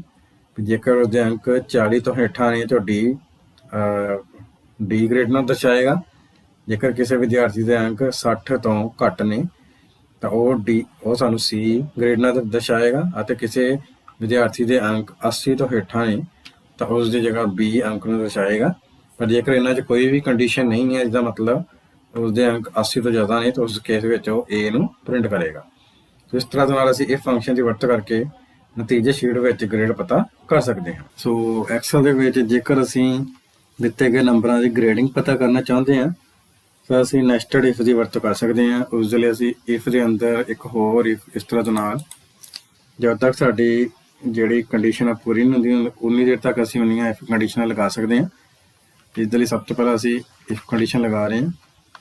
ਤਾਂ ਅਸੀਂ ਮੰਨ ਕੇ ਚੱਲਦੇ ਹਾਂ ਕਿ ਜੇਕਰ ਇੱਥੇ ਜਿਹੜਾ ਸੈੱਲ ਹੈ ਇਸ ਦਾ ਜਿਹੜਾ ਮੁੱਲ ਹੈ ਜੇਕਰ ਉਹ 33 ਤੋਂ ਹੇਠਾਂ ਹੈ ਤਾਂ ਅਸੀਂ ਕਰਾਂਗੇ ਉਸ ਨੂੰ ਡੀ ਗ੍ਰੇਡ ਦੇ ਦਿੰਦੇ ਹਾਂ, ਯਾਨੀ ਕਿ ਉਹ ਉਸ ਦਾ ਗ੍ਰੇਡ ਕਿੰਨਾ ਆ ਰਿਹਾ ਡੀ। ਉਸ ਤੋਂ ਬਾਅਦ ਜੇਕਰ ਜਿਹੜੇ ਇਸ ਦੇ ਨੰਬਰ ਹੈ A3 ਸੈੱਲ ਦੇ ਉਹ ਹੁੰਦੇ ਆ 60 ਤੋਂ ਹੇਠਾਂ ਤਾਂ ਅਸੀਂ ਇੱਥੇ ਕੰਡੀਸ਼ਨ ਮੰਨ ਕੇ ਚੱਲਦੇ ਹਾਂ ਕਿ ਉਸ ਦਾ ਜਿਹੜਾ ਗ੍ਰੇਡ ਹੈ ਉਹ C ਹੈ। ਉਸੇ ਤਰ੍ਹਾਂ ਦੇ ਨਾਲ ਜੇਕਰ ਉਹ ਜਿਹੜੇ ਨੰਬਰ ਆ ਵਿਦਿਆਰਥੀ ਦੇ A3 ਸੈੱਲ ਦੇ ਉਹ ਸਾਡੇ ਕੋਲ ਹੈਗੇ ਆ 80 ਤੋਂ ਥੱਲੇ ਤਾਂ ਅਸੀਂ ਮੰਨ ਕੇ ਚੱਲਾਂਗੇ ਉਸ ਦਾ ਗ੍ਰੇਡ ਜਿਹੜਾ ਹੈ ਉਹ B ਹੈ। ਪਰ ਜੇਕਰ ਇਹਨਾਂ ਵਿੱਚੋਂ ਕੋਈ ਵੀ ਕੰਡੀਸ਼ਨ ਟਰੂ ਨਹੀਂ ਹੁੰਦੀ ਤਾਂ ਅਸੀਂ ਮੰਨ ਕੇ ਚੱਲਾਂਗੇ ਉਸ ਦਾ ਗ੍ਰੇਡ A ਹੈ। ਕਹਿਣ ਦਾ ਭਾਵ ਕਿ ਉਸਦੇ ਜੇਕਰ ਨੰਬਰ 80 ਤੋਂ ਉੱਪਰ ਹੁੰਦੇ ਨੇ ਤੇ ਉਹ A ਗ੍ਰੇਡ ਨੂੰ ਦਰਸਾਏਗਾ। ਅਸੀਂ ਇੱਕ ਇੱਕ ਕਰਕੇ ਜਿੰਨੀਆਂ ਵੀ ਬ੍ਰੈਕਟਾਂ ਅਸੀਂ ਓਪਨ ਕੀਤੀਆਂ ਨੇ ਸਾਰੀਆਂ ਬ੍ਰੈਕਟਾਂ ਨੂੰ ਇਸ ਤਰ੍ਹਾਂ ਦੇ ਨਾਲ ਬੰਦ ਕਰ ਦਾਂਗੇ। ਤਾਂ ਹੁਣ ਤੁਸੀਂ ਦੇਖ ਪਾ ਰਹੇ ਹੋ ਇਸ ਵਿੱਚ ਜਿਹੜੀ ਕੰਡੀਸ਼ਨ ਸੈਟੀਸਫਾਈ ਹੋ ਰਹੀ ਹੈ ਵੀ ਉਸਦੇ ਨੰਬਰ ਜੇਕਰ 80 ਤੋਂ ਹੇਠਾਂ ਨੇ ਤੇ ਉਹ B ਗ੍ਰੇਡ ਸ਼ੋ ਕਰ ਰਿਹਾ। ਸੋ ਹੁਣ ਅਸੀਂ ਇਸ ਫਾਰਮੂਲੇ ਨੂੰ ਕਾਪੀ ਕਰਕੇ ਬਾਕੀਆਂ 'ਚ ਪੇਸਟ ਕਰਾਂਗੇ। ਸੋ ਹੁਣ ਤੁਸੀਂ ਦੇਖ ਪਾ ਰਹੇ ਹੋ ਜਿਹੜੇ ਨੰਬਰ 33 ਤੋਂ ਹੇਠਾਂ ਨੇ ਉਸ ਨੂੰ D ਗ੍ਰੇਡ ਸ਼ੋ ਕਰ ਰਿਹਾ, ਜਿਹੜੇ ਨੰਬਰ 60 ਤੋਂ ਹੇਠਾਂ ਹੈ ਉਸ ਨੂੰ C ਗ੍ਰੇਡ ਸ਼ੋ ਕਰ ਰਿਹਾ। ਤੇ ਜੇਕਰ ਕੋਈ ਵੀ ਕੰਡੀਸ਼ਨ ਸੈਟੀਸਫਾਈ ਨਹੀਂ ਹੁੰਦੀ ਤਾਂ ਉਸ ਨੂੰ A ਗ੍ਰੇਡ ਵਿੱਚ ਦਰਸਾਏਗਾ। ਸੋ ਇਸ ਤਰ੍ਹਾਂ ਦੇ ਨਾਲ ਅਸੀਂ ਗੁੰਝਲਦਾਰ ਕਾਰਜ ਕਰਨ ਲਈ ਇਹ ਫੰਕਸ਼ਨ ਦੀ ਵਰਤੋਂ ਨੈਸਟਡ ਇਫ ਰਾਹੀਂ ਵੀ ਕਰ ਸਕਦੇ ਹਾਂ। ਅੱਗੇ ਦੂਸਰਾ ਸਾਡੇ ਕੋਲ ਹੈ ਸਮ ਇਫ ਫੰਕਸ਼ਨ। ਅਸੀਂ ਇਸ ਫੰਕਸ਼ਨ ਦੀ ਵਰਤੋਂ ਕਰਦੇ ਹੋਏ ਦਿੱਤੀ ਗਈ ਰੇਂਜ ਜਾਂ ਸੈੱਲਾਂ ਦੇ ਸਮੂਹ ਤੋਂ ਕਿਸੇ ਵਿਸ਼ੇਸ਼ ਮੁੱਲ ਦਾ ਪਤਾ ਕਰ ਸਕਦੇ ਹਾਂ ਅਤੇ ਇਸ ਨੂੰ ਵਰਤਣ ਦਾ ਸਿੰਟੈਕਸ ਹੈ ਬਰਾਬਰ sum if left parenthesis cell range comma value right parenthesis. ਉਦਾਹਰਣ ਹੈ ਇਸ ਦੀ equal to sum if left parenthesis A2 colon A6 comma 2 right parenthesis. So sum if function ਦੀ ਵਰਤੋਂ ਕਰਦੇ ਹੋਏ ਅਸੀਂ ਕਿਸੇ ਰੇਂਜ ਜਾਂ ਸੈੱਲਾਂ ਦੀ ਰੇਂਜ ਜਿਵੇਂ ਕਿ ਅਸੀਂ ਇਸ ਉਦਾਹਰਨ ਵਿੱਚ ਕਰ ਰਹੇ ਹਾਂ A2 ਤੋਂ A6 ਵਿੱਚ ਜਿੰਨੇ ਵੀ 2 ਅੰਕ ਹੋਣਗੇ ਉਹ ਸਾਰੇ 2 ਅੰਕਾਂ ਦਾ ਜੋੜ ਕਰਕੇ ਸਾਨੂੰ ਉਸਦਾ ਸਮ ਵਾਪਸ ਭੇਜ ਦੇਗਾ। ਇਸ ਤਰ੍ਹਾਂ ਦੇ ਨਾਲ ਅਸੀਂ ਸਮ ਇਫ ਫੰਕਸ਼ਨ ਦੀ ਵਰਤੋਂ ਕਰ ਸਕਦੇ ਹਾਂ। ਸੋ ਹੁਣ ਅਸੀਂ ਸਮ ਇਫ ਫੰਕਸ਼ਨ ਦੀ ਵਰਤੋਂ ਕਰਨ ਬਾਰੇ ਸਿੱਖਾਂਗੇ। ਸੋ ਸਮ ਇਫ ਫੰਕਸ਼ਨ ਕੀ ਕਰਦਾ ਹੈ ਵੀ ਦਿੱਤੀ ਗਈ ਰੇਂਜ ਵਿੱਚ ਤੁਸੀਂ ਕਿਸੇ ਖਾਸ ਮੁੱਲ ਦੇ ਨਾਲ ਰਲਦੇ ਮਿਲਦੇ ਨੰਬਰਾਂ ਦਾ ਜੋੜ ਕਰਨਾ ਹੈ। ਸੋ ਉਸ ਦੇ ਲਈ ਅਸੀਂ ਸਮ ਇਫ ਫੰਕਸ਼ਨ ਦੀ ਵਰਤੋਂ ਕਰ ਸਕਦੇ ਹਾਂ। ਜਿਵੇਂ ਇਸ ਸੀਰੀਜ਼ ਵਿੱਚ ਜਿਹੜੇ 5 ਅੰਕ ਨੇ ਉਹ 2 ਦਰਸਾਏ ਹੋਏ ਨੇ। ਸੋ ਜੇਕਰ ਅਸੀਂ ਚਾਹੁੰਦੇ ਹਾਂ ਵੀ ਸਾਡੀ ਲਿਸਟ ਵਿੱਚ 5 ਨਾਲ ਸੰਬੰਧਿਤ ਜਿੰਨੇ ਵੀ ਨੰਬਰ ਆ ਉਹ ਸਾਰਾ ਜੋੜ ਕਰ ਦੇਵੇ ਜਾਂ 4 ਅੰਕ ਵੀ 2 ਦਰਸਾਏ ਹੋਏ ਨੇ ਸੋ 4 ਦੇ ਨਾਲ ਸੰਬੰਧਿਤ ਜਿੰਨੇ ਵੀ ਅੰਕ ਨੇ ਉਹਨਾਂ ਦਾ ਜੋੜ ਕਰਨਾ ਹੈ। ਸੋ ਇਸ ਲਈ ਅਸੀਂ ਸਮ ਇਫ ਫੰਕਸ਼ਨ ਦੀ ਵਰਤੋਂ ਕਰ ਸਕਦੇ ਹਾਂ। ਜਿਵੇਂ ਅਸੀਂ ਇਸ ਦੇ ਲਈ ਫਾਰਮੂਲਾ ਲਗਾਵਾਂਗੇ ਇਕੁਅਲ ਟੂ ਸਮ ਇਫ, ਉਸ ਤੋਂ ਬਾਅਦ ਅਸੀਂ ਸੈੱਲਾਂ ਦੀ ਰੇਂਜ ਨੂੰ ਪਰਿਭਾਸ਼ਿਤ ਕਰਾਂਗੇ A47 ਕੋਲਨ A52 ਤੱਕ। ਇਹ ਸਾਡੇ ਕੋਲ ਸੈੱਲਾਂ ਦੀ ਰੇਂਜ ਹੈ। ਇਸ ਸੈੱਲਾਂ ਦੀ ਰੇਂਜ ਵਿੱਚ ਅਸੀਂ ਕਿਸ ਮੁੱਲ ਦਾ ਜੋੜ ਕਰਨਾ ਚਾਹੁੰਦੇ ਹਾਂ 5 ਵਾਲੇ ਮੁੱਲਾਂ ਦਾ। ਸੋ ਜਿੰਨੇ ਵੀ ਇਸ ਵਿੱਚ 5 ਵਾਲੇ ਮੁੱਲ ਹੋਣਗੇ ਸਾਰੇ ਸਾਨੂੰ ਜੋੜ ਕਰਕੇ ਇਹਦਾ ਰਿਜ਼ਲਟ ਦੇ ਦੇਗਾ। ਸੋ ਜਿਵੇਂ ਹੀ ਅਸੀਂ ਐਂਟਰ ਕੀ ਪ੍ਰੈਸ ਕਰਾਂਗੇ ਤੇ ਇਸ ਵਿੱਚ ਤੁਸੀਂ ਦੇਖ ਪਾ ਰਹੇ ਹੋ ਵੀ 5 ਨਾਲ ਸੰਬੰਧਿਤ 2 ਮੁੱਲ ਸੀਗੇ। ਸੋ ਦੋਨਾਂ ਦਾ ਰਿਜ਼ਲਟ ਇਸਨੇ ਕੈਲਕੂਲੇਟ ਕਰ ਦਿੱਤਾ ਹੈ। ਉਸੇ ਤਰ੍ਹਾਂ ਦੇ ਨਾਲ ਇਸ ਵਿੱਚ 4 ਵਾਲੇ ਅੰਕ ਵੀ ਨੇ। ਤਾਂ ਫਿਰ ਅਸੀਂ ਦੁਬਾਰਾ ਤੋਂ ਇਸ ਦੀ ਰੇਂਜ ਪਰਿਭਾਸ਼ਿਤ ਕਰਾਂਗੇ A47 ਕੋਲਨ A52 ਤੱਕ। ਹੁਣ ਅਸੀਂ ਜਿਹੜੇ 4 ਵਾਲੇ ਮੁੱਲ ਜਿਹੜੇ ਵੀ ਅੰਕ ਵਿੱਚ 4 ਹੋਣਗੇ ਸੀਰੀਜ਼ ਵਿੱਚ ਸੋ 4 ਵਾਲੇ ਅੰਕਾਂ ਦਾ ਜੋੜ ਕਰਕੇ ਇਸਦਾ ਰਿਜ਼ਲਟ ਸਾਨੂੰ ਦੇ ਦੇਗਾ। ਸੋ ਜਦੋਂ ਵੀ ਸਾਡੇ ਕੋਲ ਇਸ ਤਰ੍ਹਾਂ ਦੀ ਜ਼ਰੂਰਤ ਹੋਵੇ ਵੀ ਇੱਕ ਸੀਰੀਜ਼ ਵਿੱਚ ਸੇਮ ਨੰਬਰ ਵਾਲੇ ਜਿੰਨੇ ਵੀ ਨੰਬਰ ਨੇ ਉਹਨਾਂ ਦਾ ਅਸੀਂ ਜੋੜ ਪਤਾ ਕਰਨਾ ਚਾਹੁੰਦੇ ਹਾਂ ਤਾਂ ਉਸ ਦੇ ਲਈ ਅਸੀਂ ਸਮ ਇਫ ਫੰਕਸ਼ਨ ਦੀ ਵਰਤੋਂ ਕਰ ਸਕਦੇ ਹਾਂ। ਤੀਸਰਾ ਸਾਡੇ ਕੋਲ ਫੰਕਸ਼ਨ ਹੈ ਕਾਊਂਟ ਇਫ ਫੰਕਸ਼ਨ। ਅਸੀਂ ਇਸ ਫੰਕਸ਼ਨ ਦੀ ਵਰਤੋਂ ਕਰਦੇ ਹੋਏ ਦਿੱਤੀ ਗਈ ਰੇਂਜ ਜਾਂ ਸੈੱਲਾਂ ਦੇ ਸਮੂਹ ਤੋਂ ਕਿਸੇ ਵਿਸ਼ੇਸ਼ ਮੁੱਲ ਦੀ ਗਿਣਤੀ ਪਤਾ ਕਰ ਸਕਦੇ ਹਾਂ ਅਤੇ ਇਸ ਨੂੰ ਵਰਤਣ ਦਾ ਸਿੰਟੈਕਸ ਹੈ ਬਰਾਬਰ count if left parenthesis cell range comma value right parenthesis. ਅਤੇ ਇਸ ਦੀ ਉਦਾਹਰਣ equal to count if left parenthesis A2 colon A6 2 right parenthesis. So ਇਹ ਫੰਕਸ਼ਨ ਕਿਵੇਂ ਕੰਮ ਕਰੇਗਾ, ਇਹ ਦਿੱਤੀ ਗਈ ਰੇਂਜ ਵਿੱਚ 2 ਅੰਕ ਵਾਲੇ ਜਿੰਨੇ ਵੀ ਮੁੱਲ ਹੋਣਗੇ ਸਾਰਿਆਂ ਦੀ ਕਾਊਂਟਿੰਗ ਕਰਕੇ ਦੱਸ ਦੇਗਾ ਵੀ 2 ਅੰਕਾਂ ਵਾਲੇ ਕਿੰਨੇ ਮੁੱਲ ਦਰਜ ਨੇ। ਇਸ ਤਰ੍ਹਾਂ ਦੇ ਨਾਲ ਅਸੀਂ ਇਸ ਕਾਊਂਟ ਇਫ ਫੰਕਸ਼ਨ ਦੀ ਵਰਤੋਂ ਕਰ ਸਕਦੇ ਹਾਂ। ਸੋ ਹੁਣ ਅਸੀਂ ਕਾਊਂਟ ਇਫ ਫੰਕਸ਼ਨ ਦੀ ਵਰਤੋਂ ਕਰਨ ਬਾਰੇ ਸਿੱਖਾਂਗੇ। ਸੋ ਕਾਊਂਟ ਇਫ ਫੰਕਸ਼ਨ ਕਿਵੇਂ ਕੰਮ ਕਰਦਾ ਹੈ। ਸੋ ਕਾਊਂਟ ਇਫ ਫੰਕਸ਼ਨ ਦੇ ਰਾਹੀਂ ਅਸੀਂ ਦਿੱਤੀ ਗਈ ਸੈੱਲਾਂ ਦੀ ਰੇਂਜ ਵਿੱਚ ਸੇਮ ਅੰਕਾਂ ਦੇ ਮੁੱਲਾਂ ਨੂੰ ਕਾਊਂਟ ਕਰਨ ਲਈ ਇਸ ਦੀ ਵਰਤੋਂ ਕਰ ਸਕਦੇ ਹਾਂ। ਜਿਵੇਂ ਇਸ ਸੀਰੀਜ਼ ਵਿੱਚ ਤੁਸੀਂ ਦੇਖ ਪਾ ਰਹੇ ਹੋ, ਜਿਹੜਾ 4 ਨੰਬਰ ਹੈ ਰੋ ਨੰਬਰ 47, 49 ਅਤੇ 52 ਵਿੱਚ ਸ਼ੋ ਕੀਤਾ ਗਿਆ। ਜਦੋਂ ਅਸੀਂ ਇਸ ਮੁੱਲ ਨੂੰ ਕਾਊਂਟ ਕਰਾਂਗੇ ਤਾਂ ਇਸਦਾ ਸਾਡੇ ਕੋਲ ਰਿਜ਼ਲਟ 3 ਪ੍ਰਾਪਤ ਹੋਏਗਾ। ਹੁਣ ਅਸੀਂ ਇਸ ਫੰਕਸ਼ਨ ਨੂੰ ਵਰਤ ਕੇ ਦੇਖ ਲੈਂਦੇ ਹਾਂ। ਇਕੁਅਲ ਟੂ ਕਾਊਂਟ ਇਫ, ਉਸ ਤੋਂ ਬਾਅਦ ਅਸੀਂ ਸੈੱਲਾਂ ਦੀ ਰੇਂਜ ਪਰਿਭਾਸ਼ਿਤ ਕਰਾਂਗੇ।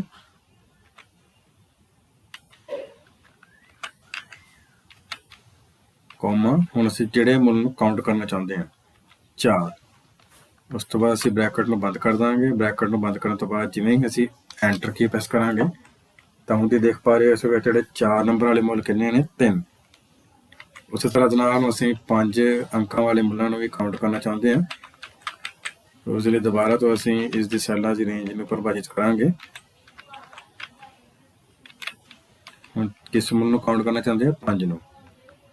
ਬ੍ਰੈਕਟ ਬੰਦ ਕਰਕੇ ਜਿਵੇਂ ਹੀ ਅਸੀਂ ਐਂਟਰ ਪ੍ਰੈਸ ਕਰਾਂਗੇ ਹੁਣ ਦੱਸ ਰਿਹਾ ਵੀ ਇਸ ਵਿੱਚ ਜਿਹੜੇ 5 ਅੰਕਾਂ ਵਾਲੇ ਮੁੱਲ ਨੇ ਉਹ 2 ਨੇ। ਸੋ ਇਸ ਤਰ੍ਹਾਂ ਦੇ ਨਾਲ ਅਸੀਂ ਕਾਊਂਟ ਇਫ ਫੰਕਸ਼ਨ ਦੀ ਵਰਤੋਂ ਕਰ ਸਕਦੇ ਹਾਂ। ਅੱਗੇ ਸਾਡੇ ਕੋਲ ਹੈ string function. String function text data ਤੇ ਵਰਤੇ ਜਾਂਦੇ ਹਨ ਅਤੇ ਬਹੁਤ ਸਾਰੇ ਵੱਖੋ ਵੱਖਰੇ ਕਾਰਜ ਕਰਦੇ ਹਨ ਜੋ ਮੁੱਖ ਤੌਰ ਤੇ ਟੈਕਸਟ ਡਾਟਾ ਦੀ ਪ੍ਰੋਸੈਸਿੰਗ ਲਈ ਜ਼ਰੂਰੀ ਹੁੰਦੇ ਹਨ ਅਤੇ ਇਸ ਦੀਆਂ ਕਿਸਮਾਂ ਹੇਠ ਲਿਖੇ ਅਨੁਸਾਰ ਹਨ, ਜਿਸ ਵਿੱਚ ਇਸ ਦਾ ਪਹਿਲਾ ਫੰਕਸ਼ਨ ਹੈ LEN ਯਾਨੀ ਕਿ ਲੈਂਥ ਫੰਕਸ਼ਨ, ਦੂਸਰਾ ਹੈ ਲੈਫਟ ਫੰਕਸ਼ਨ, ਤੀਸਰਾ ਰਾਈਟ ਫੰਕਸ਼ਨ, ਚੌਥਾ ਮਿਡ ਫੰਕਸ਼ਨ, ਪੰਜਵਾਂ ਲੋਅਰ ਫੰਕਸ਼ਨ, ਛੇਵਾਂ ਅਪਰ ਫੰਕਸ਼ਨ, ਸੱਤਵਾਂ ਪ੍ਰੋਪਰ ਫੰਕਸ਼ਨ, 8ਵਾਂ ਟ੍ਰਿਮ ਫੰਕਸ਼ਨ। ਹੁਣ ਅਸੀਂ ਇਹਨਾਂ ਸਾਰੇ 8 ਫੰਕਸ਼ਨਾਂ ਬਾਰੇ ਇੱਕ ਇੱਕ ਕਰਕੇ ਅੱਗੇ ਪੜਾਂਗੇ। ਸਭ ਤੋਂ ਪਹਿਲਾਂ ਸਾਡੇ ਕੋਲ ਹੈ ਲੈਂਥ ਫੰਕਸ਼ਨ। ਇਸ ਫੰਕਸ਼ਨ ਦੀ ਵਰਤੋਂ ਕਰਦੇ ਹੋਏ ਅਸੀਂ ਇੱਕ ਸਟ੍ਰਿੰਗ ਦੇ ਅੰਦਰ ਖਾਲੀ ਥਾਂ ਅਤੇ ਚਿੰਨ੍ਹ ਸਮੇਤ ਕੁੱਲ ਅੱਖਰਾਂ ਦੀ ਗਿਣਤੀ ਪਤਾ ਕਰ ਸਕਦੇ ਹਾਂ। ਇਸ ਫੰਕਸ਼ਨ ਨੂੰ ਲੈਂਥ ਫੰਕਸ਼ਨ ਨਾਂ ਨਾਲ ਵੀ ਜਾਣਿਆ ਜਾਂਦਾ ਹੈ ਅਤੇ ਇਸ ਨੂੰ ਵਰਤਣ ਦਾ ਸਿੰਟੈਕਸ ਹੈ ਬਰਾਬਰ LEN, left parenthesis cell address, right parenthesis. ਅੱਗੇ ਹੁਣ ਅਸੀਂ ਇਸ ਦੀ ਉਦਾਹਰਨ ਦੇਖ ਲੈਂਦੇ ਹਾਂ। ਬਰਾਬਰ LEN, left parenthesis B2, right parenthesis.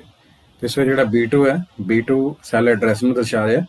So B2 cell ਵਿੱਚ ਜੋ ਵੀ ਅਸੀਂ ਸਟ੍ਰਿੰਗ ਲਿਖੀ ਹੋਏਗੀ LEN ਫੰਕਸ਼ਨ ਉਸ ਸਟ੍ਰਿੰਗ ਦੀ ਟੋਟਲ ਜਿਹੜੀ ਗਿਣਤੀ ਹੈ ਅੱਖਰਾਂ ਦੀ ਚਿੰਨ੍ਹ ਤੇ ਖਾਲੀ ਥਾਂ ਨੂੰ ਮਿਲਾ ਕੇ ਉਹ ਸਾਨੂੰ ਵਾਪਸ ਨਤੀਜੇ ਵਜੋਂ ਪੇਸ਼ ਕਰ ਦੇਗਾ। ਹੁਣ ਅਸੀਂ ਲੈਂਥ ਫੰਕਸ਼ਨ ਬਾਰੇ ਜਾਣਾਂਗੇ।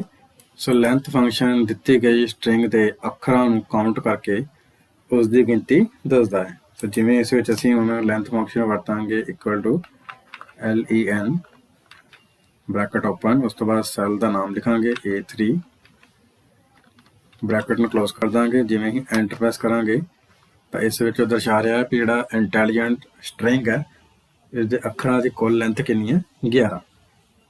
ਇਸ ਤਰ੍ਹਾਂ ਦੇ ਨਾਲ ਅਸੀਂ ਲੈਂਥ ਫੰਕਸ਼ਨ ਦੀ ਵਰਤੋਂ ਸਟ੍ਰਿੰਗ ਦੇ ਵਿੱਚ ਦਿੱਤੇ ਗਏ ਅੱਖਰਾਂ ਦੀ ਗਿਣਤੀ ਕਰਨ ਲਈ ਕਰਦੇ ਹਾਂ। ਦੂਸਰਾ ਫੰਕਸ਼ਨ ਹੈ ਲੈਫਟ ਫੰਕਸ਼ਨ।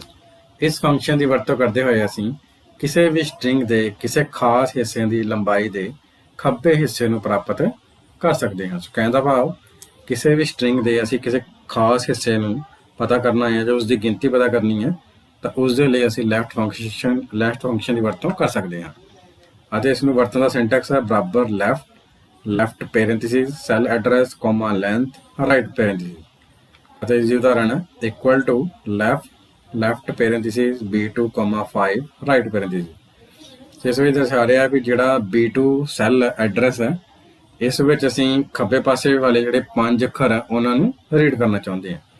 ਸੋ ਲੈਫਟ ਫੰਕਸ਼ਨ ਕੀ ਕਰੇਗਾ, ਖੱਬੇ ਪਾਸੇ ਵਾਲੇ 5 ਅੱਖਰਾਂ ਨੂੰ ਰੀਡ ਕਰਕੇ ਨਤੀਜੇ ਵਜੋਂ ਪੇਸ਼ ਕਰ ਦੇਗਾ, ਚਾਹੇ ਉਹ ਸਟ੍ਰਿੰਗ 10 ਅੱਖਰਾਂ ਦੀ ਹੋਵੇ। ਸੋ ਅਗਲਾ ਸਾਡੇ ਕੋਲ ਫੰਕਸ਼ਨ ਹੈ ਲੈਫਟ ਫੰਕਸ਼ਨ।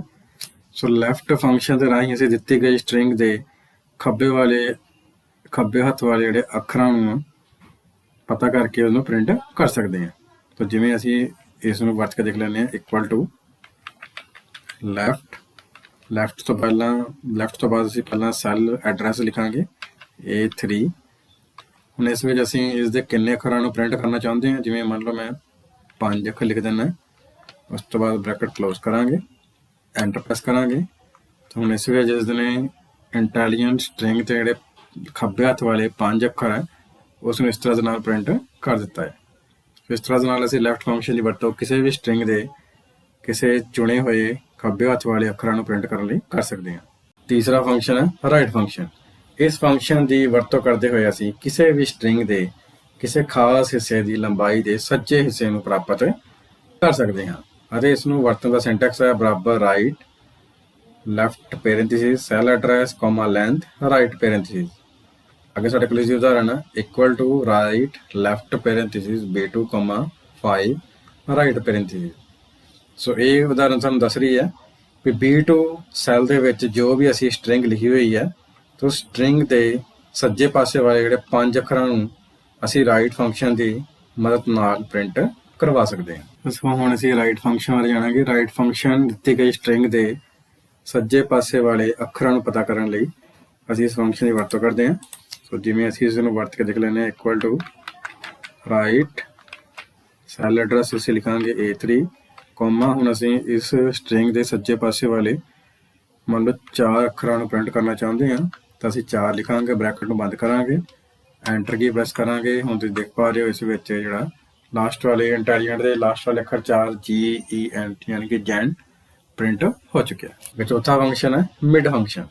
ਇਸ ਫੰਕਸ਼ਨ ਦੀ ਵਰਤੋਂ ਕਰਦੇ ਹੋਏ ਅਸੀਂ ਕਿਸੇ ਵੀ ਸਟ੍ਰਿੰਗ ਦੇ ਵਿਚਕਾਰਲੇ ਹਿੱਸੇ ਤੋਂ ਲੈ ਕੇ ਕਿਸੇ ਖਾਸ ਹਿੱਸੇ ਨੂੰ ਪ੍ਰਾਪਤ ਕਰ ਸਕਦੇ ਹਾਂ ਅਤੇ ਇਸ ਨੂੰ ਵਰਤਣ ਦਾ ਸਿੰਟੈਕਸ ਹੈ equal to MID mid left parenthesis cell address comma position comma length right parenthesis ਅਤੇ ਇਸ ਨੂੰ ਵਰਤਣ ਦੀ ਉਦਾਹਰਨ ਹੈ ਬਰਾਬਰ mid left parenthesis B2 3 5 right parenthesis. So ਇਹ ਉਦਾਹਰਨ ਕਿਸ ਤਰ੍ਹਾਂ ਕੰਮ ਕਰੇਗੀ। B2 ਸੈੱਲ ਵਿੱਚ ਜੋ ਵੀ ਅਸੀਂ ਸਟ੍ਰਿੰਗ ਲਿਖੀ ਹੋਈ ਹੈ ਤੇ ਉਸ ਦੀ ਪੋਜੀਸ਼ਨ ਦਰਸਾਇਆ ਤੀਸਰੇ ਅੱਖਰ ਤੋਂ ਤੀਸਰੇ ਅੱਖਰ ਤੋਂ ਲੈ ਕੇ 5 ਅੱਖਰਾਂ ਦੀ ਗਿਣਤੀ ਤੱਕ ਦੇ ਜਿਹੜੇ ਅੱਖਰ ਹੈ ਉਸ ਨੂੰ ਅਸੀਂ ਮਿਡ ਫੰਕਸ਼ਨ ਦੇ ਰਾਹੀਂ ਪ੍ਰਿੰਟ ਕਰਵਾ ਸਕਦੇ ਹਾਂ। ਹੁਣ ਅਸੀਂ ਮਿਡ ਫੰਕਸ਼ਨ ਦੀ ਵਰਤੋਂ ਕਰਨ ਬਾਰੇ ਸਿੱਖਾਂਗੇ। ਸੋ ਮਿਡ ਫੰਕਸ਼ਨ ਦਿੱਤੀ ਗਈ ਸਟ੍ਰਿੰਗ ਦੇ ਜਿਹੜੇ ਵਿਚਕਾਰਲੇ ਅੱਖਰ ਹੈ ਉਹਨਾਂ ਦੀ ਰੇਂਜ ਨੂੰ ਆਪਾਂ ਦਰਸਾ ਕੇ ਉਸਦੇ ਵਿਚਲੇ ਅੱਖਰਾਂ ਨੂੰ ਪ੍ਰਿੰਟ ਕਰ ਸਕਦੇ ਹਾਂ। ਤਾਂ ਇਸ ਦੇ ਲਈ ਅਸੀਂ ਫੰਕਸ਼ਨ ਵਰਤਾਂਗੇ ਮਿਡ ਤੋਂ ਬਾਅਦ ਬ੍ਰੈਕਟ ਓਪਨ ਕਰਾਂਗੇ, ਉਸ ਤੋਂ ਬਾਅਦ ਅਸੀਂ ਇਹਦੀ ਪੋਜੀਸ਼ਨ ਸਭ ਤੋਂ ਪਹਿਲਾਂ ਸੈੱਲ ਐਡਰੈਸ ਮੈਂਸ਼ਨ ਕਰਾਂਗੇ A3 ਕੋਮਾ ਇਸ ਦਾ ਸਟਾਰਟਿੰਗ ਨੰਬਰ ਹੈ ਮੰਨ ਲਓ ਤੀਸਰੀ ਪੋਜੀਸ਼ਨ ਤੋਂ ਲੈ ਕੇ ਤੇ ਅਸੀਂ ਕਿੰਨੇ ਅੱਖਰ ਪ੍ਰਿੰਟ ਕਰਨਾ ਚਾਹੁੰਦੇ ਹਾਂ, ਮੰਨ ਲਓ ਅਸੀਂ 4 ਅੱਖਰ ਪ੍ਰਿੰਟ ਕਰਨਾ ਚਾਹੁੰਦੇ ਹਾਂ। ਸੋ ਇਸ ਤਰ੍ਹਾਂ ਦੇ ਨਾਲ ਅਸੀਂ ਇਸ ਫੰਕਸ਼ਨ ਨੂੰ ਪਰਿਭਾਸ਼ਿਤ ਕਰਕੇ ਜਿਵੇਂ ਅਸੀਂ ਐਂਟਰ ਕੀ ਪ੍ਰੈਸ ਕਰਾਂਗੇ ਤਾਂ ਹੁਣ ਤੁਸੀਂ ਦੇਖ ਪਾ ਰਹੇ ਹੋ ਕਿ ਤੀਸਰੇ ਅੱਖਰ ਤੋਂ ਲੈ ਕੇ ਅਗਲੇ 4 ਅੱਖਰਾਂ ਨੂੰ ਪ੍ਰਿੰਟ ਕੀਤਾ ਸੀ। ਸੋ ਇਸ ਤਰ੍ਹਾਂ ਦੇ ਨਾਲ ਅਸੀਂ ਮਿਡ ਫੰਕਸ਼ਨ ਦੀ ਵਰਤੋਂ ਕਰਦੇ ਹੋਏ ਕਿਸੇ ਵੀ ਸਟ੍ਰਿੰਗ ਦੇ ਵਿਚਕਾਰਲੇ ਹਿੱਸੇ ਨੂੰ ਪ੍ਰਿੰਟ ਕਰ ਸਕਦੇ ਹਾਂ। ਪੰਜਵਾਂ ਫੰਕਸ਼ਨ ਹੈ ਲੋਅਰ ਫੰਕਸ਼ਨ। ਇਸ ਫੰਕਸ਼ਨ ਦੀ ਵਰਤੋਂ ਕਰਦੇ ਹੋਏ ਅਸੀਂ ਕਿਸੇ ਵੀ ਸਟ੍ਰਿੰਗ ਨੂੰ ਛੋਟੇ ਅੱਖਰਾਂ ਵਿੱਚ ਤਬਦੀਲ ਕਰ ਸਕਦੇ ਹਾਂ ਅਤੇ ਇਸ ਨੂੰ ਵਰਤਣ ਦਾ ਸਿੰਟੈਕਸ ਹੈ equal to lower left parenthesis cell address right parenthesis ਅਤੇ ਇਸ ਦੀ ਉਦਾਹਰਨ ਹੈ equal to lower left parenthesis B2 right parenthesis. So ਇਹ ਸਟ੍ਰਿੰਗ ਦਰਸਾ ਰਹੀ ਹੈ। ਸੋ ਇਹ ਫੰਕਸ਼ਨ ਦਰਸਾ ਰਿਹਾ ਹੈ ਕਿ B2 ਸੈੱਲ ਦੇ ਵਿੱਚ ਜੇਕਰ ਅਸੀਂ ਸੈਂਟੈਂਸ ਕੇਸ ਟਾਈਟਲ ਕੇਸ ਜਾਂ ਅਪਰ ਕੇਸ ਵਿੱਚ ਕੋਈ ਵੀ ਸਟ੍ਰਿੰਗ ਦਰਜ ਕੀਤੀ ਹੋਈ ਹੈ ਤਾਂ ਇਹ ਉਸ ਨੂੰ ਛੋਟੇ ਅੱਖਰਾਂ ਵਿੱਚ ਯਾਨੀ ਕਿ ਲੋਅਰ ਕੇਸ ਵਿੱਚ ਤਬਦੀਲ ਕਰ ਦੇਵੇਗਾ। ਸੋ ਲੋਅਰ ਫੰਕਸ਼ਨ ਦੀ ਵਰਤੋਂ ਅਸੀਂ ਦਿੱਤੀ ਗਈ ਸਟ੍ਰਿੰਗ ਦੇ ਸਾਰੇ ਅੱਖਰਾਂ ਨੂੰ ਛੋਟੇ ਅੱਖਰਾਂ 'ਚ ਬਦਲਣ ਲਈ ਕਰਦੇ ਹਾਂ। ਜਿਵੇਂ ਸਟ੍ਰਿੰਗ ਵਿੱਚ ਸਿਰਫ ਇੰਟੈਲੀਜੈਂਟ ਦਾ I ਹੀ ਵੱਡਾ ਹੈ, ਸੋ I ਨੂੰ ਵੀ ਇਹ ਛੋਟੇ ਅੱਖਰਾਂ 'ਚ ਬਦਲ ਕੇ ਵੱਡੇ ਅੱਖਰਾਂ 'ਚ ਬਦਲ ਕੇ ਛੋਟੇ ਅੱਖਰਾਂ 'ਚ ਬਦਲ ਦੇਵੇਗਾ। ਇਸ ਵਿੱਚ ਅਸੀਂ ਹੁਣ ਪਹਿਲਾਂ ਇਸ ਦਾ ਫੰਕਸ਼ਨ ਵਰਤਾਂਗੇ ਲੋਅਰ, ਉਸ ਤੋਂ ਬਾਅਦ ਸੈੱਲ ਐਡਰੈਸ A3 ਲਿਖਣ ਤੋਂ ਬਾਅਦ ਜਿਵੇਂ ਹੀ ਅਸੀਂ ਐਂਟਰ ਕੀ ਪ੍ਰੈਸ ਕਰਾਂਗੇ ਹੁਣ ਤੁਸੀਂ ਦੇਖ ਪਾ ਰਹੇ ਹੋ ਜਿਹੜੀ ਸਟ੍ਰਿੰਗ ਹੈ ਜੋ ਕਿ ਟਾਈਟਲ ਕੇਸ 'ਚ ਹੁਣ ਸਾਡੇ ਕੋਲ ਸਮਾਲ ਕੇਸ ਵਿੱਚ ਬਦਲ ਚੁੱਕੀ ਹੈ। 6ਵਾਂ ਫੰਕਸ਼ਨ ਹੈ ਅਪਰ ਫੰਕਸ਼ਨ। ਇਸ ਫੰਕਸ਼ਨ ਦੀ ਵਰਤੋਂ ਕਰਦੇ ਹੋਏ ਅਸੀਂ ਕਿਸੇ ਵੀ ਸਟ੍ਰਿੰਗ ਨੂੰ ਵੱਡੇ ਅੱਖਰਾਂ ਵਿੱਚ ਤਬਦੀਲ ਕਰ ਸਕਦੇ ਹਾਂ ਅਤੇ ਇਸ ਨੂੰ ਵਰਤਣ ਦਾ ਸਿੰਟੈਕਸ ਹੈ ਬਰਾਬਰ upper left parenthesis cell address right parenthesis. ਉਦਾਹਰਨ ਦੇ ਲਈ ਅਸੀਂ ਦੇਖ ਪਾ ਰਹੇ ਹਾਂ equal to upper left parenthesis B2 right parenthesis.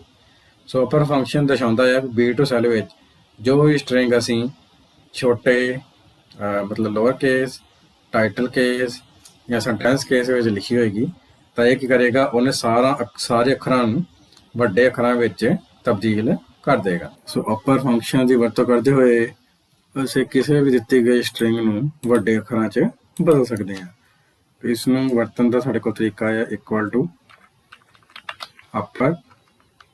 ਅਪਰ ਦੇ ਨਾਲ ਪੈਰੇਂਥੀਸਿਸ ਦੇ ਅੰਦਰ ਅਸੀਂ ਸੈੱਲ ਐਡਰੈਸ ਮੈਂਸ਼ਨ ਕਰ ਦਾਂਗੇ। ਸੋ ਜਿਵੇਂ ਹੀ ਐਂਟਰ ਕੀ ਪ੍ਰੈਸ ਕਰਾਂਗੇ ਤੁਸੀਂ ਦੇਖੋਗੇ ਜਿਹੜੀ ਸਟ੍ਰਿੰਗ ਇੰਟੈਲੀਜੈਂਟ ਹੈ ਉਹ ਅਪਰ ਕੇਸ ਵਿੱਚ ਬਦਲ ਚੁੱਕੀ ਹੈ। 7ਵਾਂ ਫੰਕਸ਼ਨ ਪ੍ਰੋਪਰ ਫੰਕਸ਼ਨ। ਇਸ ਫੰਕਸ਼ਨ ਦੀ ਵਰਤੋਂ ਕਰਕੇ ਅਸੀਂ ਇੱਕ ਸਟ੍ਰਿੰਗ ਦੇ ਹਰੇਕ ਸ਼ਬਦ ਦਾ ਪਹਿਲਾ ਅੱਖਰ ਛੋਟਾ ਕਰਨ ਲਈ ਵਰਤਦੇ ਹਾਂ ਅਤੇ ਇਸ ਨੂੰ ਵਰਤਣ ਦਾ ਸਿੰਟੈਕਸ ਹੈ equal to proper left parenthesis cell address right parenthesis ਅਤੇ ਇਸ ਨੂੰ ਵਰਤਣ ਦੀ ਉਦਾਹਰਨ ਹੈ equal to proper left parenthesis B2 right parenthesis. So proper function ਕੀ ਕਰੇਗਾ, B2 ਸੈੱਲ ਐਡਰੈਸ ਵਿੱਚ ਜੋ ਵੀ ਅਸੀਂ ਸਟ੍ਰਿੰਗ ਦਾਖਲ ਕੀਤੀ ਹੋਏਗੀ ਸੋ ਇਸ ਸਟ੍ਰਿੰਗ ਵਿੱਚ ਹਰੇਕ ਸ਼ਬਦ ਦਾ ਜਿਹੜਾ ਪਹਿਲਾ ਅੱਖਰ ਹੈ ਉਹ ਛੋਟਾ ਹੋ ਜਾਏਗਾ। ਸੋ ਪ੍ਰੋਪਰ ਫੰਕਸ਼ਨ ਦੀ ਵਰਤੋਂ ਅਸੀਂ ਦਿੱਤੀ ਗਈ ਸਟ੍ਰਿੰਗ ਨੂੰ ਟਾਈਟਲ ਕੇਸ ਵਿੱਚ ਬਦਲਣ ਲਈ ਕਰਦੇ ਹਾਂ। ਸੋ ਜੇਕਰ ਦਿੱਤੀ ਗਈ ਸਟ੍ਰਿੰਗ ਵਿੱਚ ਜੇ ਕੋਈ ਅੱਖਰ ਸਾਰੇ ਅਪਰ ਕੇਸ 'ਚ ਹੈ ਜਾਂ ਲੋਅਰ ਕੇਸ 'ਚ ਹੈ ਜਾਂ ਕਿਸੇ ਵੀ ਕੇਸ 'ਚ ਹੈ ਤਾਂ ਸਾਰਿਆਂ ਨੂੰ ਉਹ ਟਾਈਟਲ ਕੇਸ ਵਿੱਚ ਬਦਲ ਦਿੰਦਾ ਹੈ। ਜਿਵੇਂ ਅਸੀਂ ਪਹਿਲੀ ਸੈੱਲ ਵਿੱਚ ਇੱਥੇ ਲਗਾਵਾਂਗੇ ਫੰਕਸ਼ਨ ਇਕੁਅਲ ਟੂ ਪ੍ਰੋਪਰ, ਉਸ ਤੋਂ ਬਾਅਦ ਸੈੱਲ ਐਡਰੈਸ ਲਿਖਾਂਗੇ A3। ਜਿਵੇਂ ਹੀ ਐਂਟਰ ਕੀ ਪ੍ਰੈਸ ਕਰਾਂਗੇ ਤੁਸੀਂ ਦੇਖ ਪਾ ਰਹੇ ਹੋ ਇੰਟੈਲੀਜੈਂਟ ਵਿੱਚ I ਵੱਡਾ ਹੋ ਚੁੱਕਿਆ ਹੈ। ਉਸ ਤੋਂ ਬਾਅਦ ਅਗਲੇ ਕੇਸ ਵਿੱਚ ਅਸੀਂ ਦੁਬਾਰਾ ਤੋਂ ਪ੍ਰੋਪਰ ਫੰਕਸ਼ਨ ਵਰਤ ਕੇ ਅਸੀਂ ਲਿਖਾਂਗੇ ਸੈੱਲ ਦਾ ਐਡਰੈਸ ਸਾਡੇ ਕੋਲ ਹੁਣ A4 ਹੈ। ਸੋ ਇਸ ਵਿੱਚ ਇਹ ਕਰੇਗਾ ਹੈਲੋ ਦਾ H ਤੇ ਐਵਰੀਵਨ ਦਾ E ਵੱਡਾ ਕਰ ਦੇਗਾ, ਤੁਸੀਂ ਦੇਖ ਪਾ ਰਹੇ ਹੋ। ਉਸ ਤਰ੍ਹਾਂ ਦੇ ਨਾਲ ਅਗਲੇ ਸੈੱਲ ਵਿੱਚ ਹੁਣ ਅਸੀਂ ਦੁਬਾਰਾ ਤੋਂ ਪ੍ਰੋਪਰ ਫੰਕਸ਼ਨ ਵਰਤਾਂਗੇ A5 ਸੈੱਲ ਐਡਰੈਸ ਲਿਖਾਂਗੇ ਤਾਂ ਹੁਣ ਇਸ ਵਿੱਚ ਦਿਸ ਦਾ T, ਇਸ ਦਾ I, A ਦਾ A ਤੇ ਸੈਂਪਲ ਦਾ S ਬਾਕੀ ਸਾਰੇ ਅੱਖਰਾਂ ਨੂੰ ਛੋਟਾ ਕਰ ਦੇਗਾ। ਤੁਸੀਂ ਦੇਖ ਪਾ ਰਹੇ ਹੋ ਇਸ ਤਰ੍ਹਾਂ ਦੇ ਨਾਲ ਅਸੀਂ ਪ੍ਰੋਪਰ ਫੰਕਸ਼ਨ ਦੇ ਰਾਹੀਂ ਜਦੋਂ ਅਸੀਂ ਟਾਈਟਲ ਕੇਸ ਵਿੱਚ ਆਪਣੇ ਕੇਸ ਨੂੰ ਬਦਲਣਾ ਹੋਵੇ ਤਾਂ ਅਸੀਂ ਪ੍ਰੋਪਰ ਫੰਕਸ਼ਨ ਦੀ ਵਰਤੋਂ ਕਰ ਸਕਦੇ ਹਾਂ। 8ਵਾਂ ਸਾਡੇ ਕੋਲ ਫੰਕਸ਼ਨ ਹੈ ਟ੍ਰਿਮ ਫੰਕਸ਼ਨ। ਇਸ ਫੰਕਸ਼ਨ ਦੀ ਵਰਤੋਂ ਟੈਕਸਟ ਵਿੱਚੋਂ ਵਾਧੂ ਦਿੱਤੀ ਗਈ ਖਾਲੀ ਥਾਂ ਜਾਂ ਸਪੇਸ ਨੂੰ ਹਟਾਉਣ ਲਈ ਕਰਦੇ ਹਾਂ। ਇਹ ਫੰਕਸ਼ਨ ਟੈਕਸਟ ਜਾਂ ਕਰੈਕਟਰ ਵਿੱਚੋਂ ਸਿਰਫ ਇੱਕ ਹੀ ਸਪੇਸ ਰੱਖਦਾ ਹੈ ਅਤੇ ਬਾਕੀ ਸਾਰੀਆਂ ਸਪੇਸ ਨੂੰ ਹਟਾ ਦਿੰਦਾ ਹੈ ਅਤੇ ਇਸ ਨੂੰ ਵਰਤਣ ਦਾ ਸਿੰਟੈਕਸ ਹੈ equal to trim left parenthesis cell address right parenthesis. ਉਦਾਹਰਨ ਹੈ ਇਸ ਦੀ equal to trim left parenthesis B2 right parenthesis. So B2 cell ਵਿੱਚ ਜੋ ਵੀ ਅਸੀਂ ਸਟ੍ਰਿੰਗ ਲਿਖੀ ਹੋਏਗੀ ਜੇਕਰ ਉਸ ਵਿੱਚ ਅਸੀਂ ਇੱਕ ਤੋਂ ਜ਼ਿਆਦਾ ਖਾਲੀ ਸਪੇਸ ਦਿੱਤੀ ਹੋਏਗੀ ਤਾਂ ਟ੍ਰਿਮ ਫੰਕਸ਼ਨ ਕੀ ਕਰੇਗਾ, ਜਿਹੜੀ ਵਾਧੂ ਸਪੇਸ ਹੈ ਉਸ ਨੂੰ ਹਟਾ ਦੇਗਾ। ਅੱਗੇ ਹੁਣ ਅਸੀਂ ਡੇਟ ਫੰਕਸ਼ਨ ਬਾਰੇ ਪੜ੍ਹਾਂਗੇ। ਸੋ ਡੇਟ ਫੰਕਸ਼ਨ ਵਿਸ਼ੇਸ਼ ਫੰਕਸ਼ਨ ਹੁੰਦੇ ਹਨ ਜੋ ਕਿ MS ਐਕਸਲ ਵਿੱਚ ਮਿਤੀ ਨਾਲ ਸੰਬੰਧਿਤ ਕੰਮ ਕਰਨ ਲਈ ਵਰਤੇ ਜਾਂਦੇ ਹਨ। ਇਹਨਾਂ ਦੀਆਂ ਕਿਸਮਾਂ ਹੇਠ ਲਿਖੇ ਅਨੁਸਾਰ ਹਨ, ਜਿਸ ਵਿੱਚ ਪਹਿਲਾ ਹੈ ਟੂਡੇ ਫੰਕਸ਼ਨ, ਨਾਓ ਫੰਕਸ਼ਨ, ਡੇ ਫੰਕਸ਼ਨ, ਮੰਥ ਫੰਕਸ਼ਨ, ਲਾਸਟ ਵਿੱਚ ਸਾਡੇ ਕੋਲ ਈਅਰ ਫੰਕਸ਼ਨ। ਹੁਣ ਅਸੀਂ ਇਹਨਾਂ ਫੰਕਸ਼ਨਾਂ ਬਾਰੇ ਇੱਕ ਇੱਕ ਕਰਕੇ ਜਾਣਾਂਗੇ। ਸਭ ਤੋਂ ਪਹਿਲਾਂ ਸਾਡੇ ਕੋਲ ਹੈ ਟੂਡੇ ਫੰਕਸ਼ਨ। ਸੋ ਇਸ ਫੰਕਸ਼ਨ ਦੀ ਵਰਤੋਂ ਕੰਪਿਊਟਰ ਸਿਸਟਮ ਦੀ ਅੱਜ ਦੀ ਮੌਜੂਦਾ ਮਿਤੀ ਨੂੰ ਪ੍ਰਿੰਟ ਕਰਨ ਲਈ ਕਰਦੇ ਹਾਂ ਅਤੇ ਇਸ ਨੂੰ ਵਰਤਣ ਦਾ ਸਿੰਟੈਕਸ ਹੈ ਬਰਾਬਰ ਟੂਡੇ ਐਮਪਟੀ ਪੈਰੇਂਥੀਸਿਸ ਅਤੇ ਇਸ ਦੀ ਉਦਾਹਰਨ ਹੈ equal to today empty parenthesis. ਤੇ ਕੀ ਕਰੇਗਾ, ਤੁਹਾਡੇ ਕੰਪਿਊਟਰ ਸਿਸਟਮ ਦੀ ਮੌਜੂਦਾ ਮਿਤੀ ਦੇ ਹਿਸਾਬ ਨਾਲ ਜਿਹੜੀ ਅੱਜ ਦੀ ਮਿਤੀ ਹੈ ਉਸ ਨੂੰ ਤੁਹਾਡੇ ਐਕਸਲ ਦੀ ਵਰਕਸ਼ੀਟ ਦੇ ਕਿਸੇ ਵੀ ਸੈੱਲ ਤੇ ਪ੍ਰਿੰਟ ਕਰ ਦੇਗਾ ਜਿਸ ਨੂੰ ਤੁਸੀਂ ਸਿਲੈਕਟ ਕੀਤਾ ਹੋਵੇਗਾ। ਦੂਸਰਾ ਫੰਕਸ਼ਨ ਹੈ ਨਾਓ ਫੰਕਸ਼ਨ। ਇਸ ਫੰਕਸ਼ਨ ਦੀ ਵਰਤੋਂ ਅਸੀਂ ਕੰਪਿਊਟਰ ਸਿਸਟਮ ਦੀ ਮੌਜੂਦਾ ਮਿਤੀ ਦੇ ਨਾਲ ਨਾਲ ਸਮਾਂ ਵੀ ਦੇਖ ਸਕਦੇ ਹਾਂ। ਸੋ ਇਸ ਨੂੰ ਵਰਤਣ ਦਾ ਸਿੰਟੈਕਸ ਹੈ equal to now empty parenthesis. ਉਦਾਹਰਨ ਹੈ ਇਸ ਦੀ equal to now empty parenthesis. So ਇਹ ਫੰਕਸ਼ਨ ਕੀ ਕਰੇਗਾ ਕਿ ਤੁਹਾਡੀ ਅੱਜ ਦੀ ਮੌਜੂਦਾ ਕੰਪਿਊਟਰ ਸਿਸਟਮ ਦੀ ਮੌਜੂਦਾ ਮਿਤੀ ਦੇ ਨਾਲ ਨਾਲ ਸਮਾਂ ਵੀ ਪ੍ਰਿੰਟ ਕਰ ਦਿੰਦਾ ਹੈ। ਤੀਸਰਾ ਸਾਡੇ ਕੋਲ ਫੰਕਸ਼ਨ ਹੈ ਡੇ ਫੰਕਸ਼ਨ। ਇਹ ਫੰਕਸ਼ਨ ਇਨਪੁਟ ਦੇ ਰੂਪ ਵਿੱਚ ਦਿੱਤੀ ਗਈ ਮਿਤੀ ਦਾ ਸਿਰਫ ਦਿਨ ਨਤੀਜੇ ਦੇ ਤੌਰ ਤੇ ਵਾਪਸ ਕਰਦਾ ਹੈ। ਇਸ ਨੂੰ ਵਰਤਣ ਦਾ ਸਿੰਟੈਕਸ ਹੈ equal to day left parenthesis day value date value right parenthesis. इसमें वरतन की उदाहरण है equal to day, left parenthesis today, empty parenthesis, then closing right parenthesis. So ये फंक्शन की करेगा अज की कंप्यूटर सिस्टम की मिति के हिसाब नाल सिर्फ उसका जो डे है उसनों ही प्रिंट करेगा। चौथा फंक्शन है मंथ फंक्शन। ये फंक्शन इनपुट के रूप में दी गई मिति का सिर्फ महीना नतीजे तौर पर वापस करता है। इस फंक्शन वरतन का सिंटैक्स है equal to month, left parenthesis, date value, right parenthesis. इसमें वरतन की उदाहरण है equal to month, left parenthesis today, empty parenthesis, then right parenthesis. तो मंथ फंक्शन के राही असी मौजूदा जोड़ा महीना या सिस्टम का उसमें प्रिंट करवा सकते हैं। पंजवां फंक्शन है ईयर फंक्शन। ये फंक्शन इनपुट के रूप में दी गई मिति का सिर्फ साल नतीजे तौर पर वापस करता है। इस फंक्शन वरतन का साढ़े को सिंटैक्स है equal to year, left parenthesis, date value, right parenthesis. उदाहरण है equal to year, left parenthesis today, empty parenthesis, right parenthesis. तो ईयर फंक्शन सिर्फ आउटपुट के तौर पर जोड़ा मौजूदा साल है उसनों ही प्रिंट करता है। सो हम अभी टुडे फंक्शन वरतन तरीके बारे सीखांगे। सो टुडे फंक्शन तुहाडे कंप्यूटर सिस्टम की जी मौजूदा मिति है उसनों प्रिंट करने लई वरत्या जाता है। जिवें इस विच 4 तरीक सितंबर मंथ और 2022 ईयर नूं दर्शा रहा है। उसी तरह दे नाल साडे कोल अगला फंक्शन है now function. So now function की वरतों असीं मौजूदा सिस्टम डेट के नाल जिहड़ा सिस्टम का टाइम है उसनों भी प्रदर्शित करने लिए असीं नाउ फंक्शन की वरतों करते हैं। जिवें देख पा रहे हो कि इस विच जिहड़ा टाइम मौजूदा 11:23 हो रहा है। सो डेट भी पूरी नाल दे नाल इत्थे प्रदर्शित हो रही है। इस तो बाद साडे कोल इसका अगला फंक्शन है डे फंक्शन।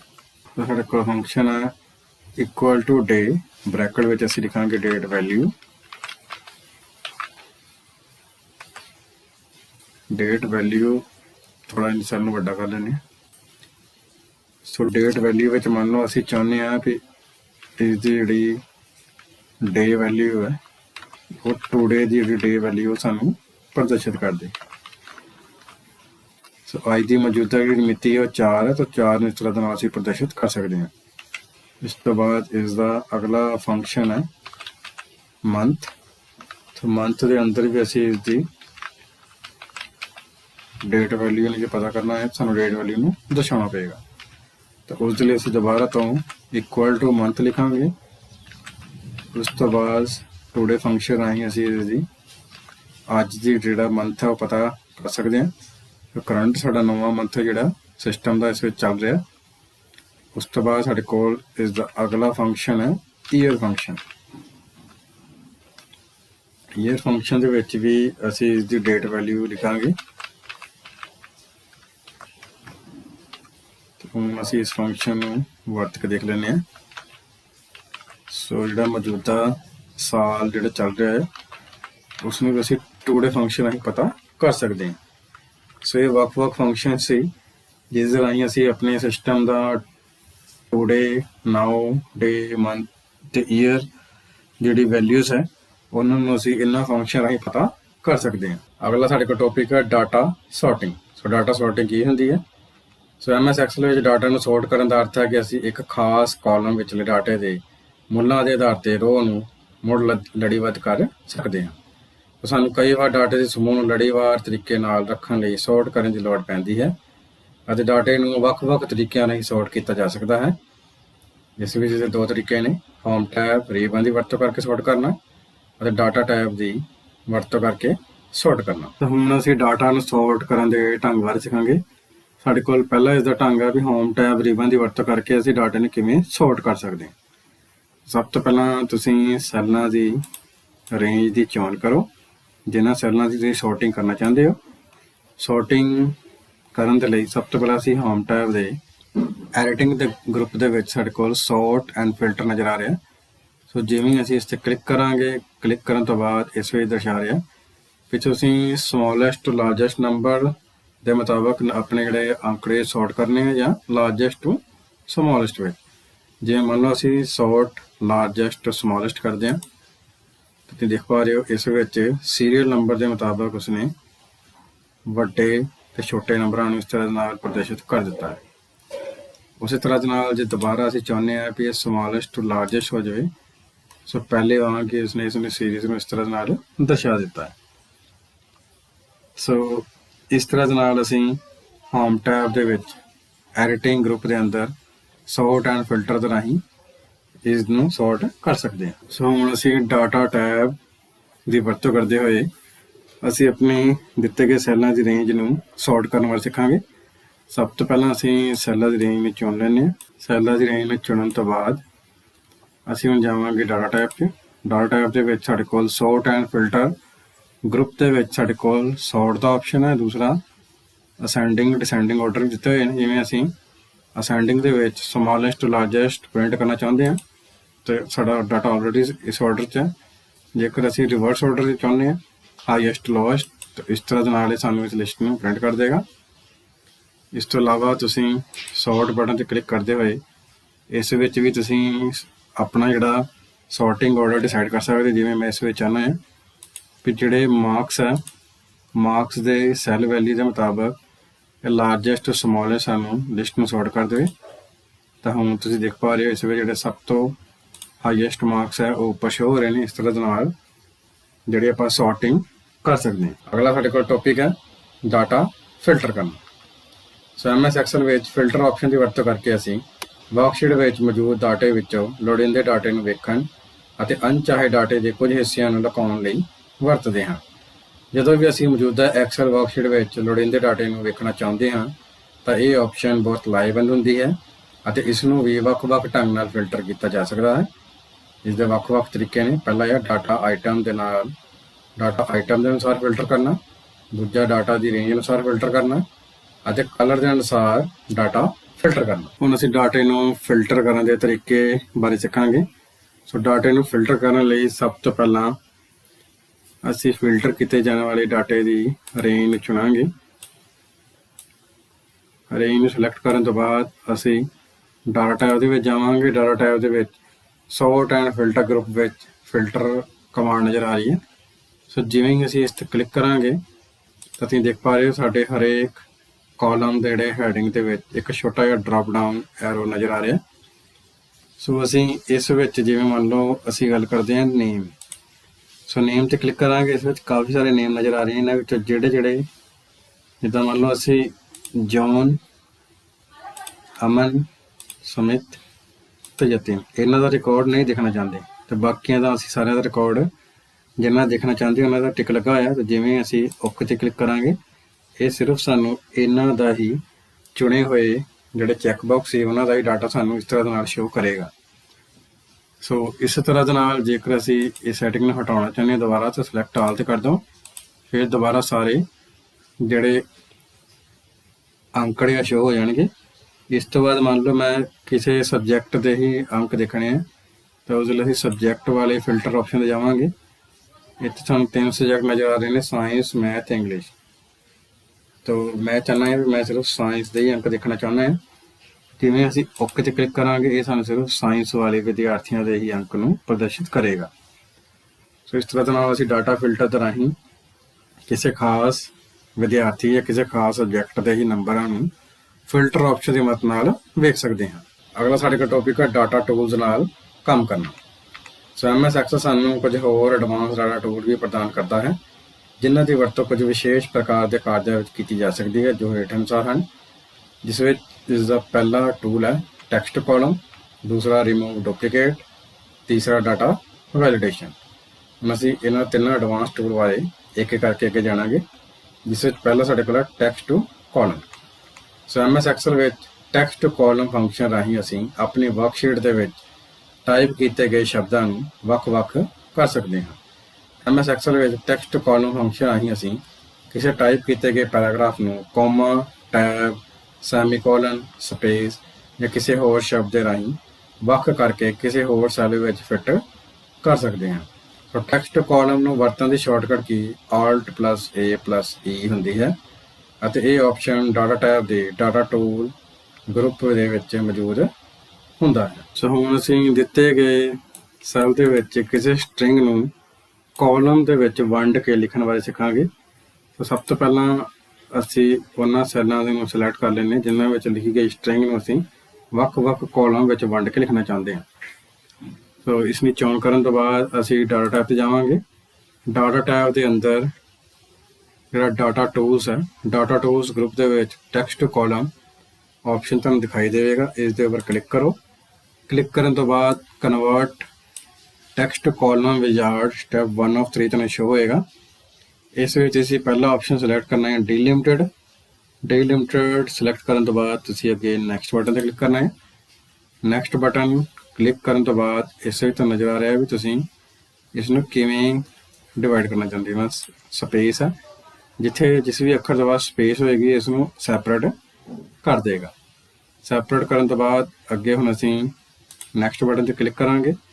ਸੋ ਇਸ ਤਰ੍ਹਾਂ ਦੇ ਨਾਲ ਤੁਹਾਨੂੰ ਪ੍ਰਵਿਊ ਵਿੱਚ ਦੇਖ ਪਾ ਰਹੇ ਹੋ ਕਿ ਸਾਡਾ ਡਾਟਾ ਕੁਝ ਇਸ ਤਰ੍ਹਾਂ ਦੇ ਨਾਲ ਸ਼ੋ ਹੋਏਗਾ। ਸੋ ਜਿਵੇਂ ਹੀ ਅੱਗੇ ਅਸੀਂ ਫਿਨਿਸ਼ ਤੇ ਕਲਿੱਕ ਕਰਾਂਗੇ ਤਾਂ ਤੁਸੀਂ ਦੇਖ ਪਾ ਰਹੇ ਜਿਹੜੀ ਸਾਡੀ ਸਟ੍ਰਿੰਗ ਸੀ ਇਸ ਨੂੰ ਉਸਨੇ ਵੱਖ-ਵੱਖ ਕਾਲਮਾਂ ਵਿੱਚ ਡਿਵਾਈਡ ਕਰ ਦਿੱਤਾ ਹੈ।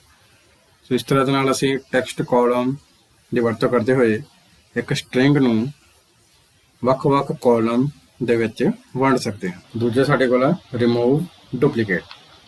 ਸੋ MS ਐਕਸਲ ਵਰਕਸ਼ੀਟ ਦੇ ਵਿੱਚ ਜਦੋਂ ਅਸੀਂ ਕੋਈ ਡਾਟਾ ਟਾਈਪ ਕਰ ਰਹੇ ਹੁੰਦੇ ਹਾਂ, ਡਾਟਾ ਟਾਈਪ ਕਰਦੇ ਹੋਏ ਸਮੇਂ ਕਈ ਵਾਰ ਅਸੀਂ ਵਰਕਸ਼ੀਟ ਵਿੱਚ ਡੁਪਲੀਕੇਟ ਮੁੱਲ ਦਾਖਲ ਕਰ ਦਿੰਦੇ ਹਾਂ। ਤਾਂ ਸਾਨੂੰ ਇਹਨਾਂ ਡੁਪਲੀਕੇਟ ਮੁੱਲਾਂ ਨੂੰ ਐਕਸਲ ਵਰਕਸ਼ੀਟ ਵਿੱਚ ਲੱਭਣ ਅਤੇ ਮਿਟਾਉਣ ਲਈ ਰਿਮੂਵ ਡੁਪਲੀਕੇਟ ਦੀ ਵਰਤੋਂ ਕਰ ਸਕਦੇ ਹਾਂ। So remove duplicate option data tab ਦੇ ਡਾਟਾ ਟੂਲ ਗਰੁੱਪ ਦੇ ਅੰਦਰ ਮੌਜੂਦ ਹੁੰਦੀ ਹੈ ਅਤੇ ਇਸ ਆਪਸ਼ਨ ਨੂੰ ਵਰਤਣ ਦੀ ਸ਼ਾਰਟਕਟ ਕੀ Alt+A+M ਹੁੰਦੀ ਹੈ। ਸੋ ਹੁਣ ਅਸੀਂ ਦਿੱਤੀ ਗਈ ਲਿਸਟ ਵਿੱਚੋਂ ਜਿਹੜੇ ਡੁਪਲੀਕੇਟ ਜਿਹੜੇ ਰਿਕਾਰਡ ਹੈ ਉਹਨਾਂ ਨੂੰ ਅਸੀਂ ਮਿਟਾਉਣ ਬਾਰੇ ਸਿੱਖਾਂਗੇ, ਜਿਸ ਦੇ ਲਈ ਅਸੀਂ ਰਿਮੂਵ ਡੁਪਲੀਕੇਟ ਆਪਸ਼ਨ ਦੀ ਵਰਤੋਂ ਕਰਨ ਬਾਰੇ ਸਿੱਖਾਂਗੇ।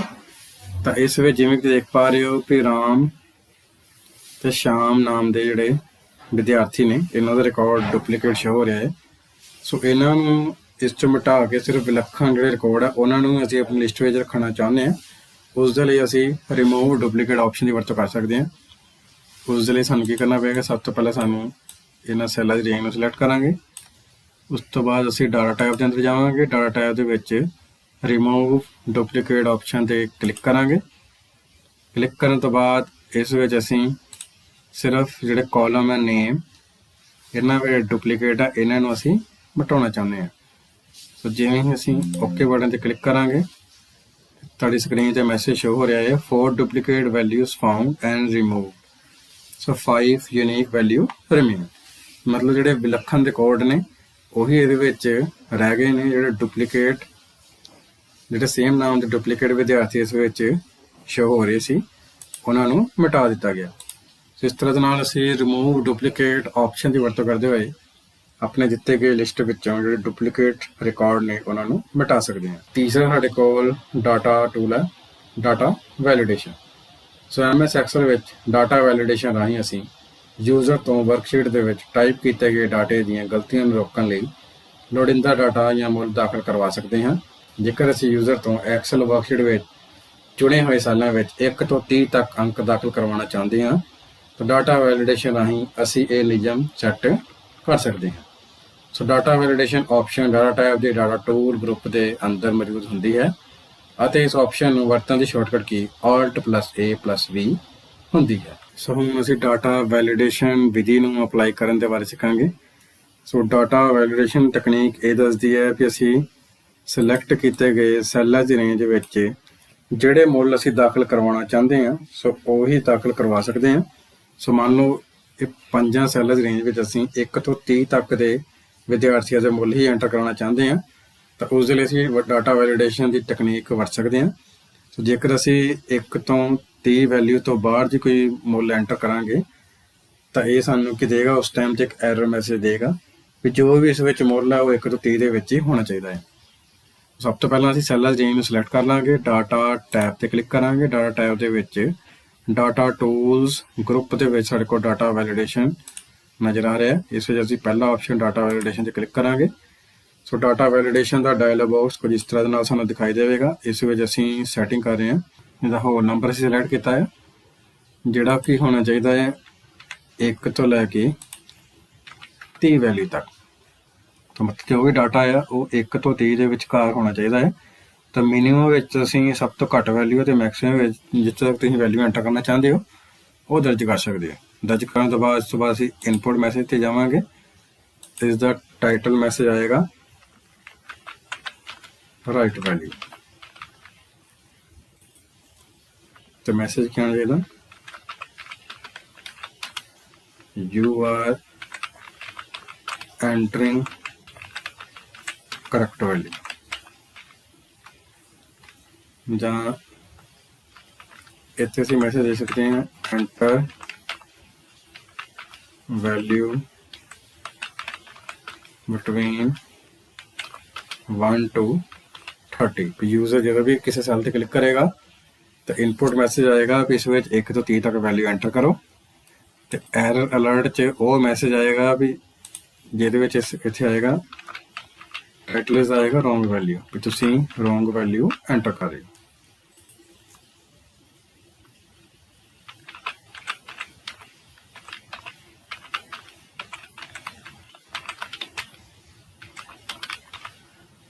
ਸੋ ਐਰਰ ਮੈਸੇਜ ਉਦੋਂ ਹੀ ਆਏਗਾ ਜਦੋਂ ਅਸੀਂ ਗਲਤ ਵੈਲਿਊ ਯਾਨੀ ਕਿ 1 ਤੋਂ 30 ਤੋਂ ਬਾਹਰ ਦੀ ਕੋਈ ਵੈਲਿਊ ਐਂਟਰ ਕਰਾਂਗੇ।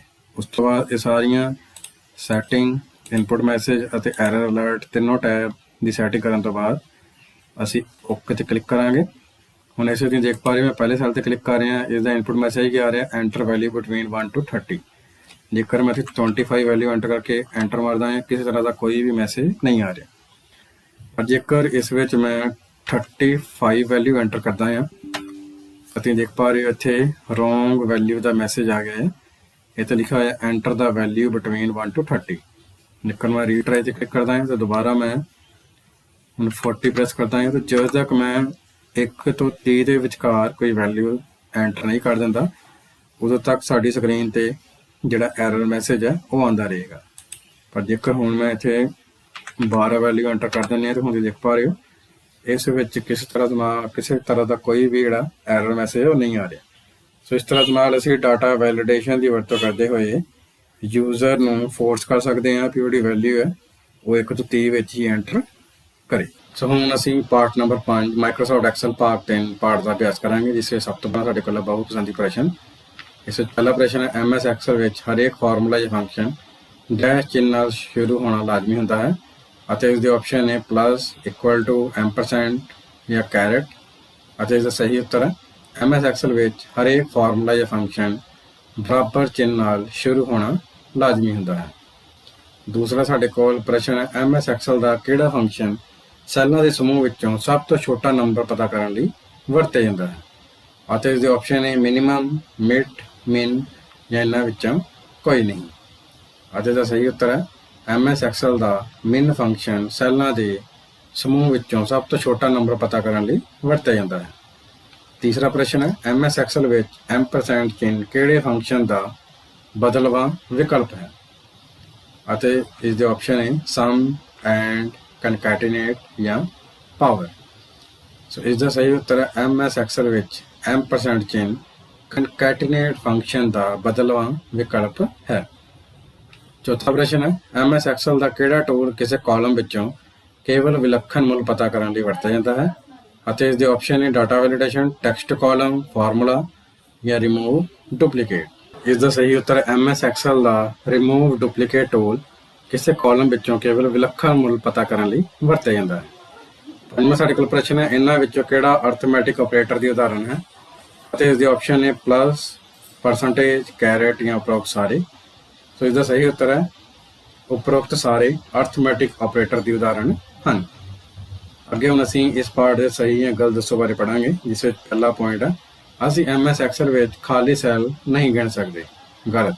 ਦੂਸਰਾ ਹੈ, ਫਾਰਮੂਲਾ ਆਪਰੇਟਰ ਅਤੇ ਆਪਰੈਂਡ ਨਾਲ ਬਣੀ ਇੱਕ ਐਕਸਪ੍ਰੈਸ਼ਨ ਹੁੰਦੀ ਹੈ ਜੋ ਗਣਨਾਵਾਂ ਕਰਨ ਲਈ ਪ੍ਰਯੋਗ ਕੀਤੀ ਜਾਂਦੀ ਹੈ, ਸਹੀ। ਤੀਸਰਾ ਹੈ, ਸਮ ਫੰਕਸ਼ਨ ਦੀ ਵਰਤੋਂ ਕਿਸੇ ਖਾਸ ਰੇਂਜ ਵਿੱਚੋਂ ਜੋੜ ਪਤਾ ਕਰਨ ਲਈ ਵਰਤੀ ਜਾਂਦੀ ਹੈ, ਸਹੀ। ਚੌਥਾ ਹੈ, ਟੈਕਸਟ ਕਾਲਮ ਆਪਸ਼ਨ ਦੀ ਵਰਤੋਂ ਇੱਕ ਸੈੱਲ ਦੇ ਕੰਟੈਂਟ ਨੂੰ ਵੱਖ-ਵੱਖ ਸੈੱਲਾਂ ਵਿੱਚ ਵੰਡਣ ਲਈ ਕੀਤੀ ਜਾਂਦੀ ਹੈ, ਸਹੀ। ਪੰਜਵਾਂ ਹੈ, ਨਾਓ ਫੰਕਸ਼ਨ MS ਐਕਸਲ ਵਿੱਚ ਮੌਜੂਦਾ ਮਿਤੀ ਅਤੇ ਸਮਾਂ ਪਤਾ ਕਰਨ ਲਈ ਵਰਤਿਆ ਜਾਂਦਾ ਹੈ, ਸਹੀ।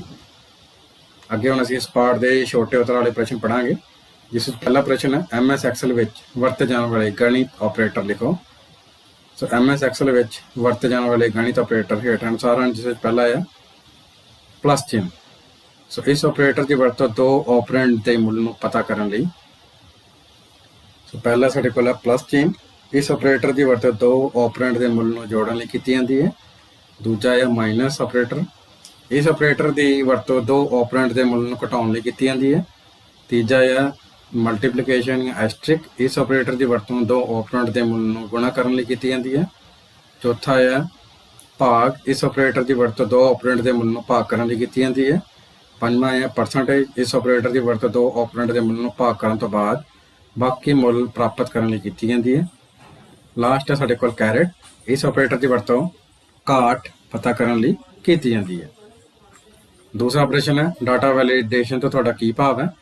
ਸੋ MS ਐਕਸਲ ਵਿੱਚ ਡਾਟਾ ਵੈਲੀਡੇਸ਼ਨ ਰਾਹੀਂ ਅਸੀਂ ਯੂਜ਼ਰ ਤੋਂ ਵਰਕਸ਼ੀਟ ਦੇ ਵਿੱਚ ਟਾਈਪ ਕੀਤੇ ਗਏ ਡਾਟੇ ਦੀਆਂ ਗਲਤੀਆਂ ਨੂੰ ਰੋਕਣ ਲਈ ਲੋੜੀਂਦਾ ਡਾਟਾ ਜਾਂ ਮੁੱਲ ਦਾਖਲ ਕਰਵਾ ਸਕਦੇ ਹਾਂ।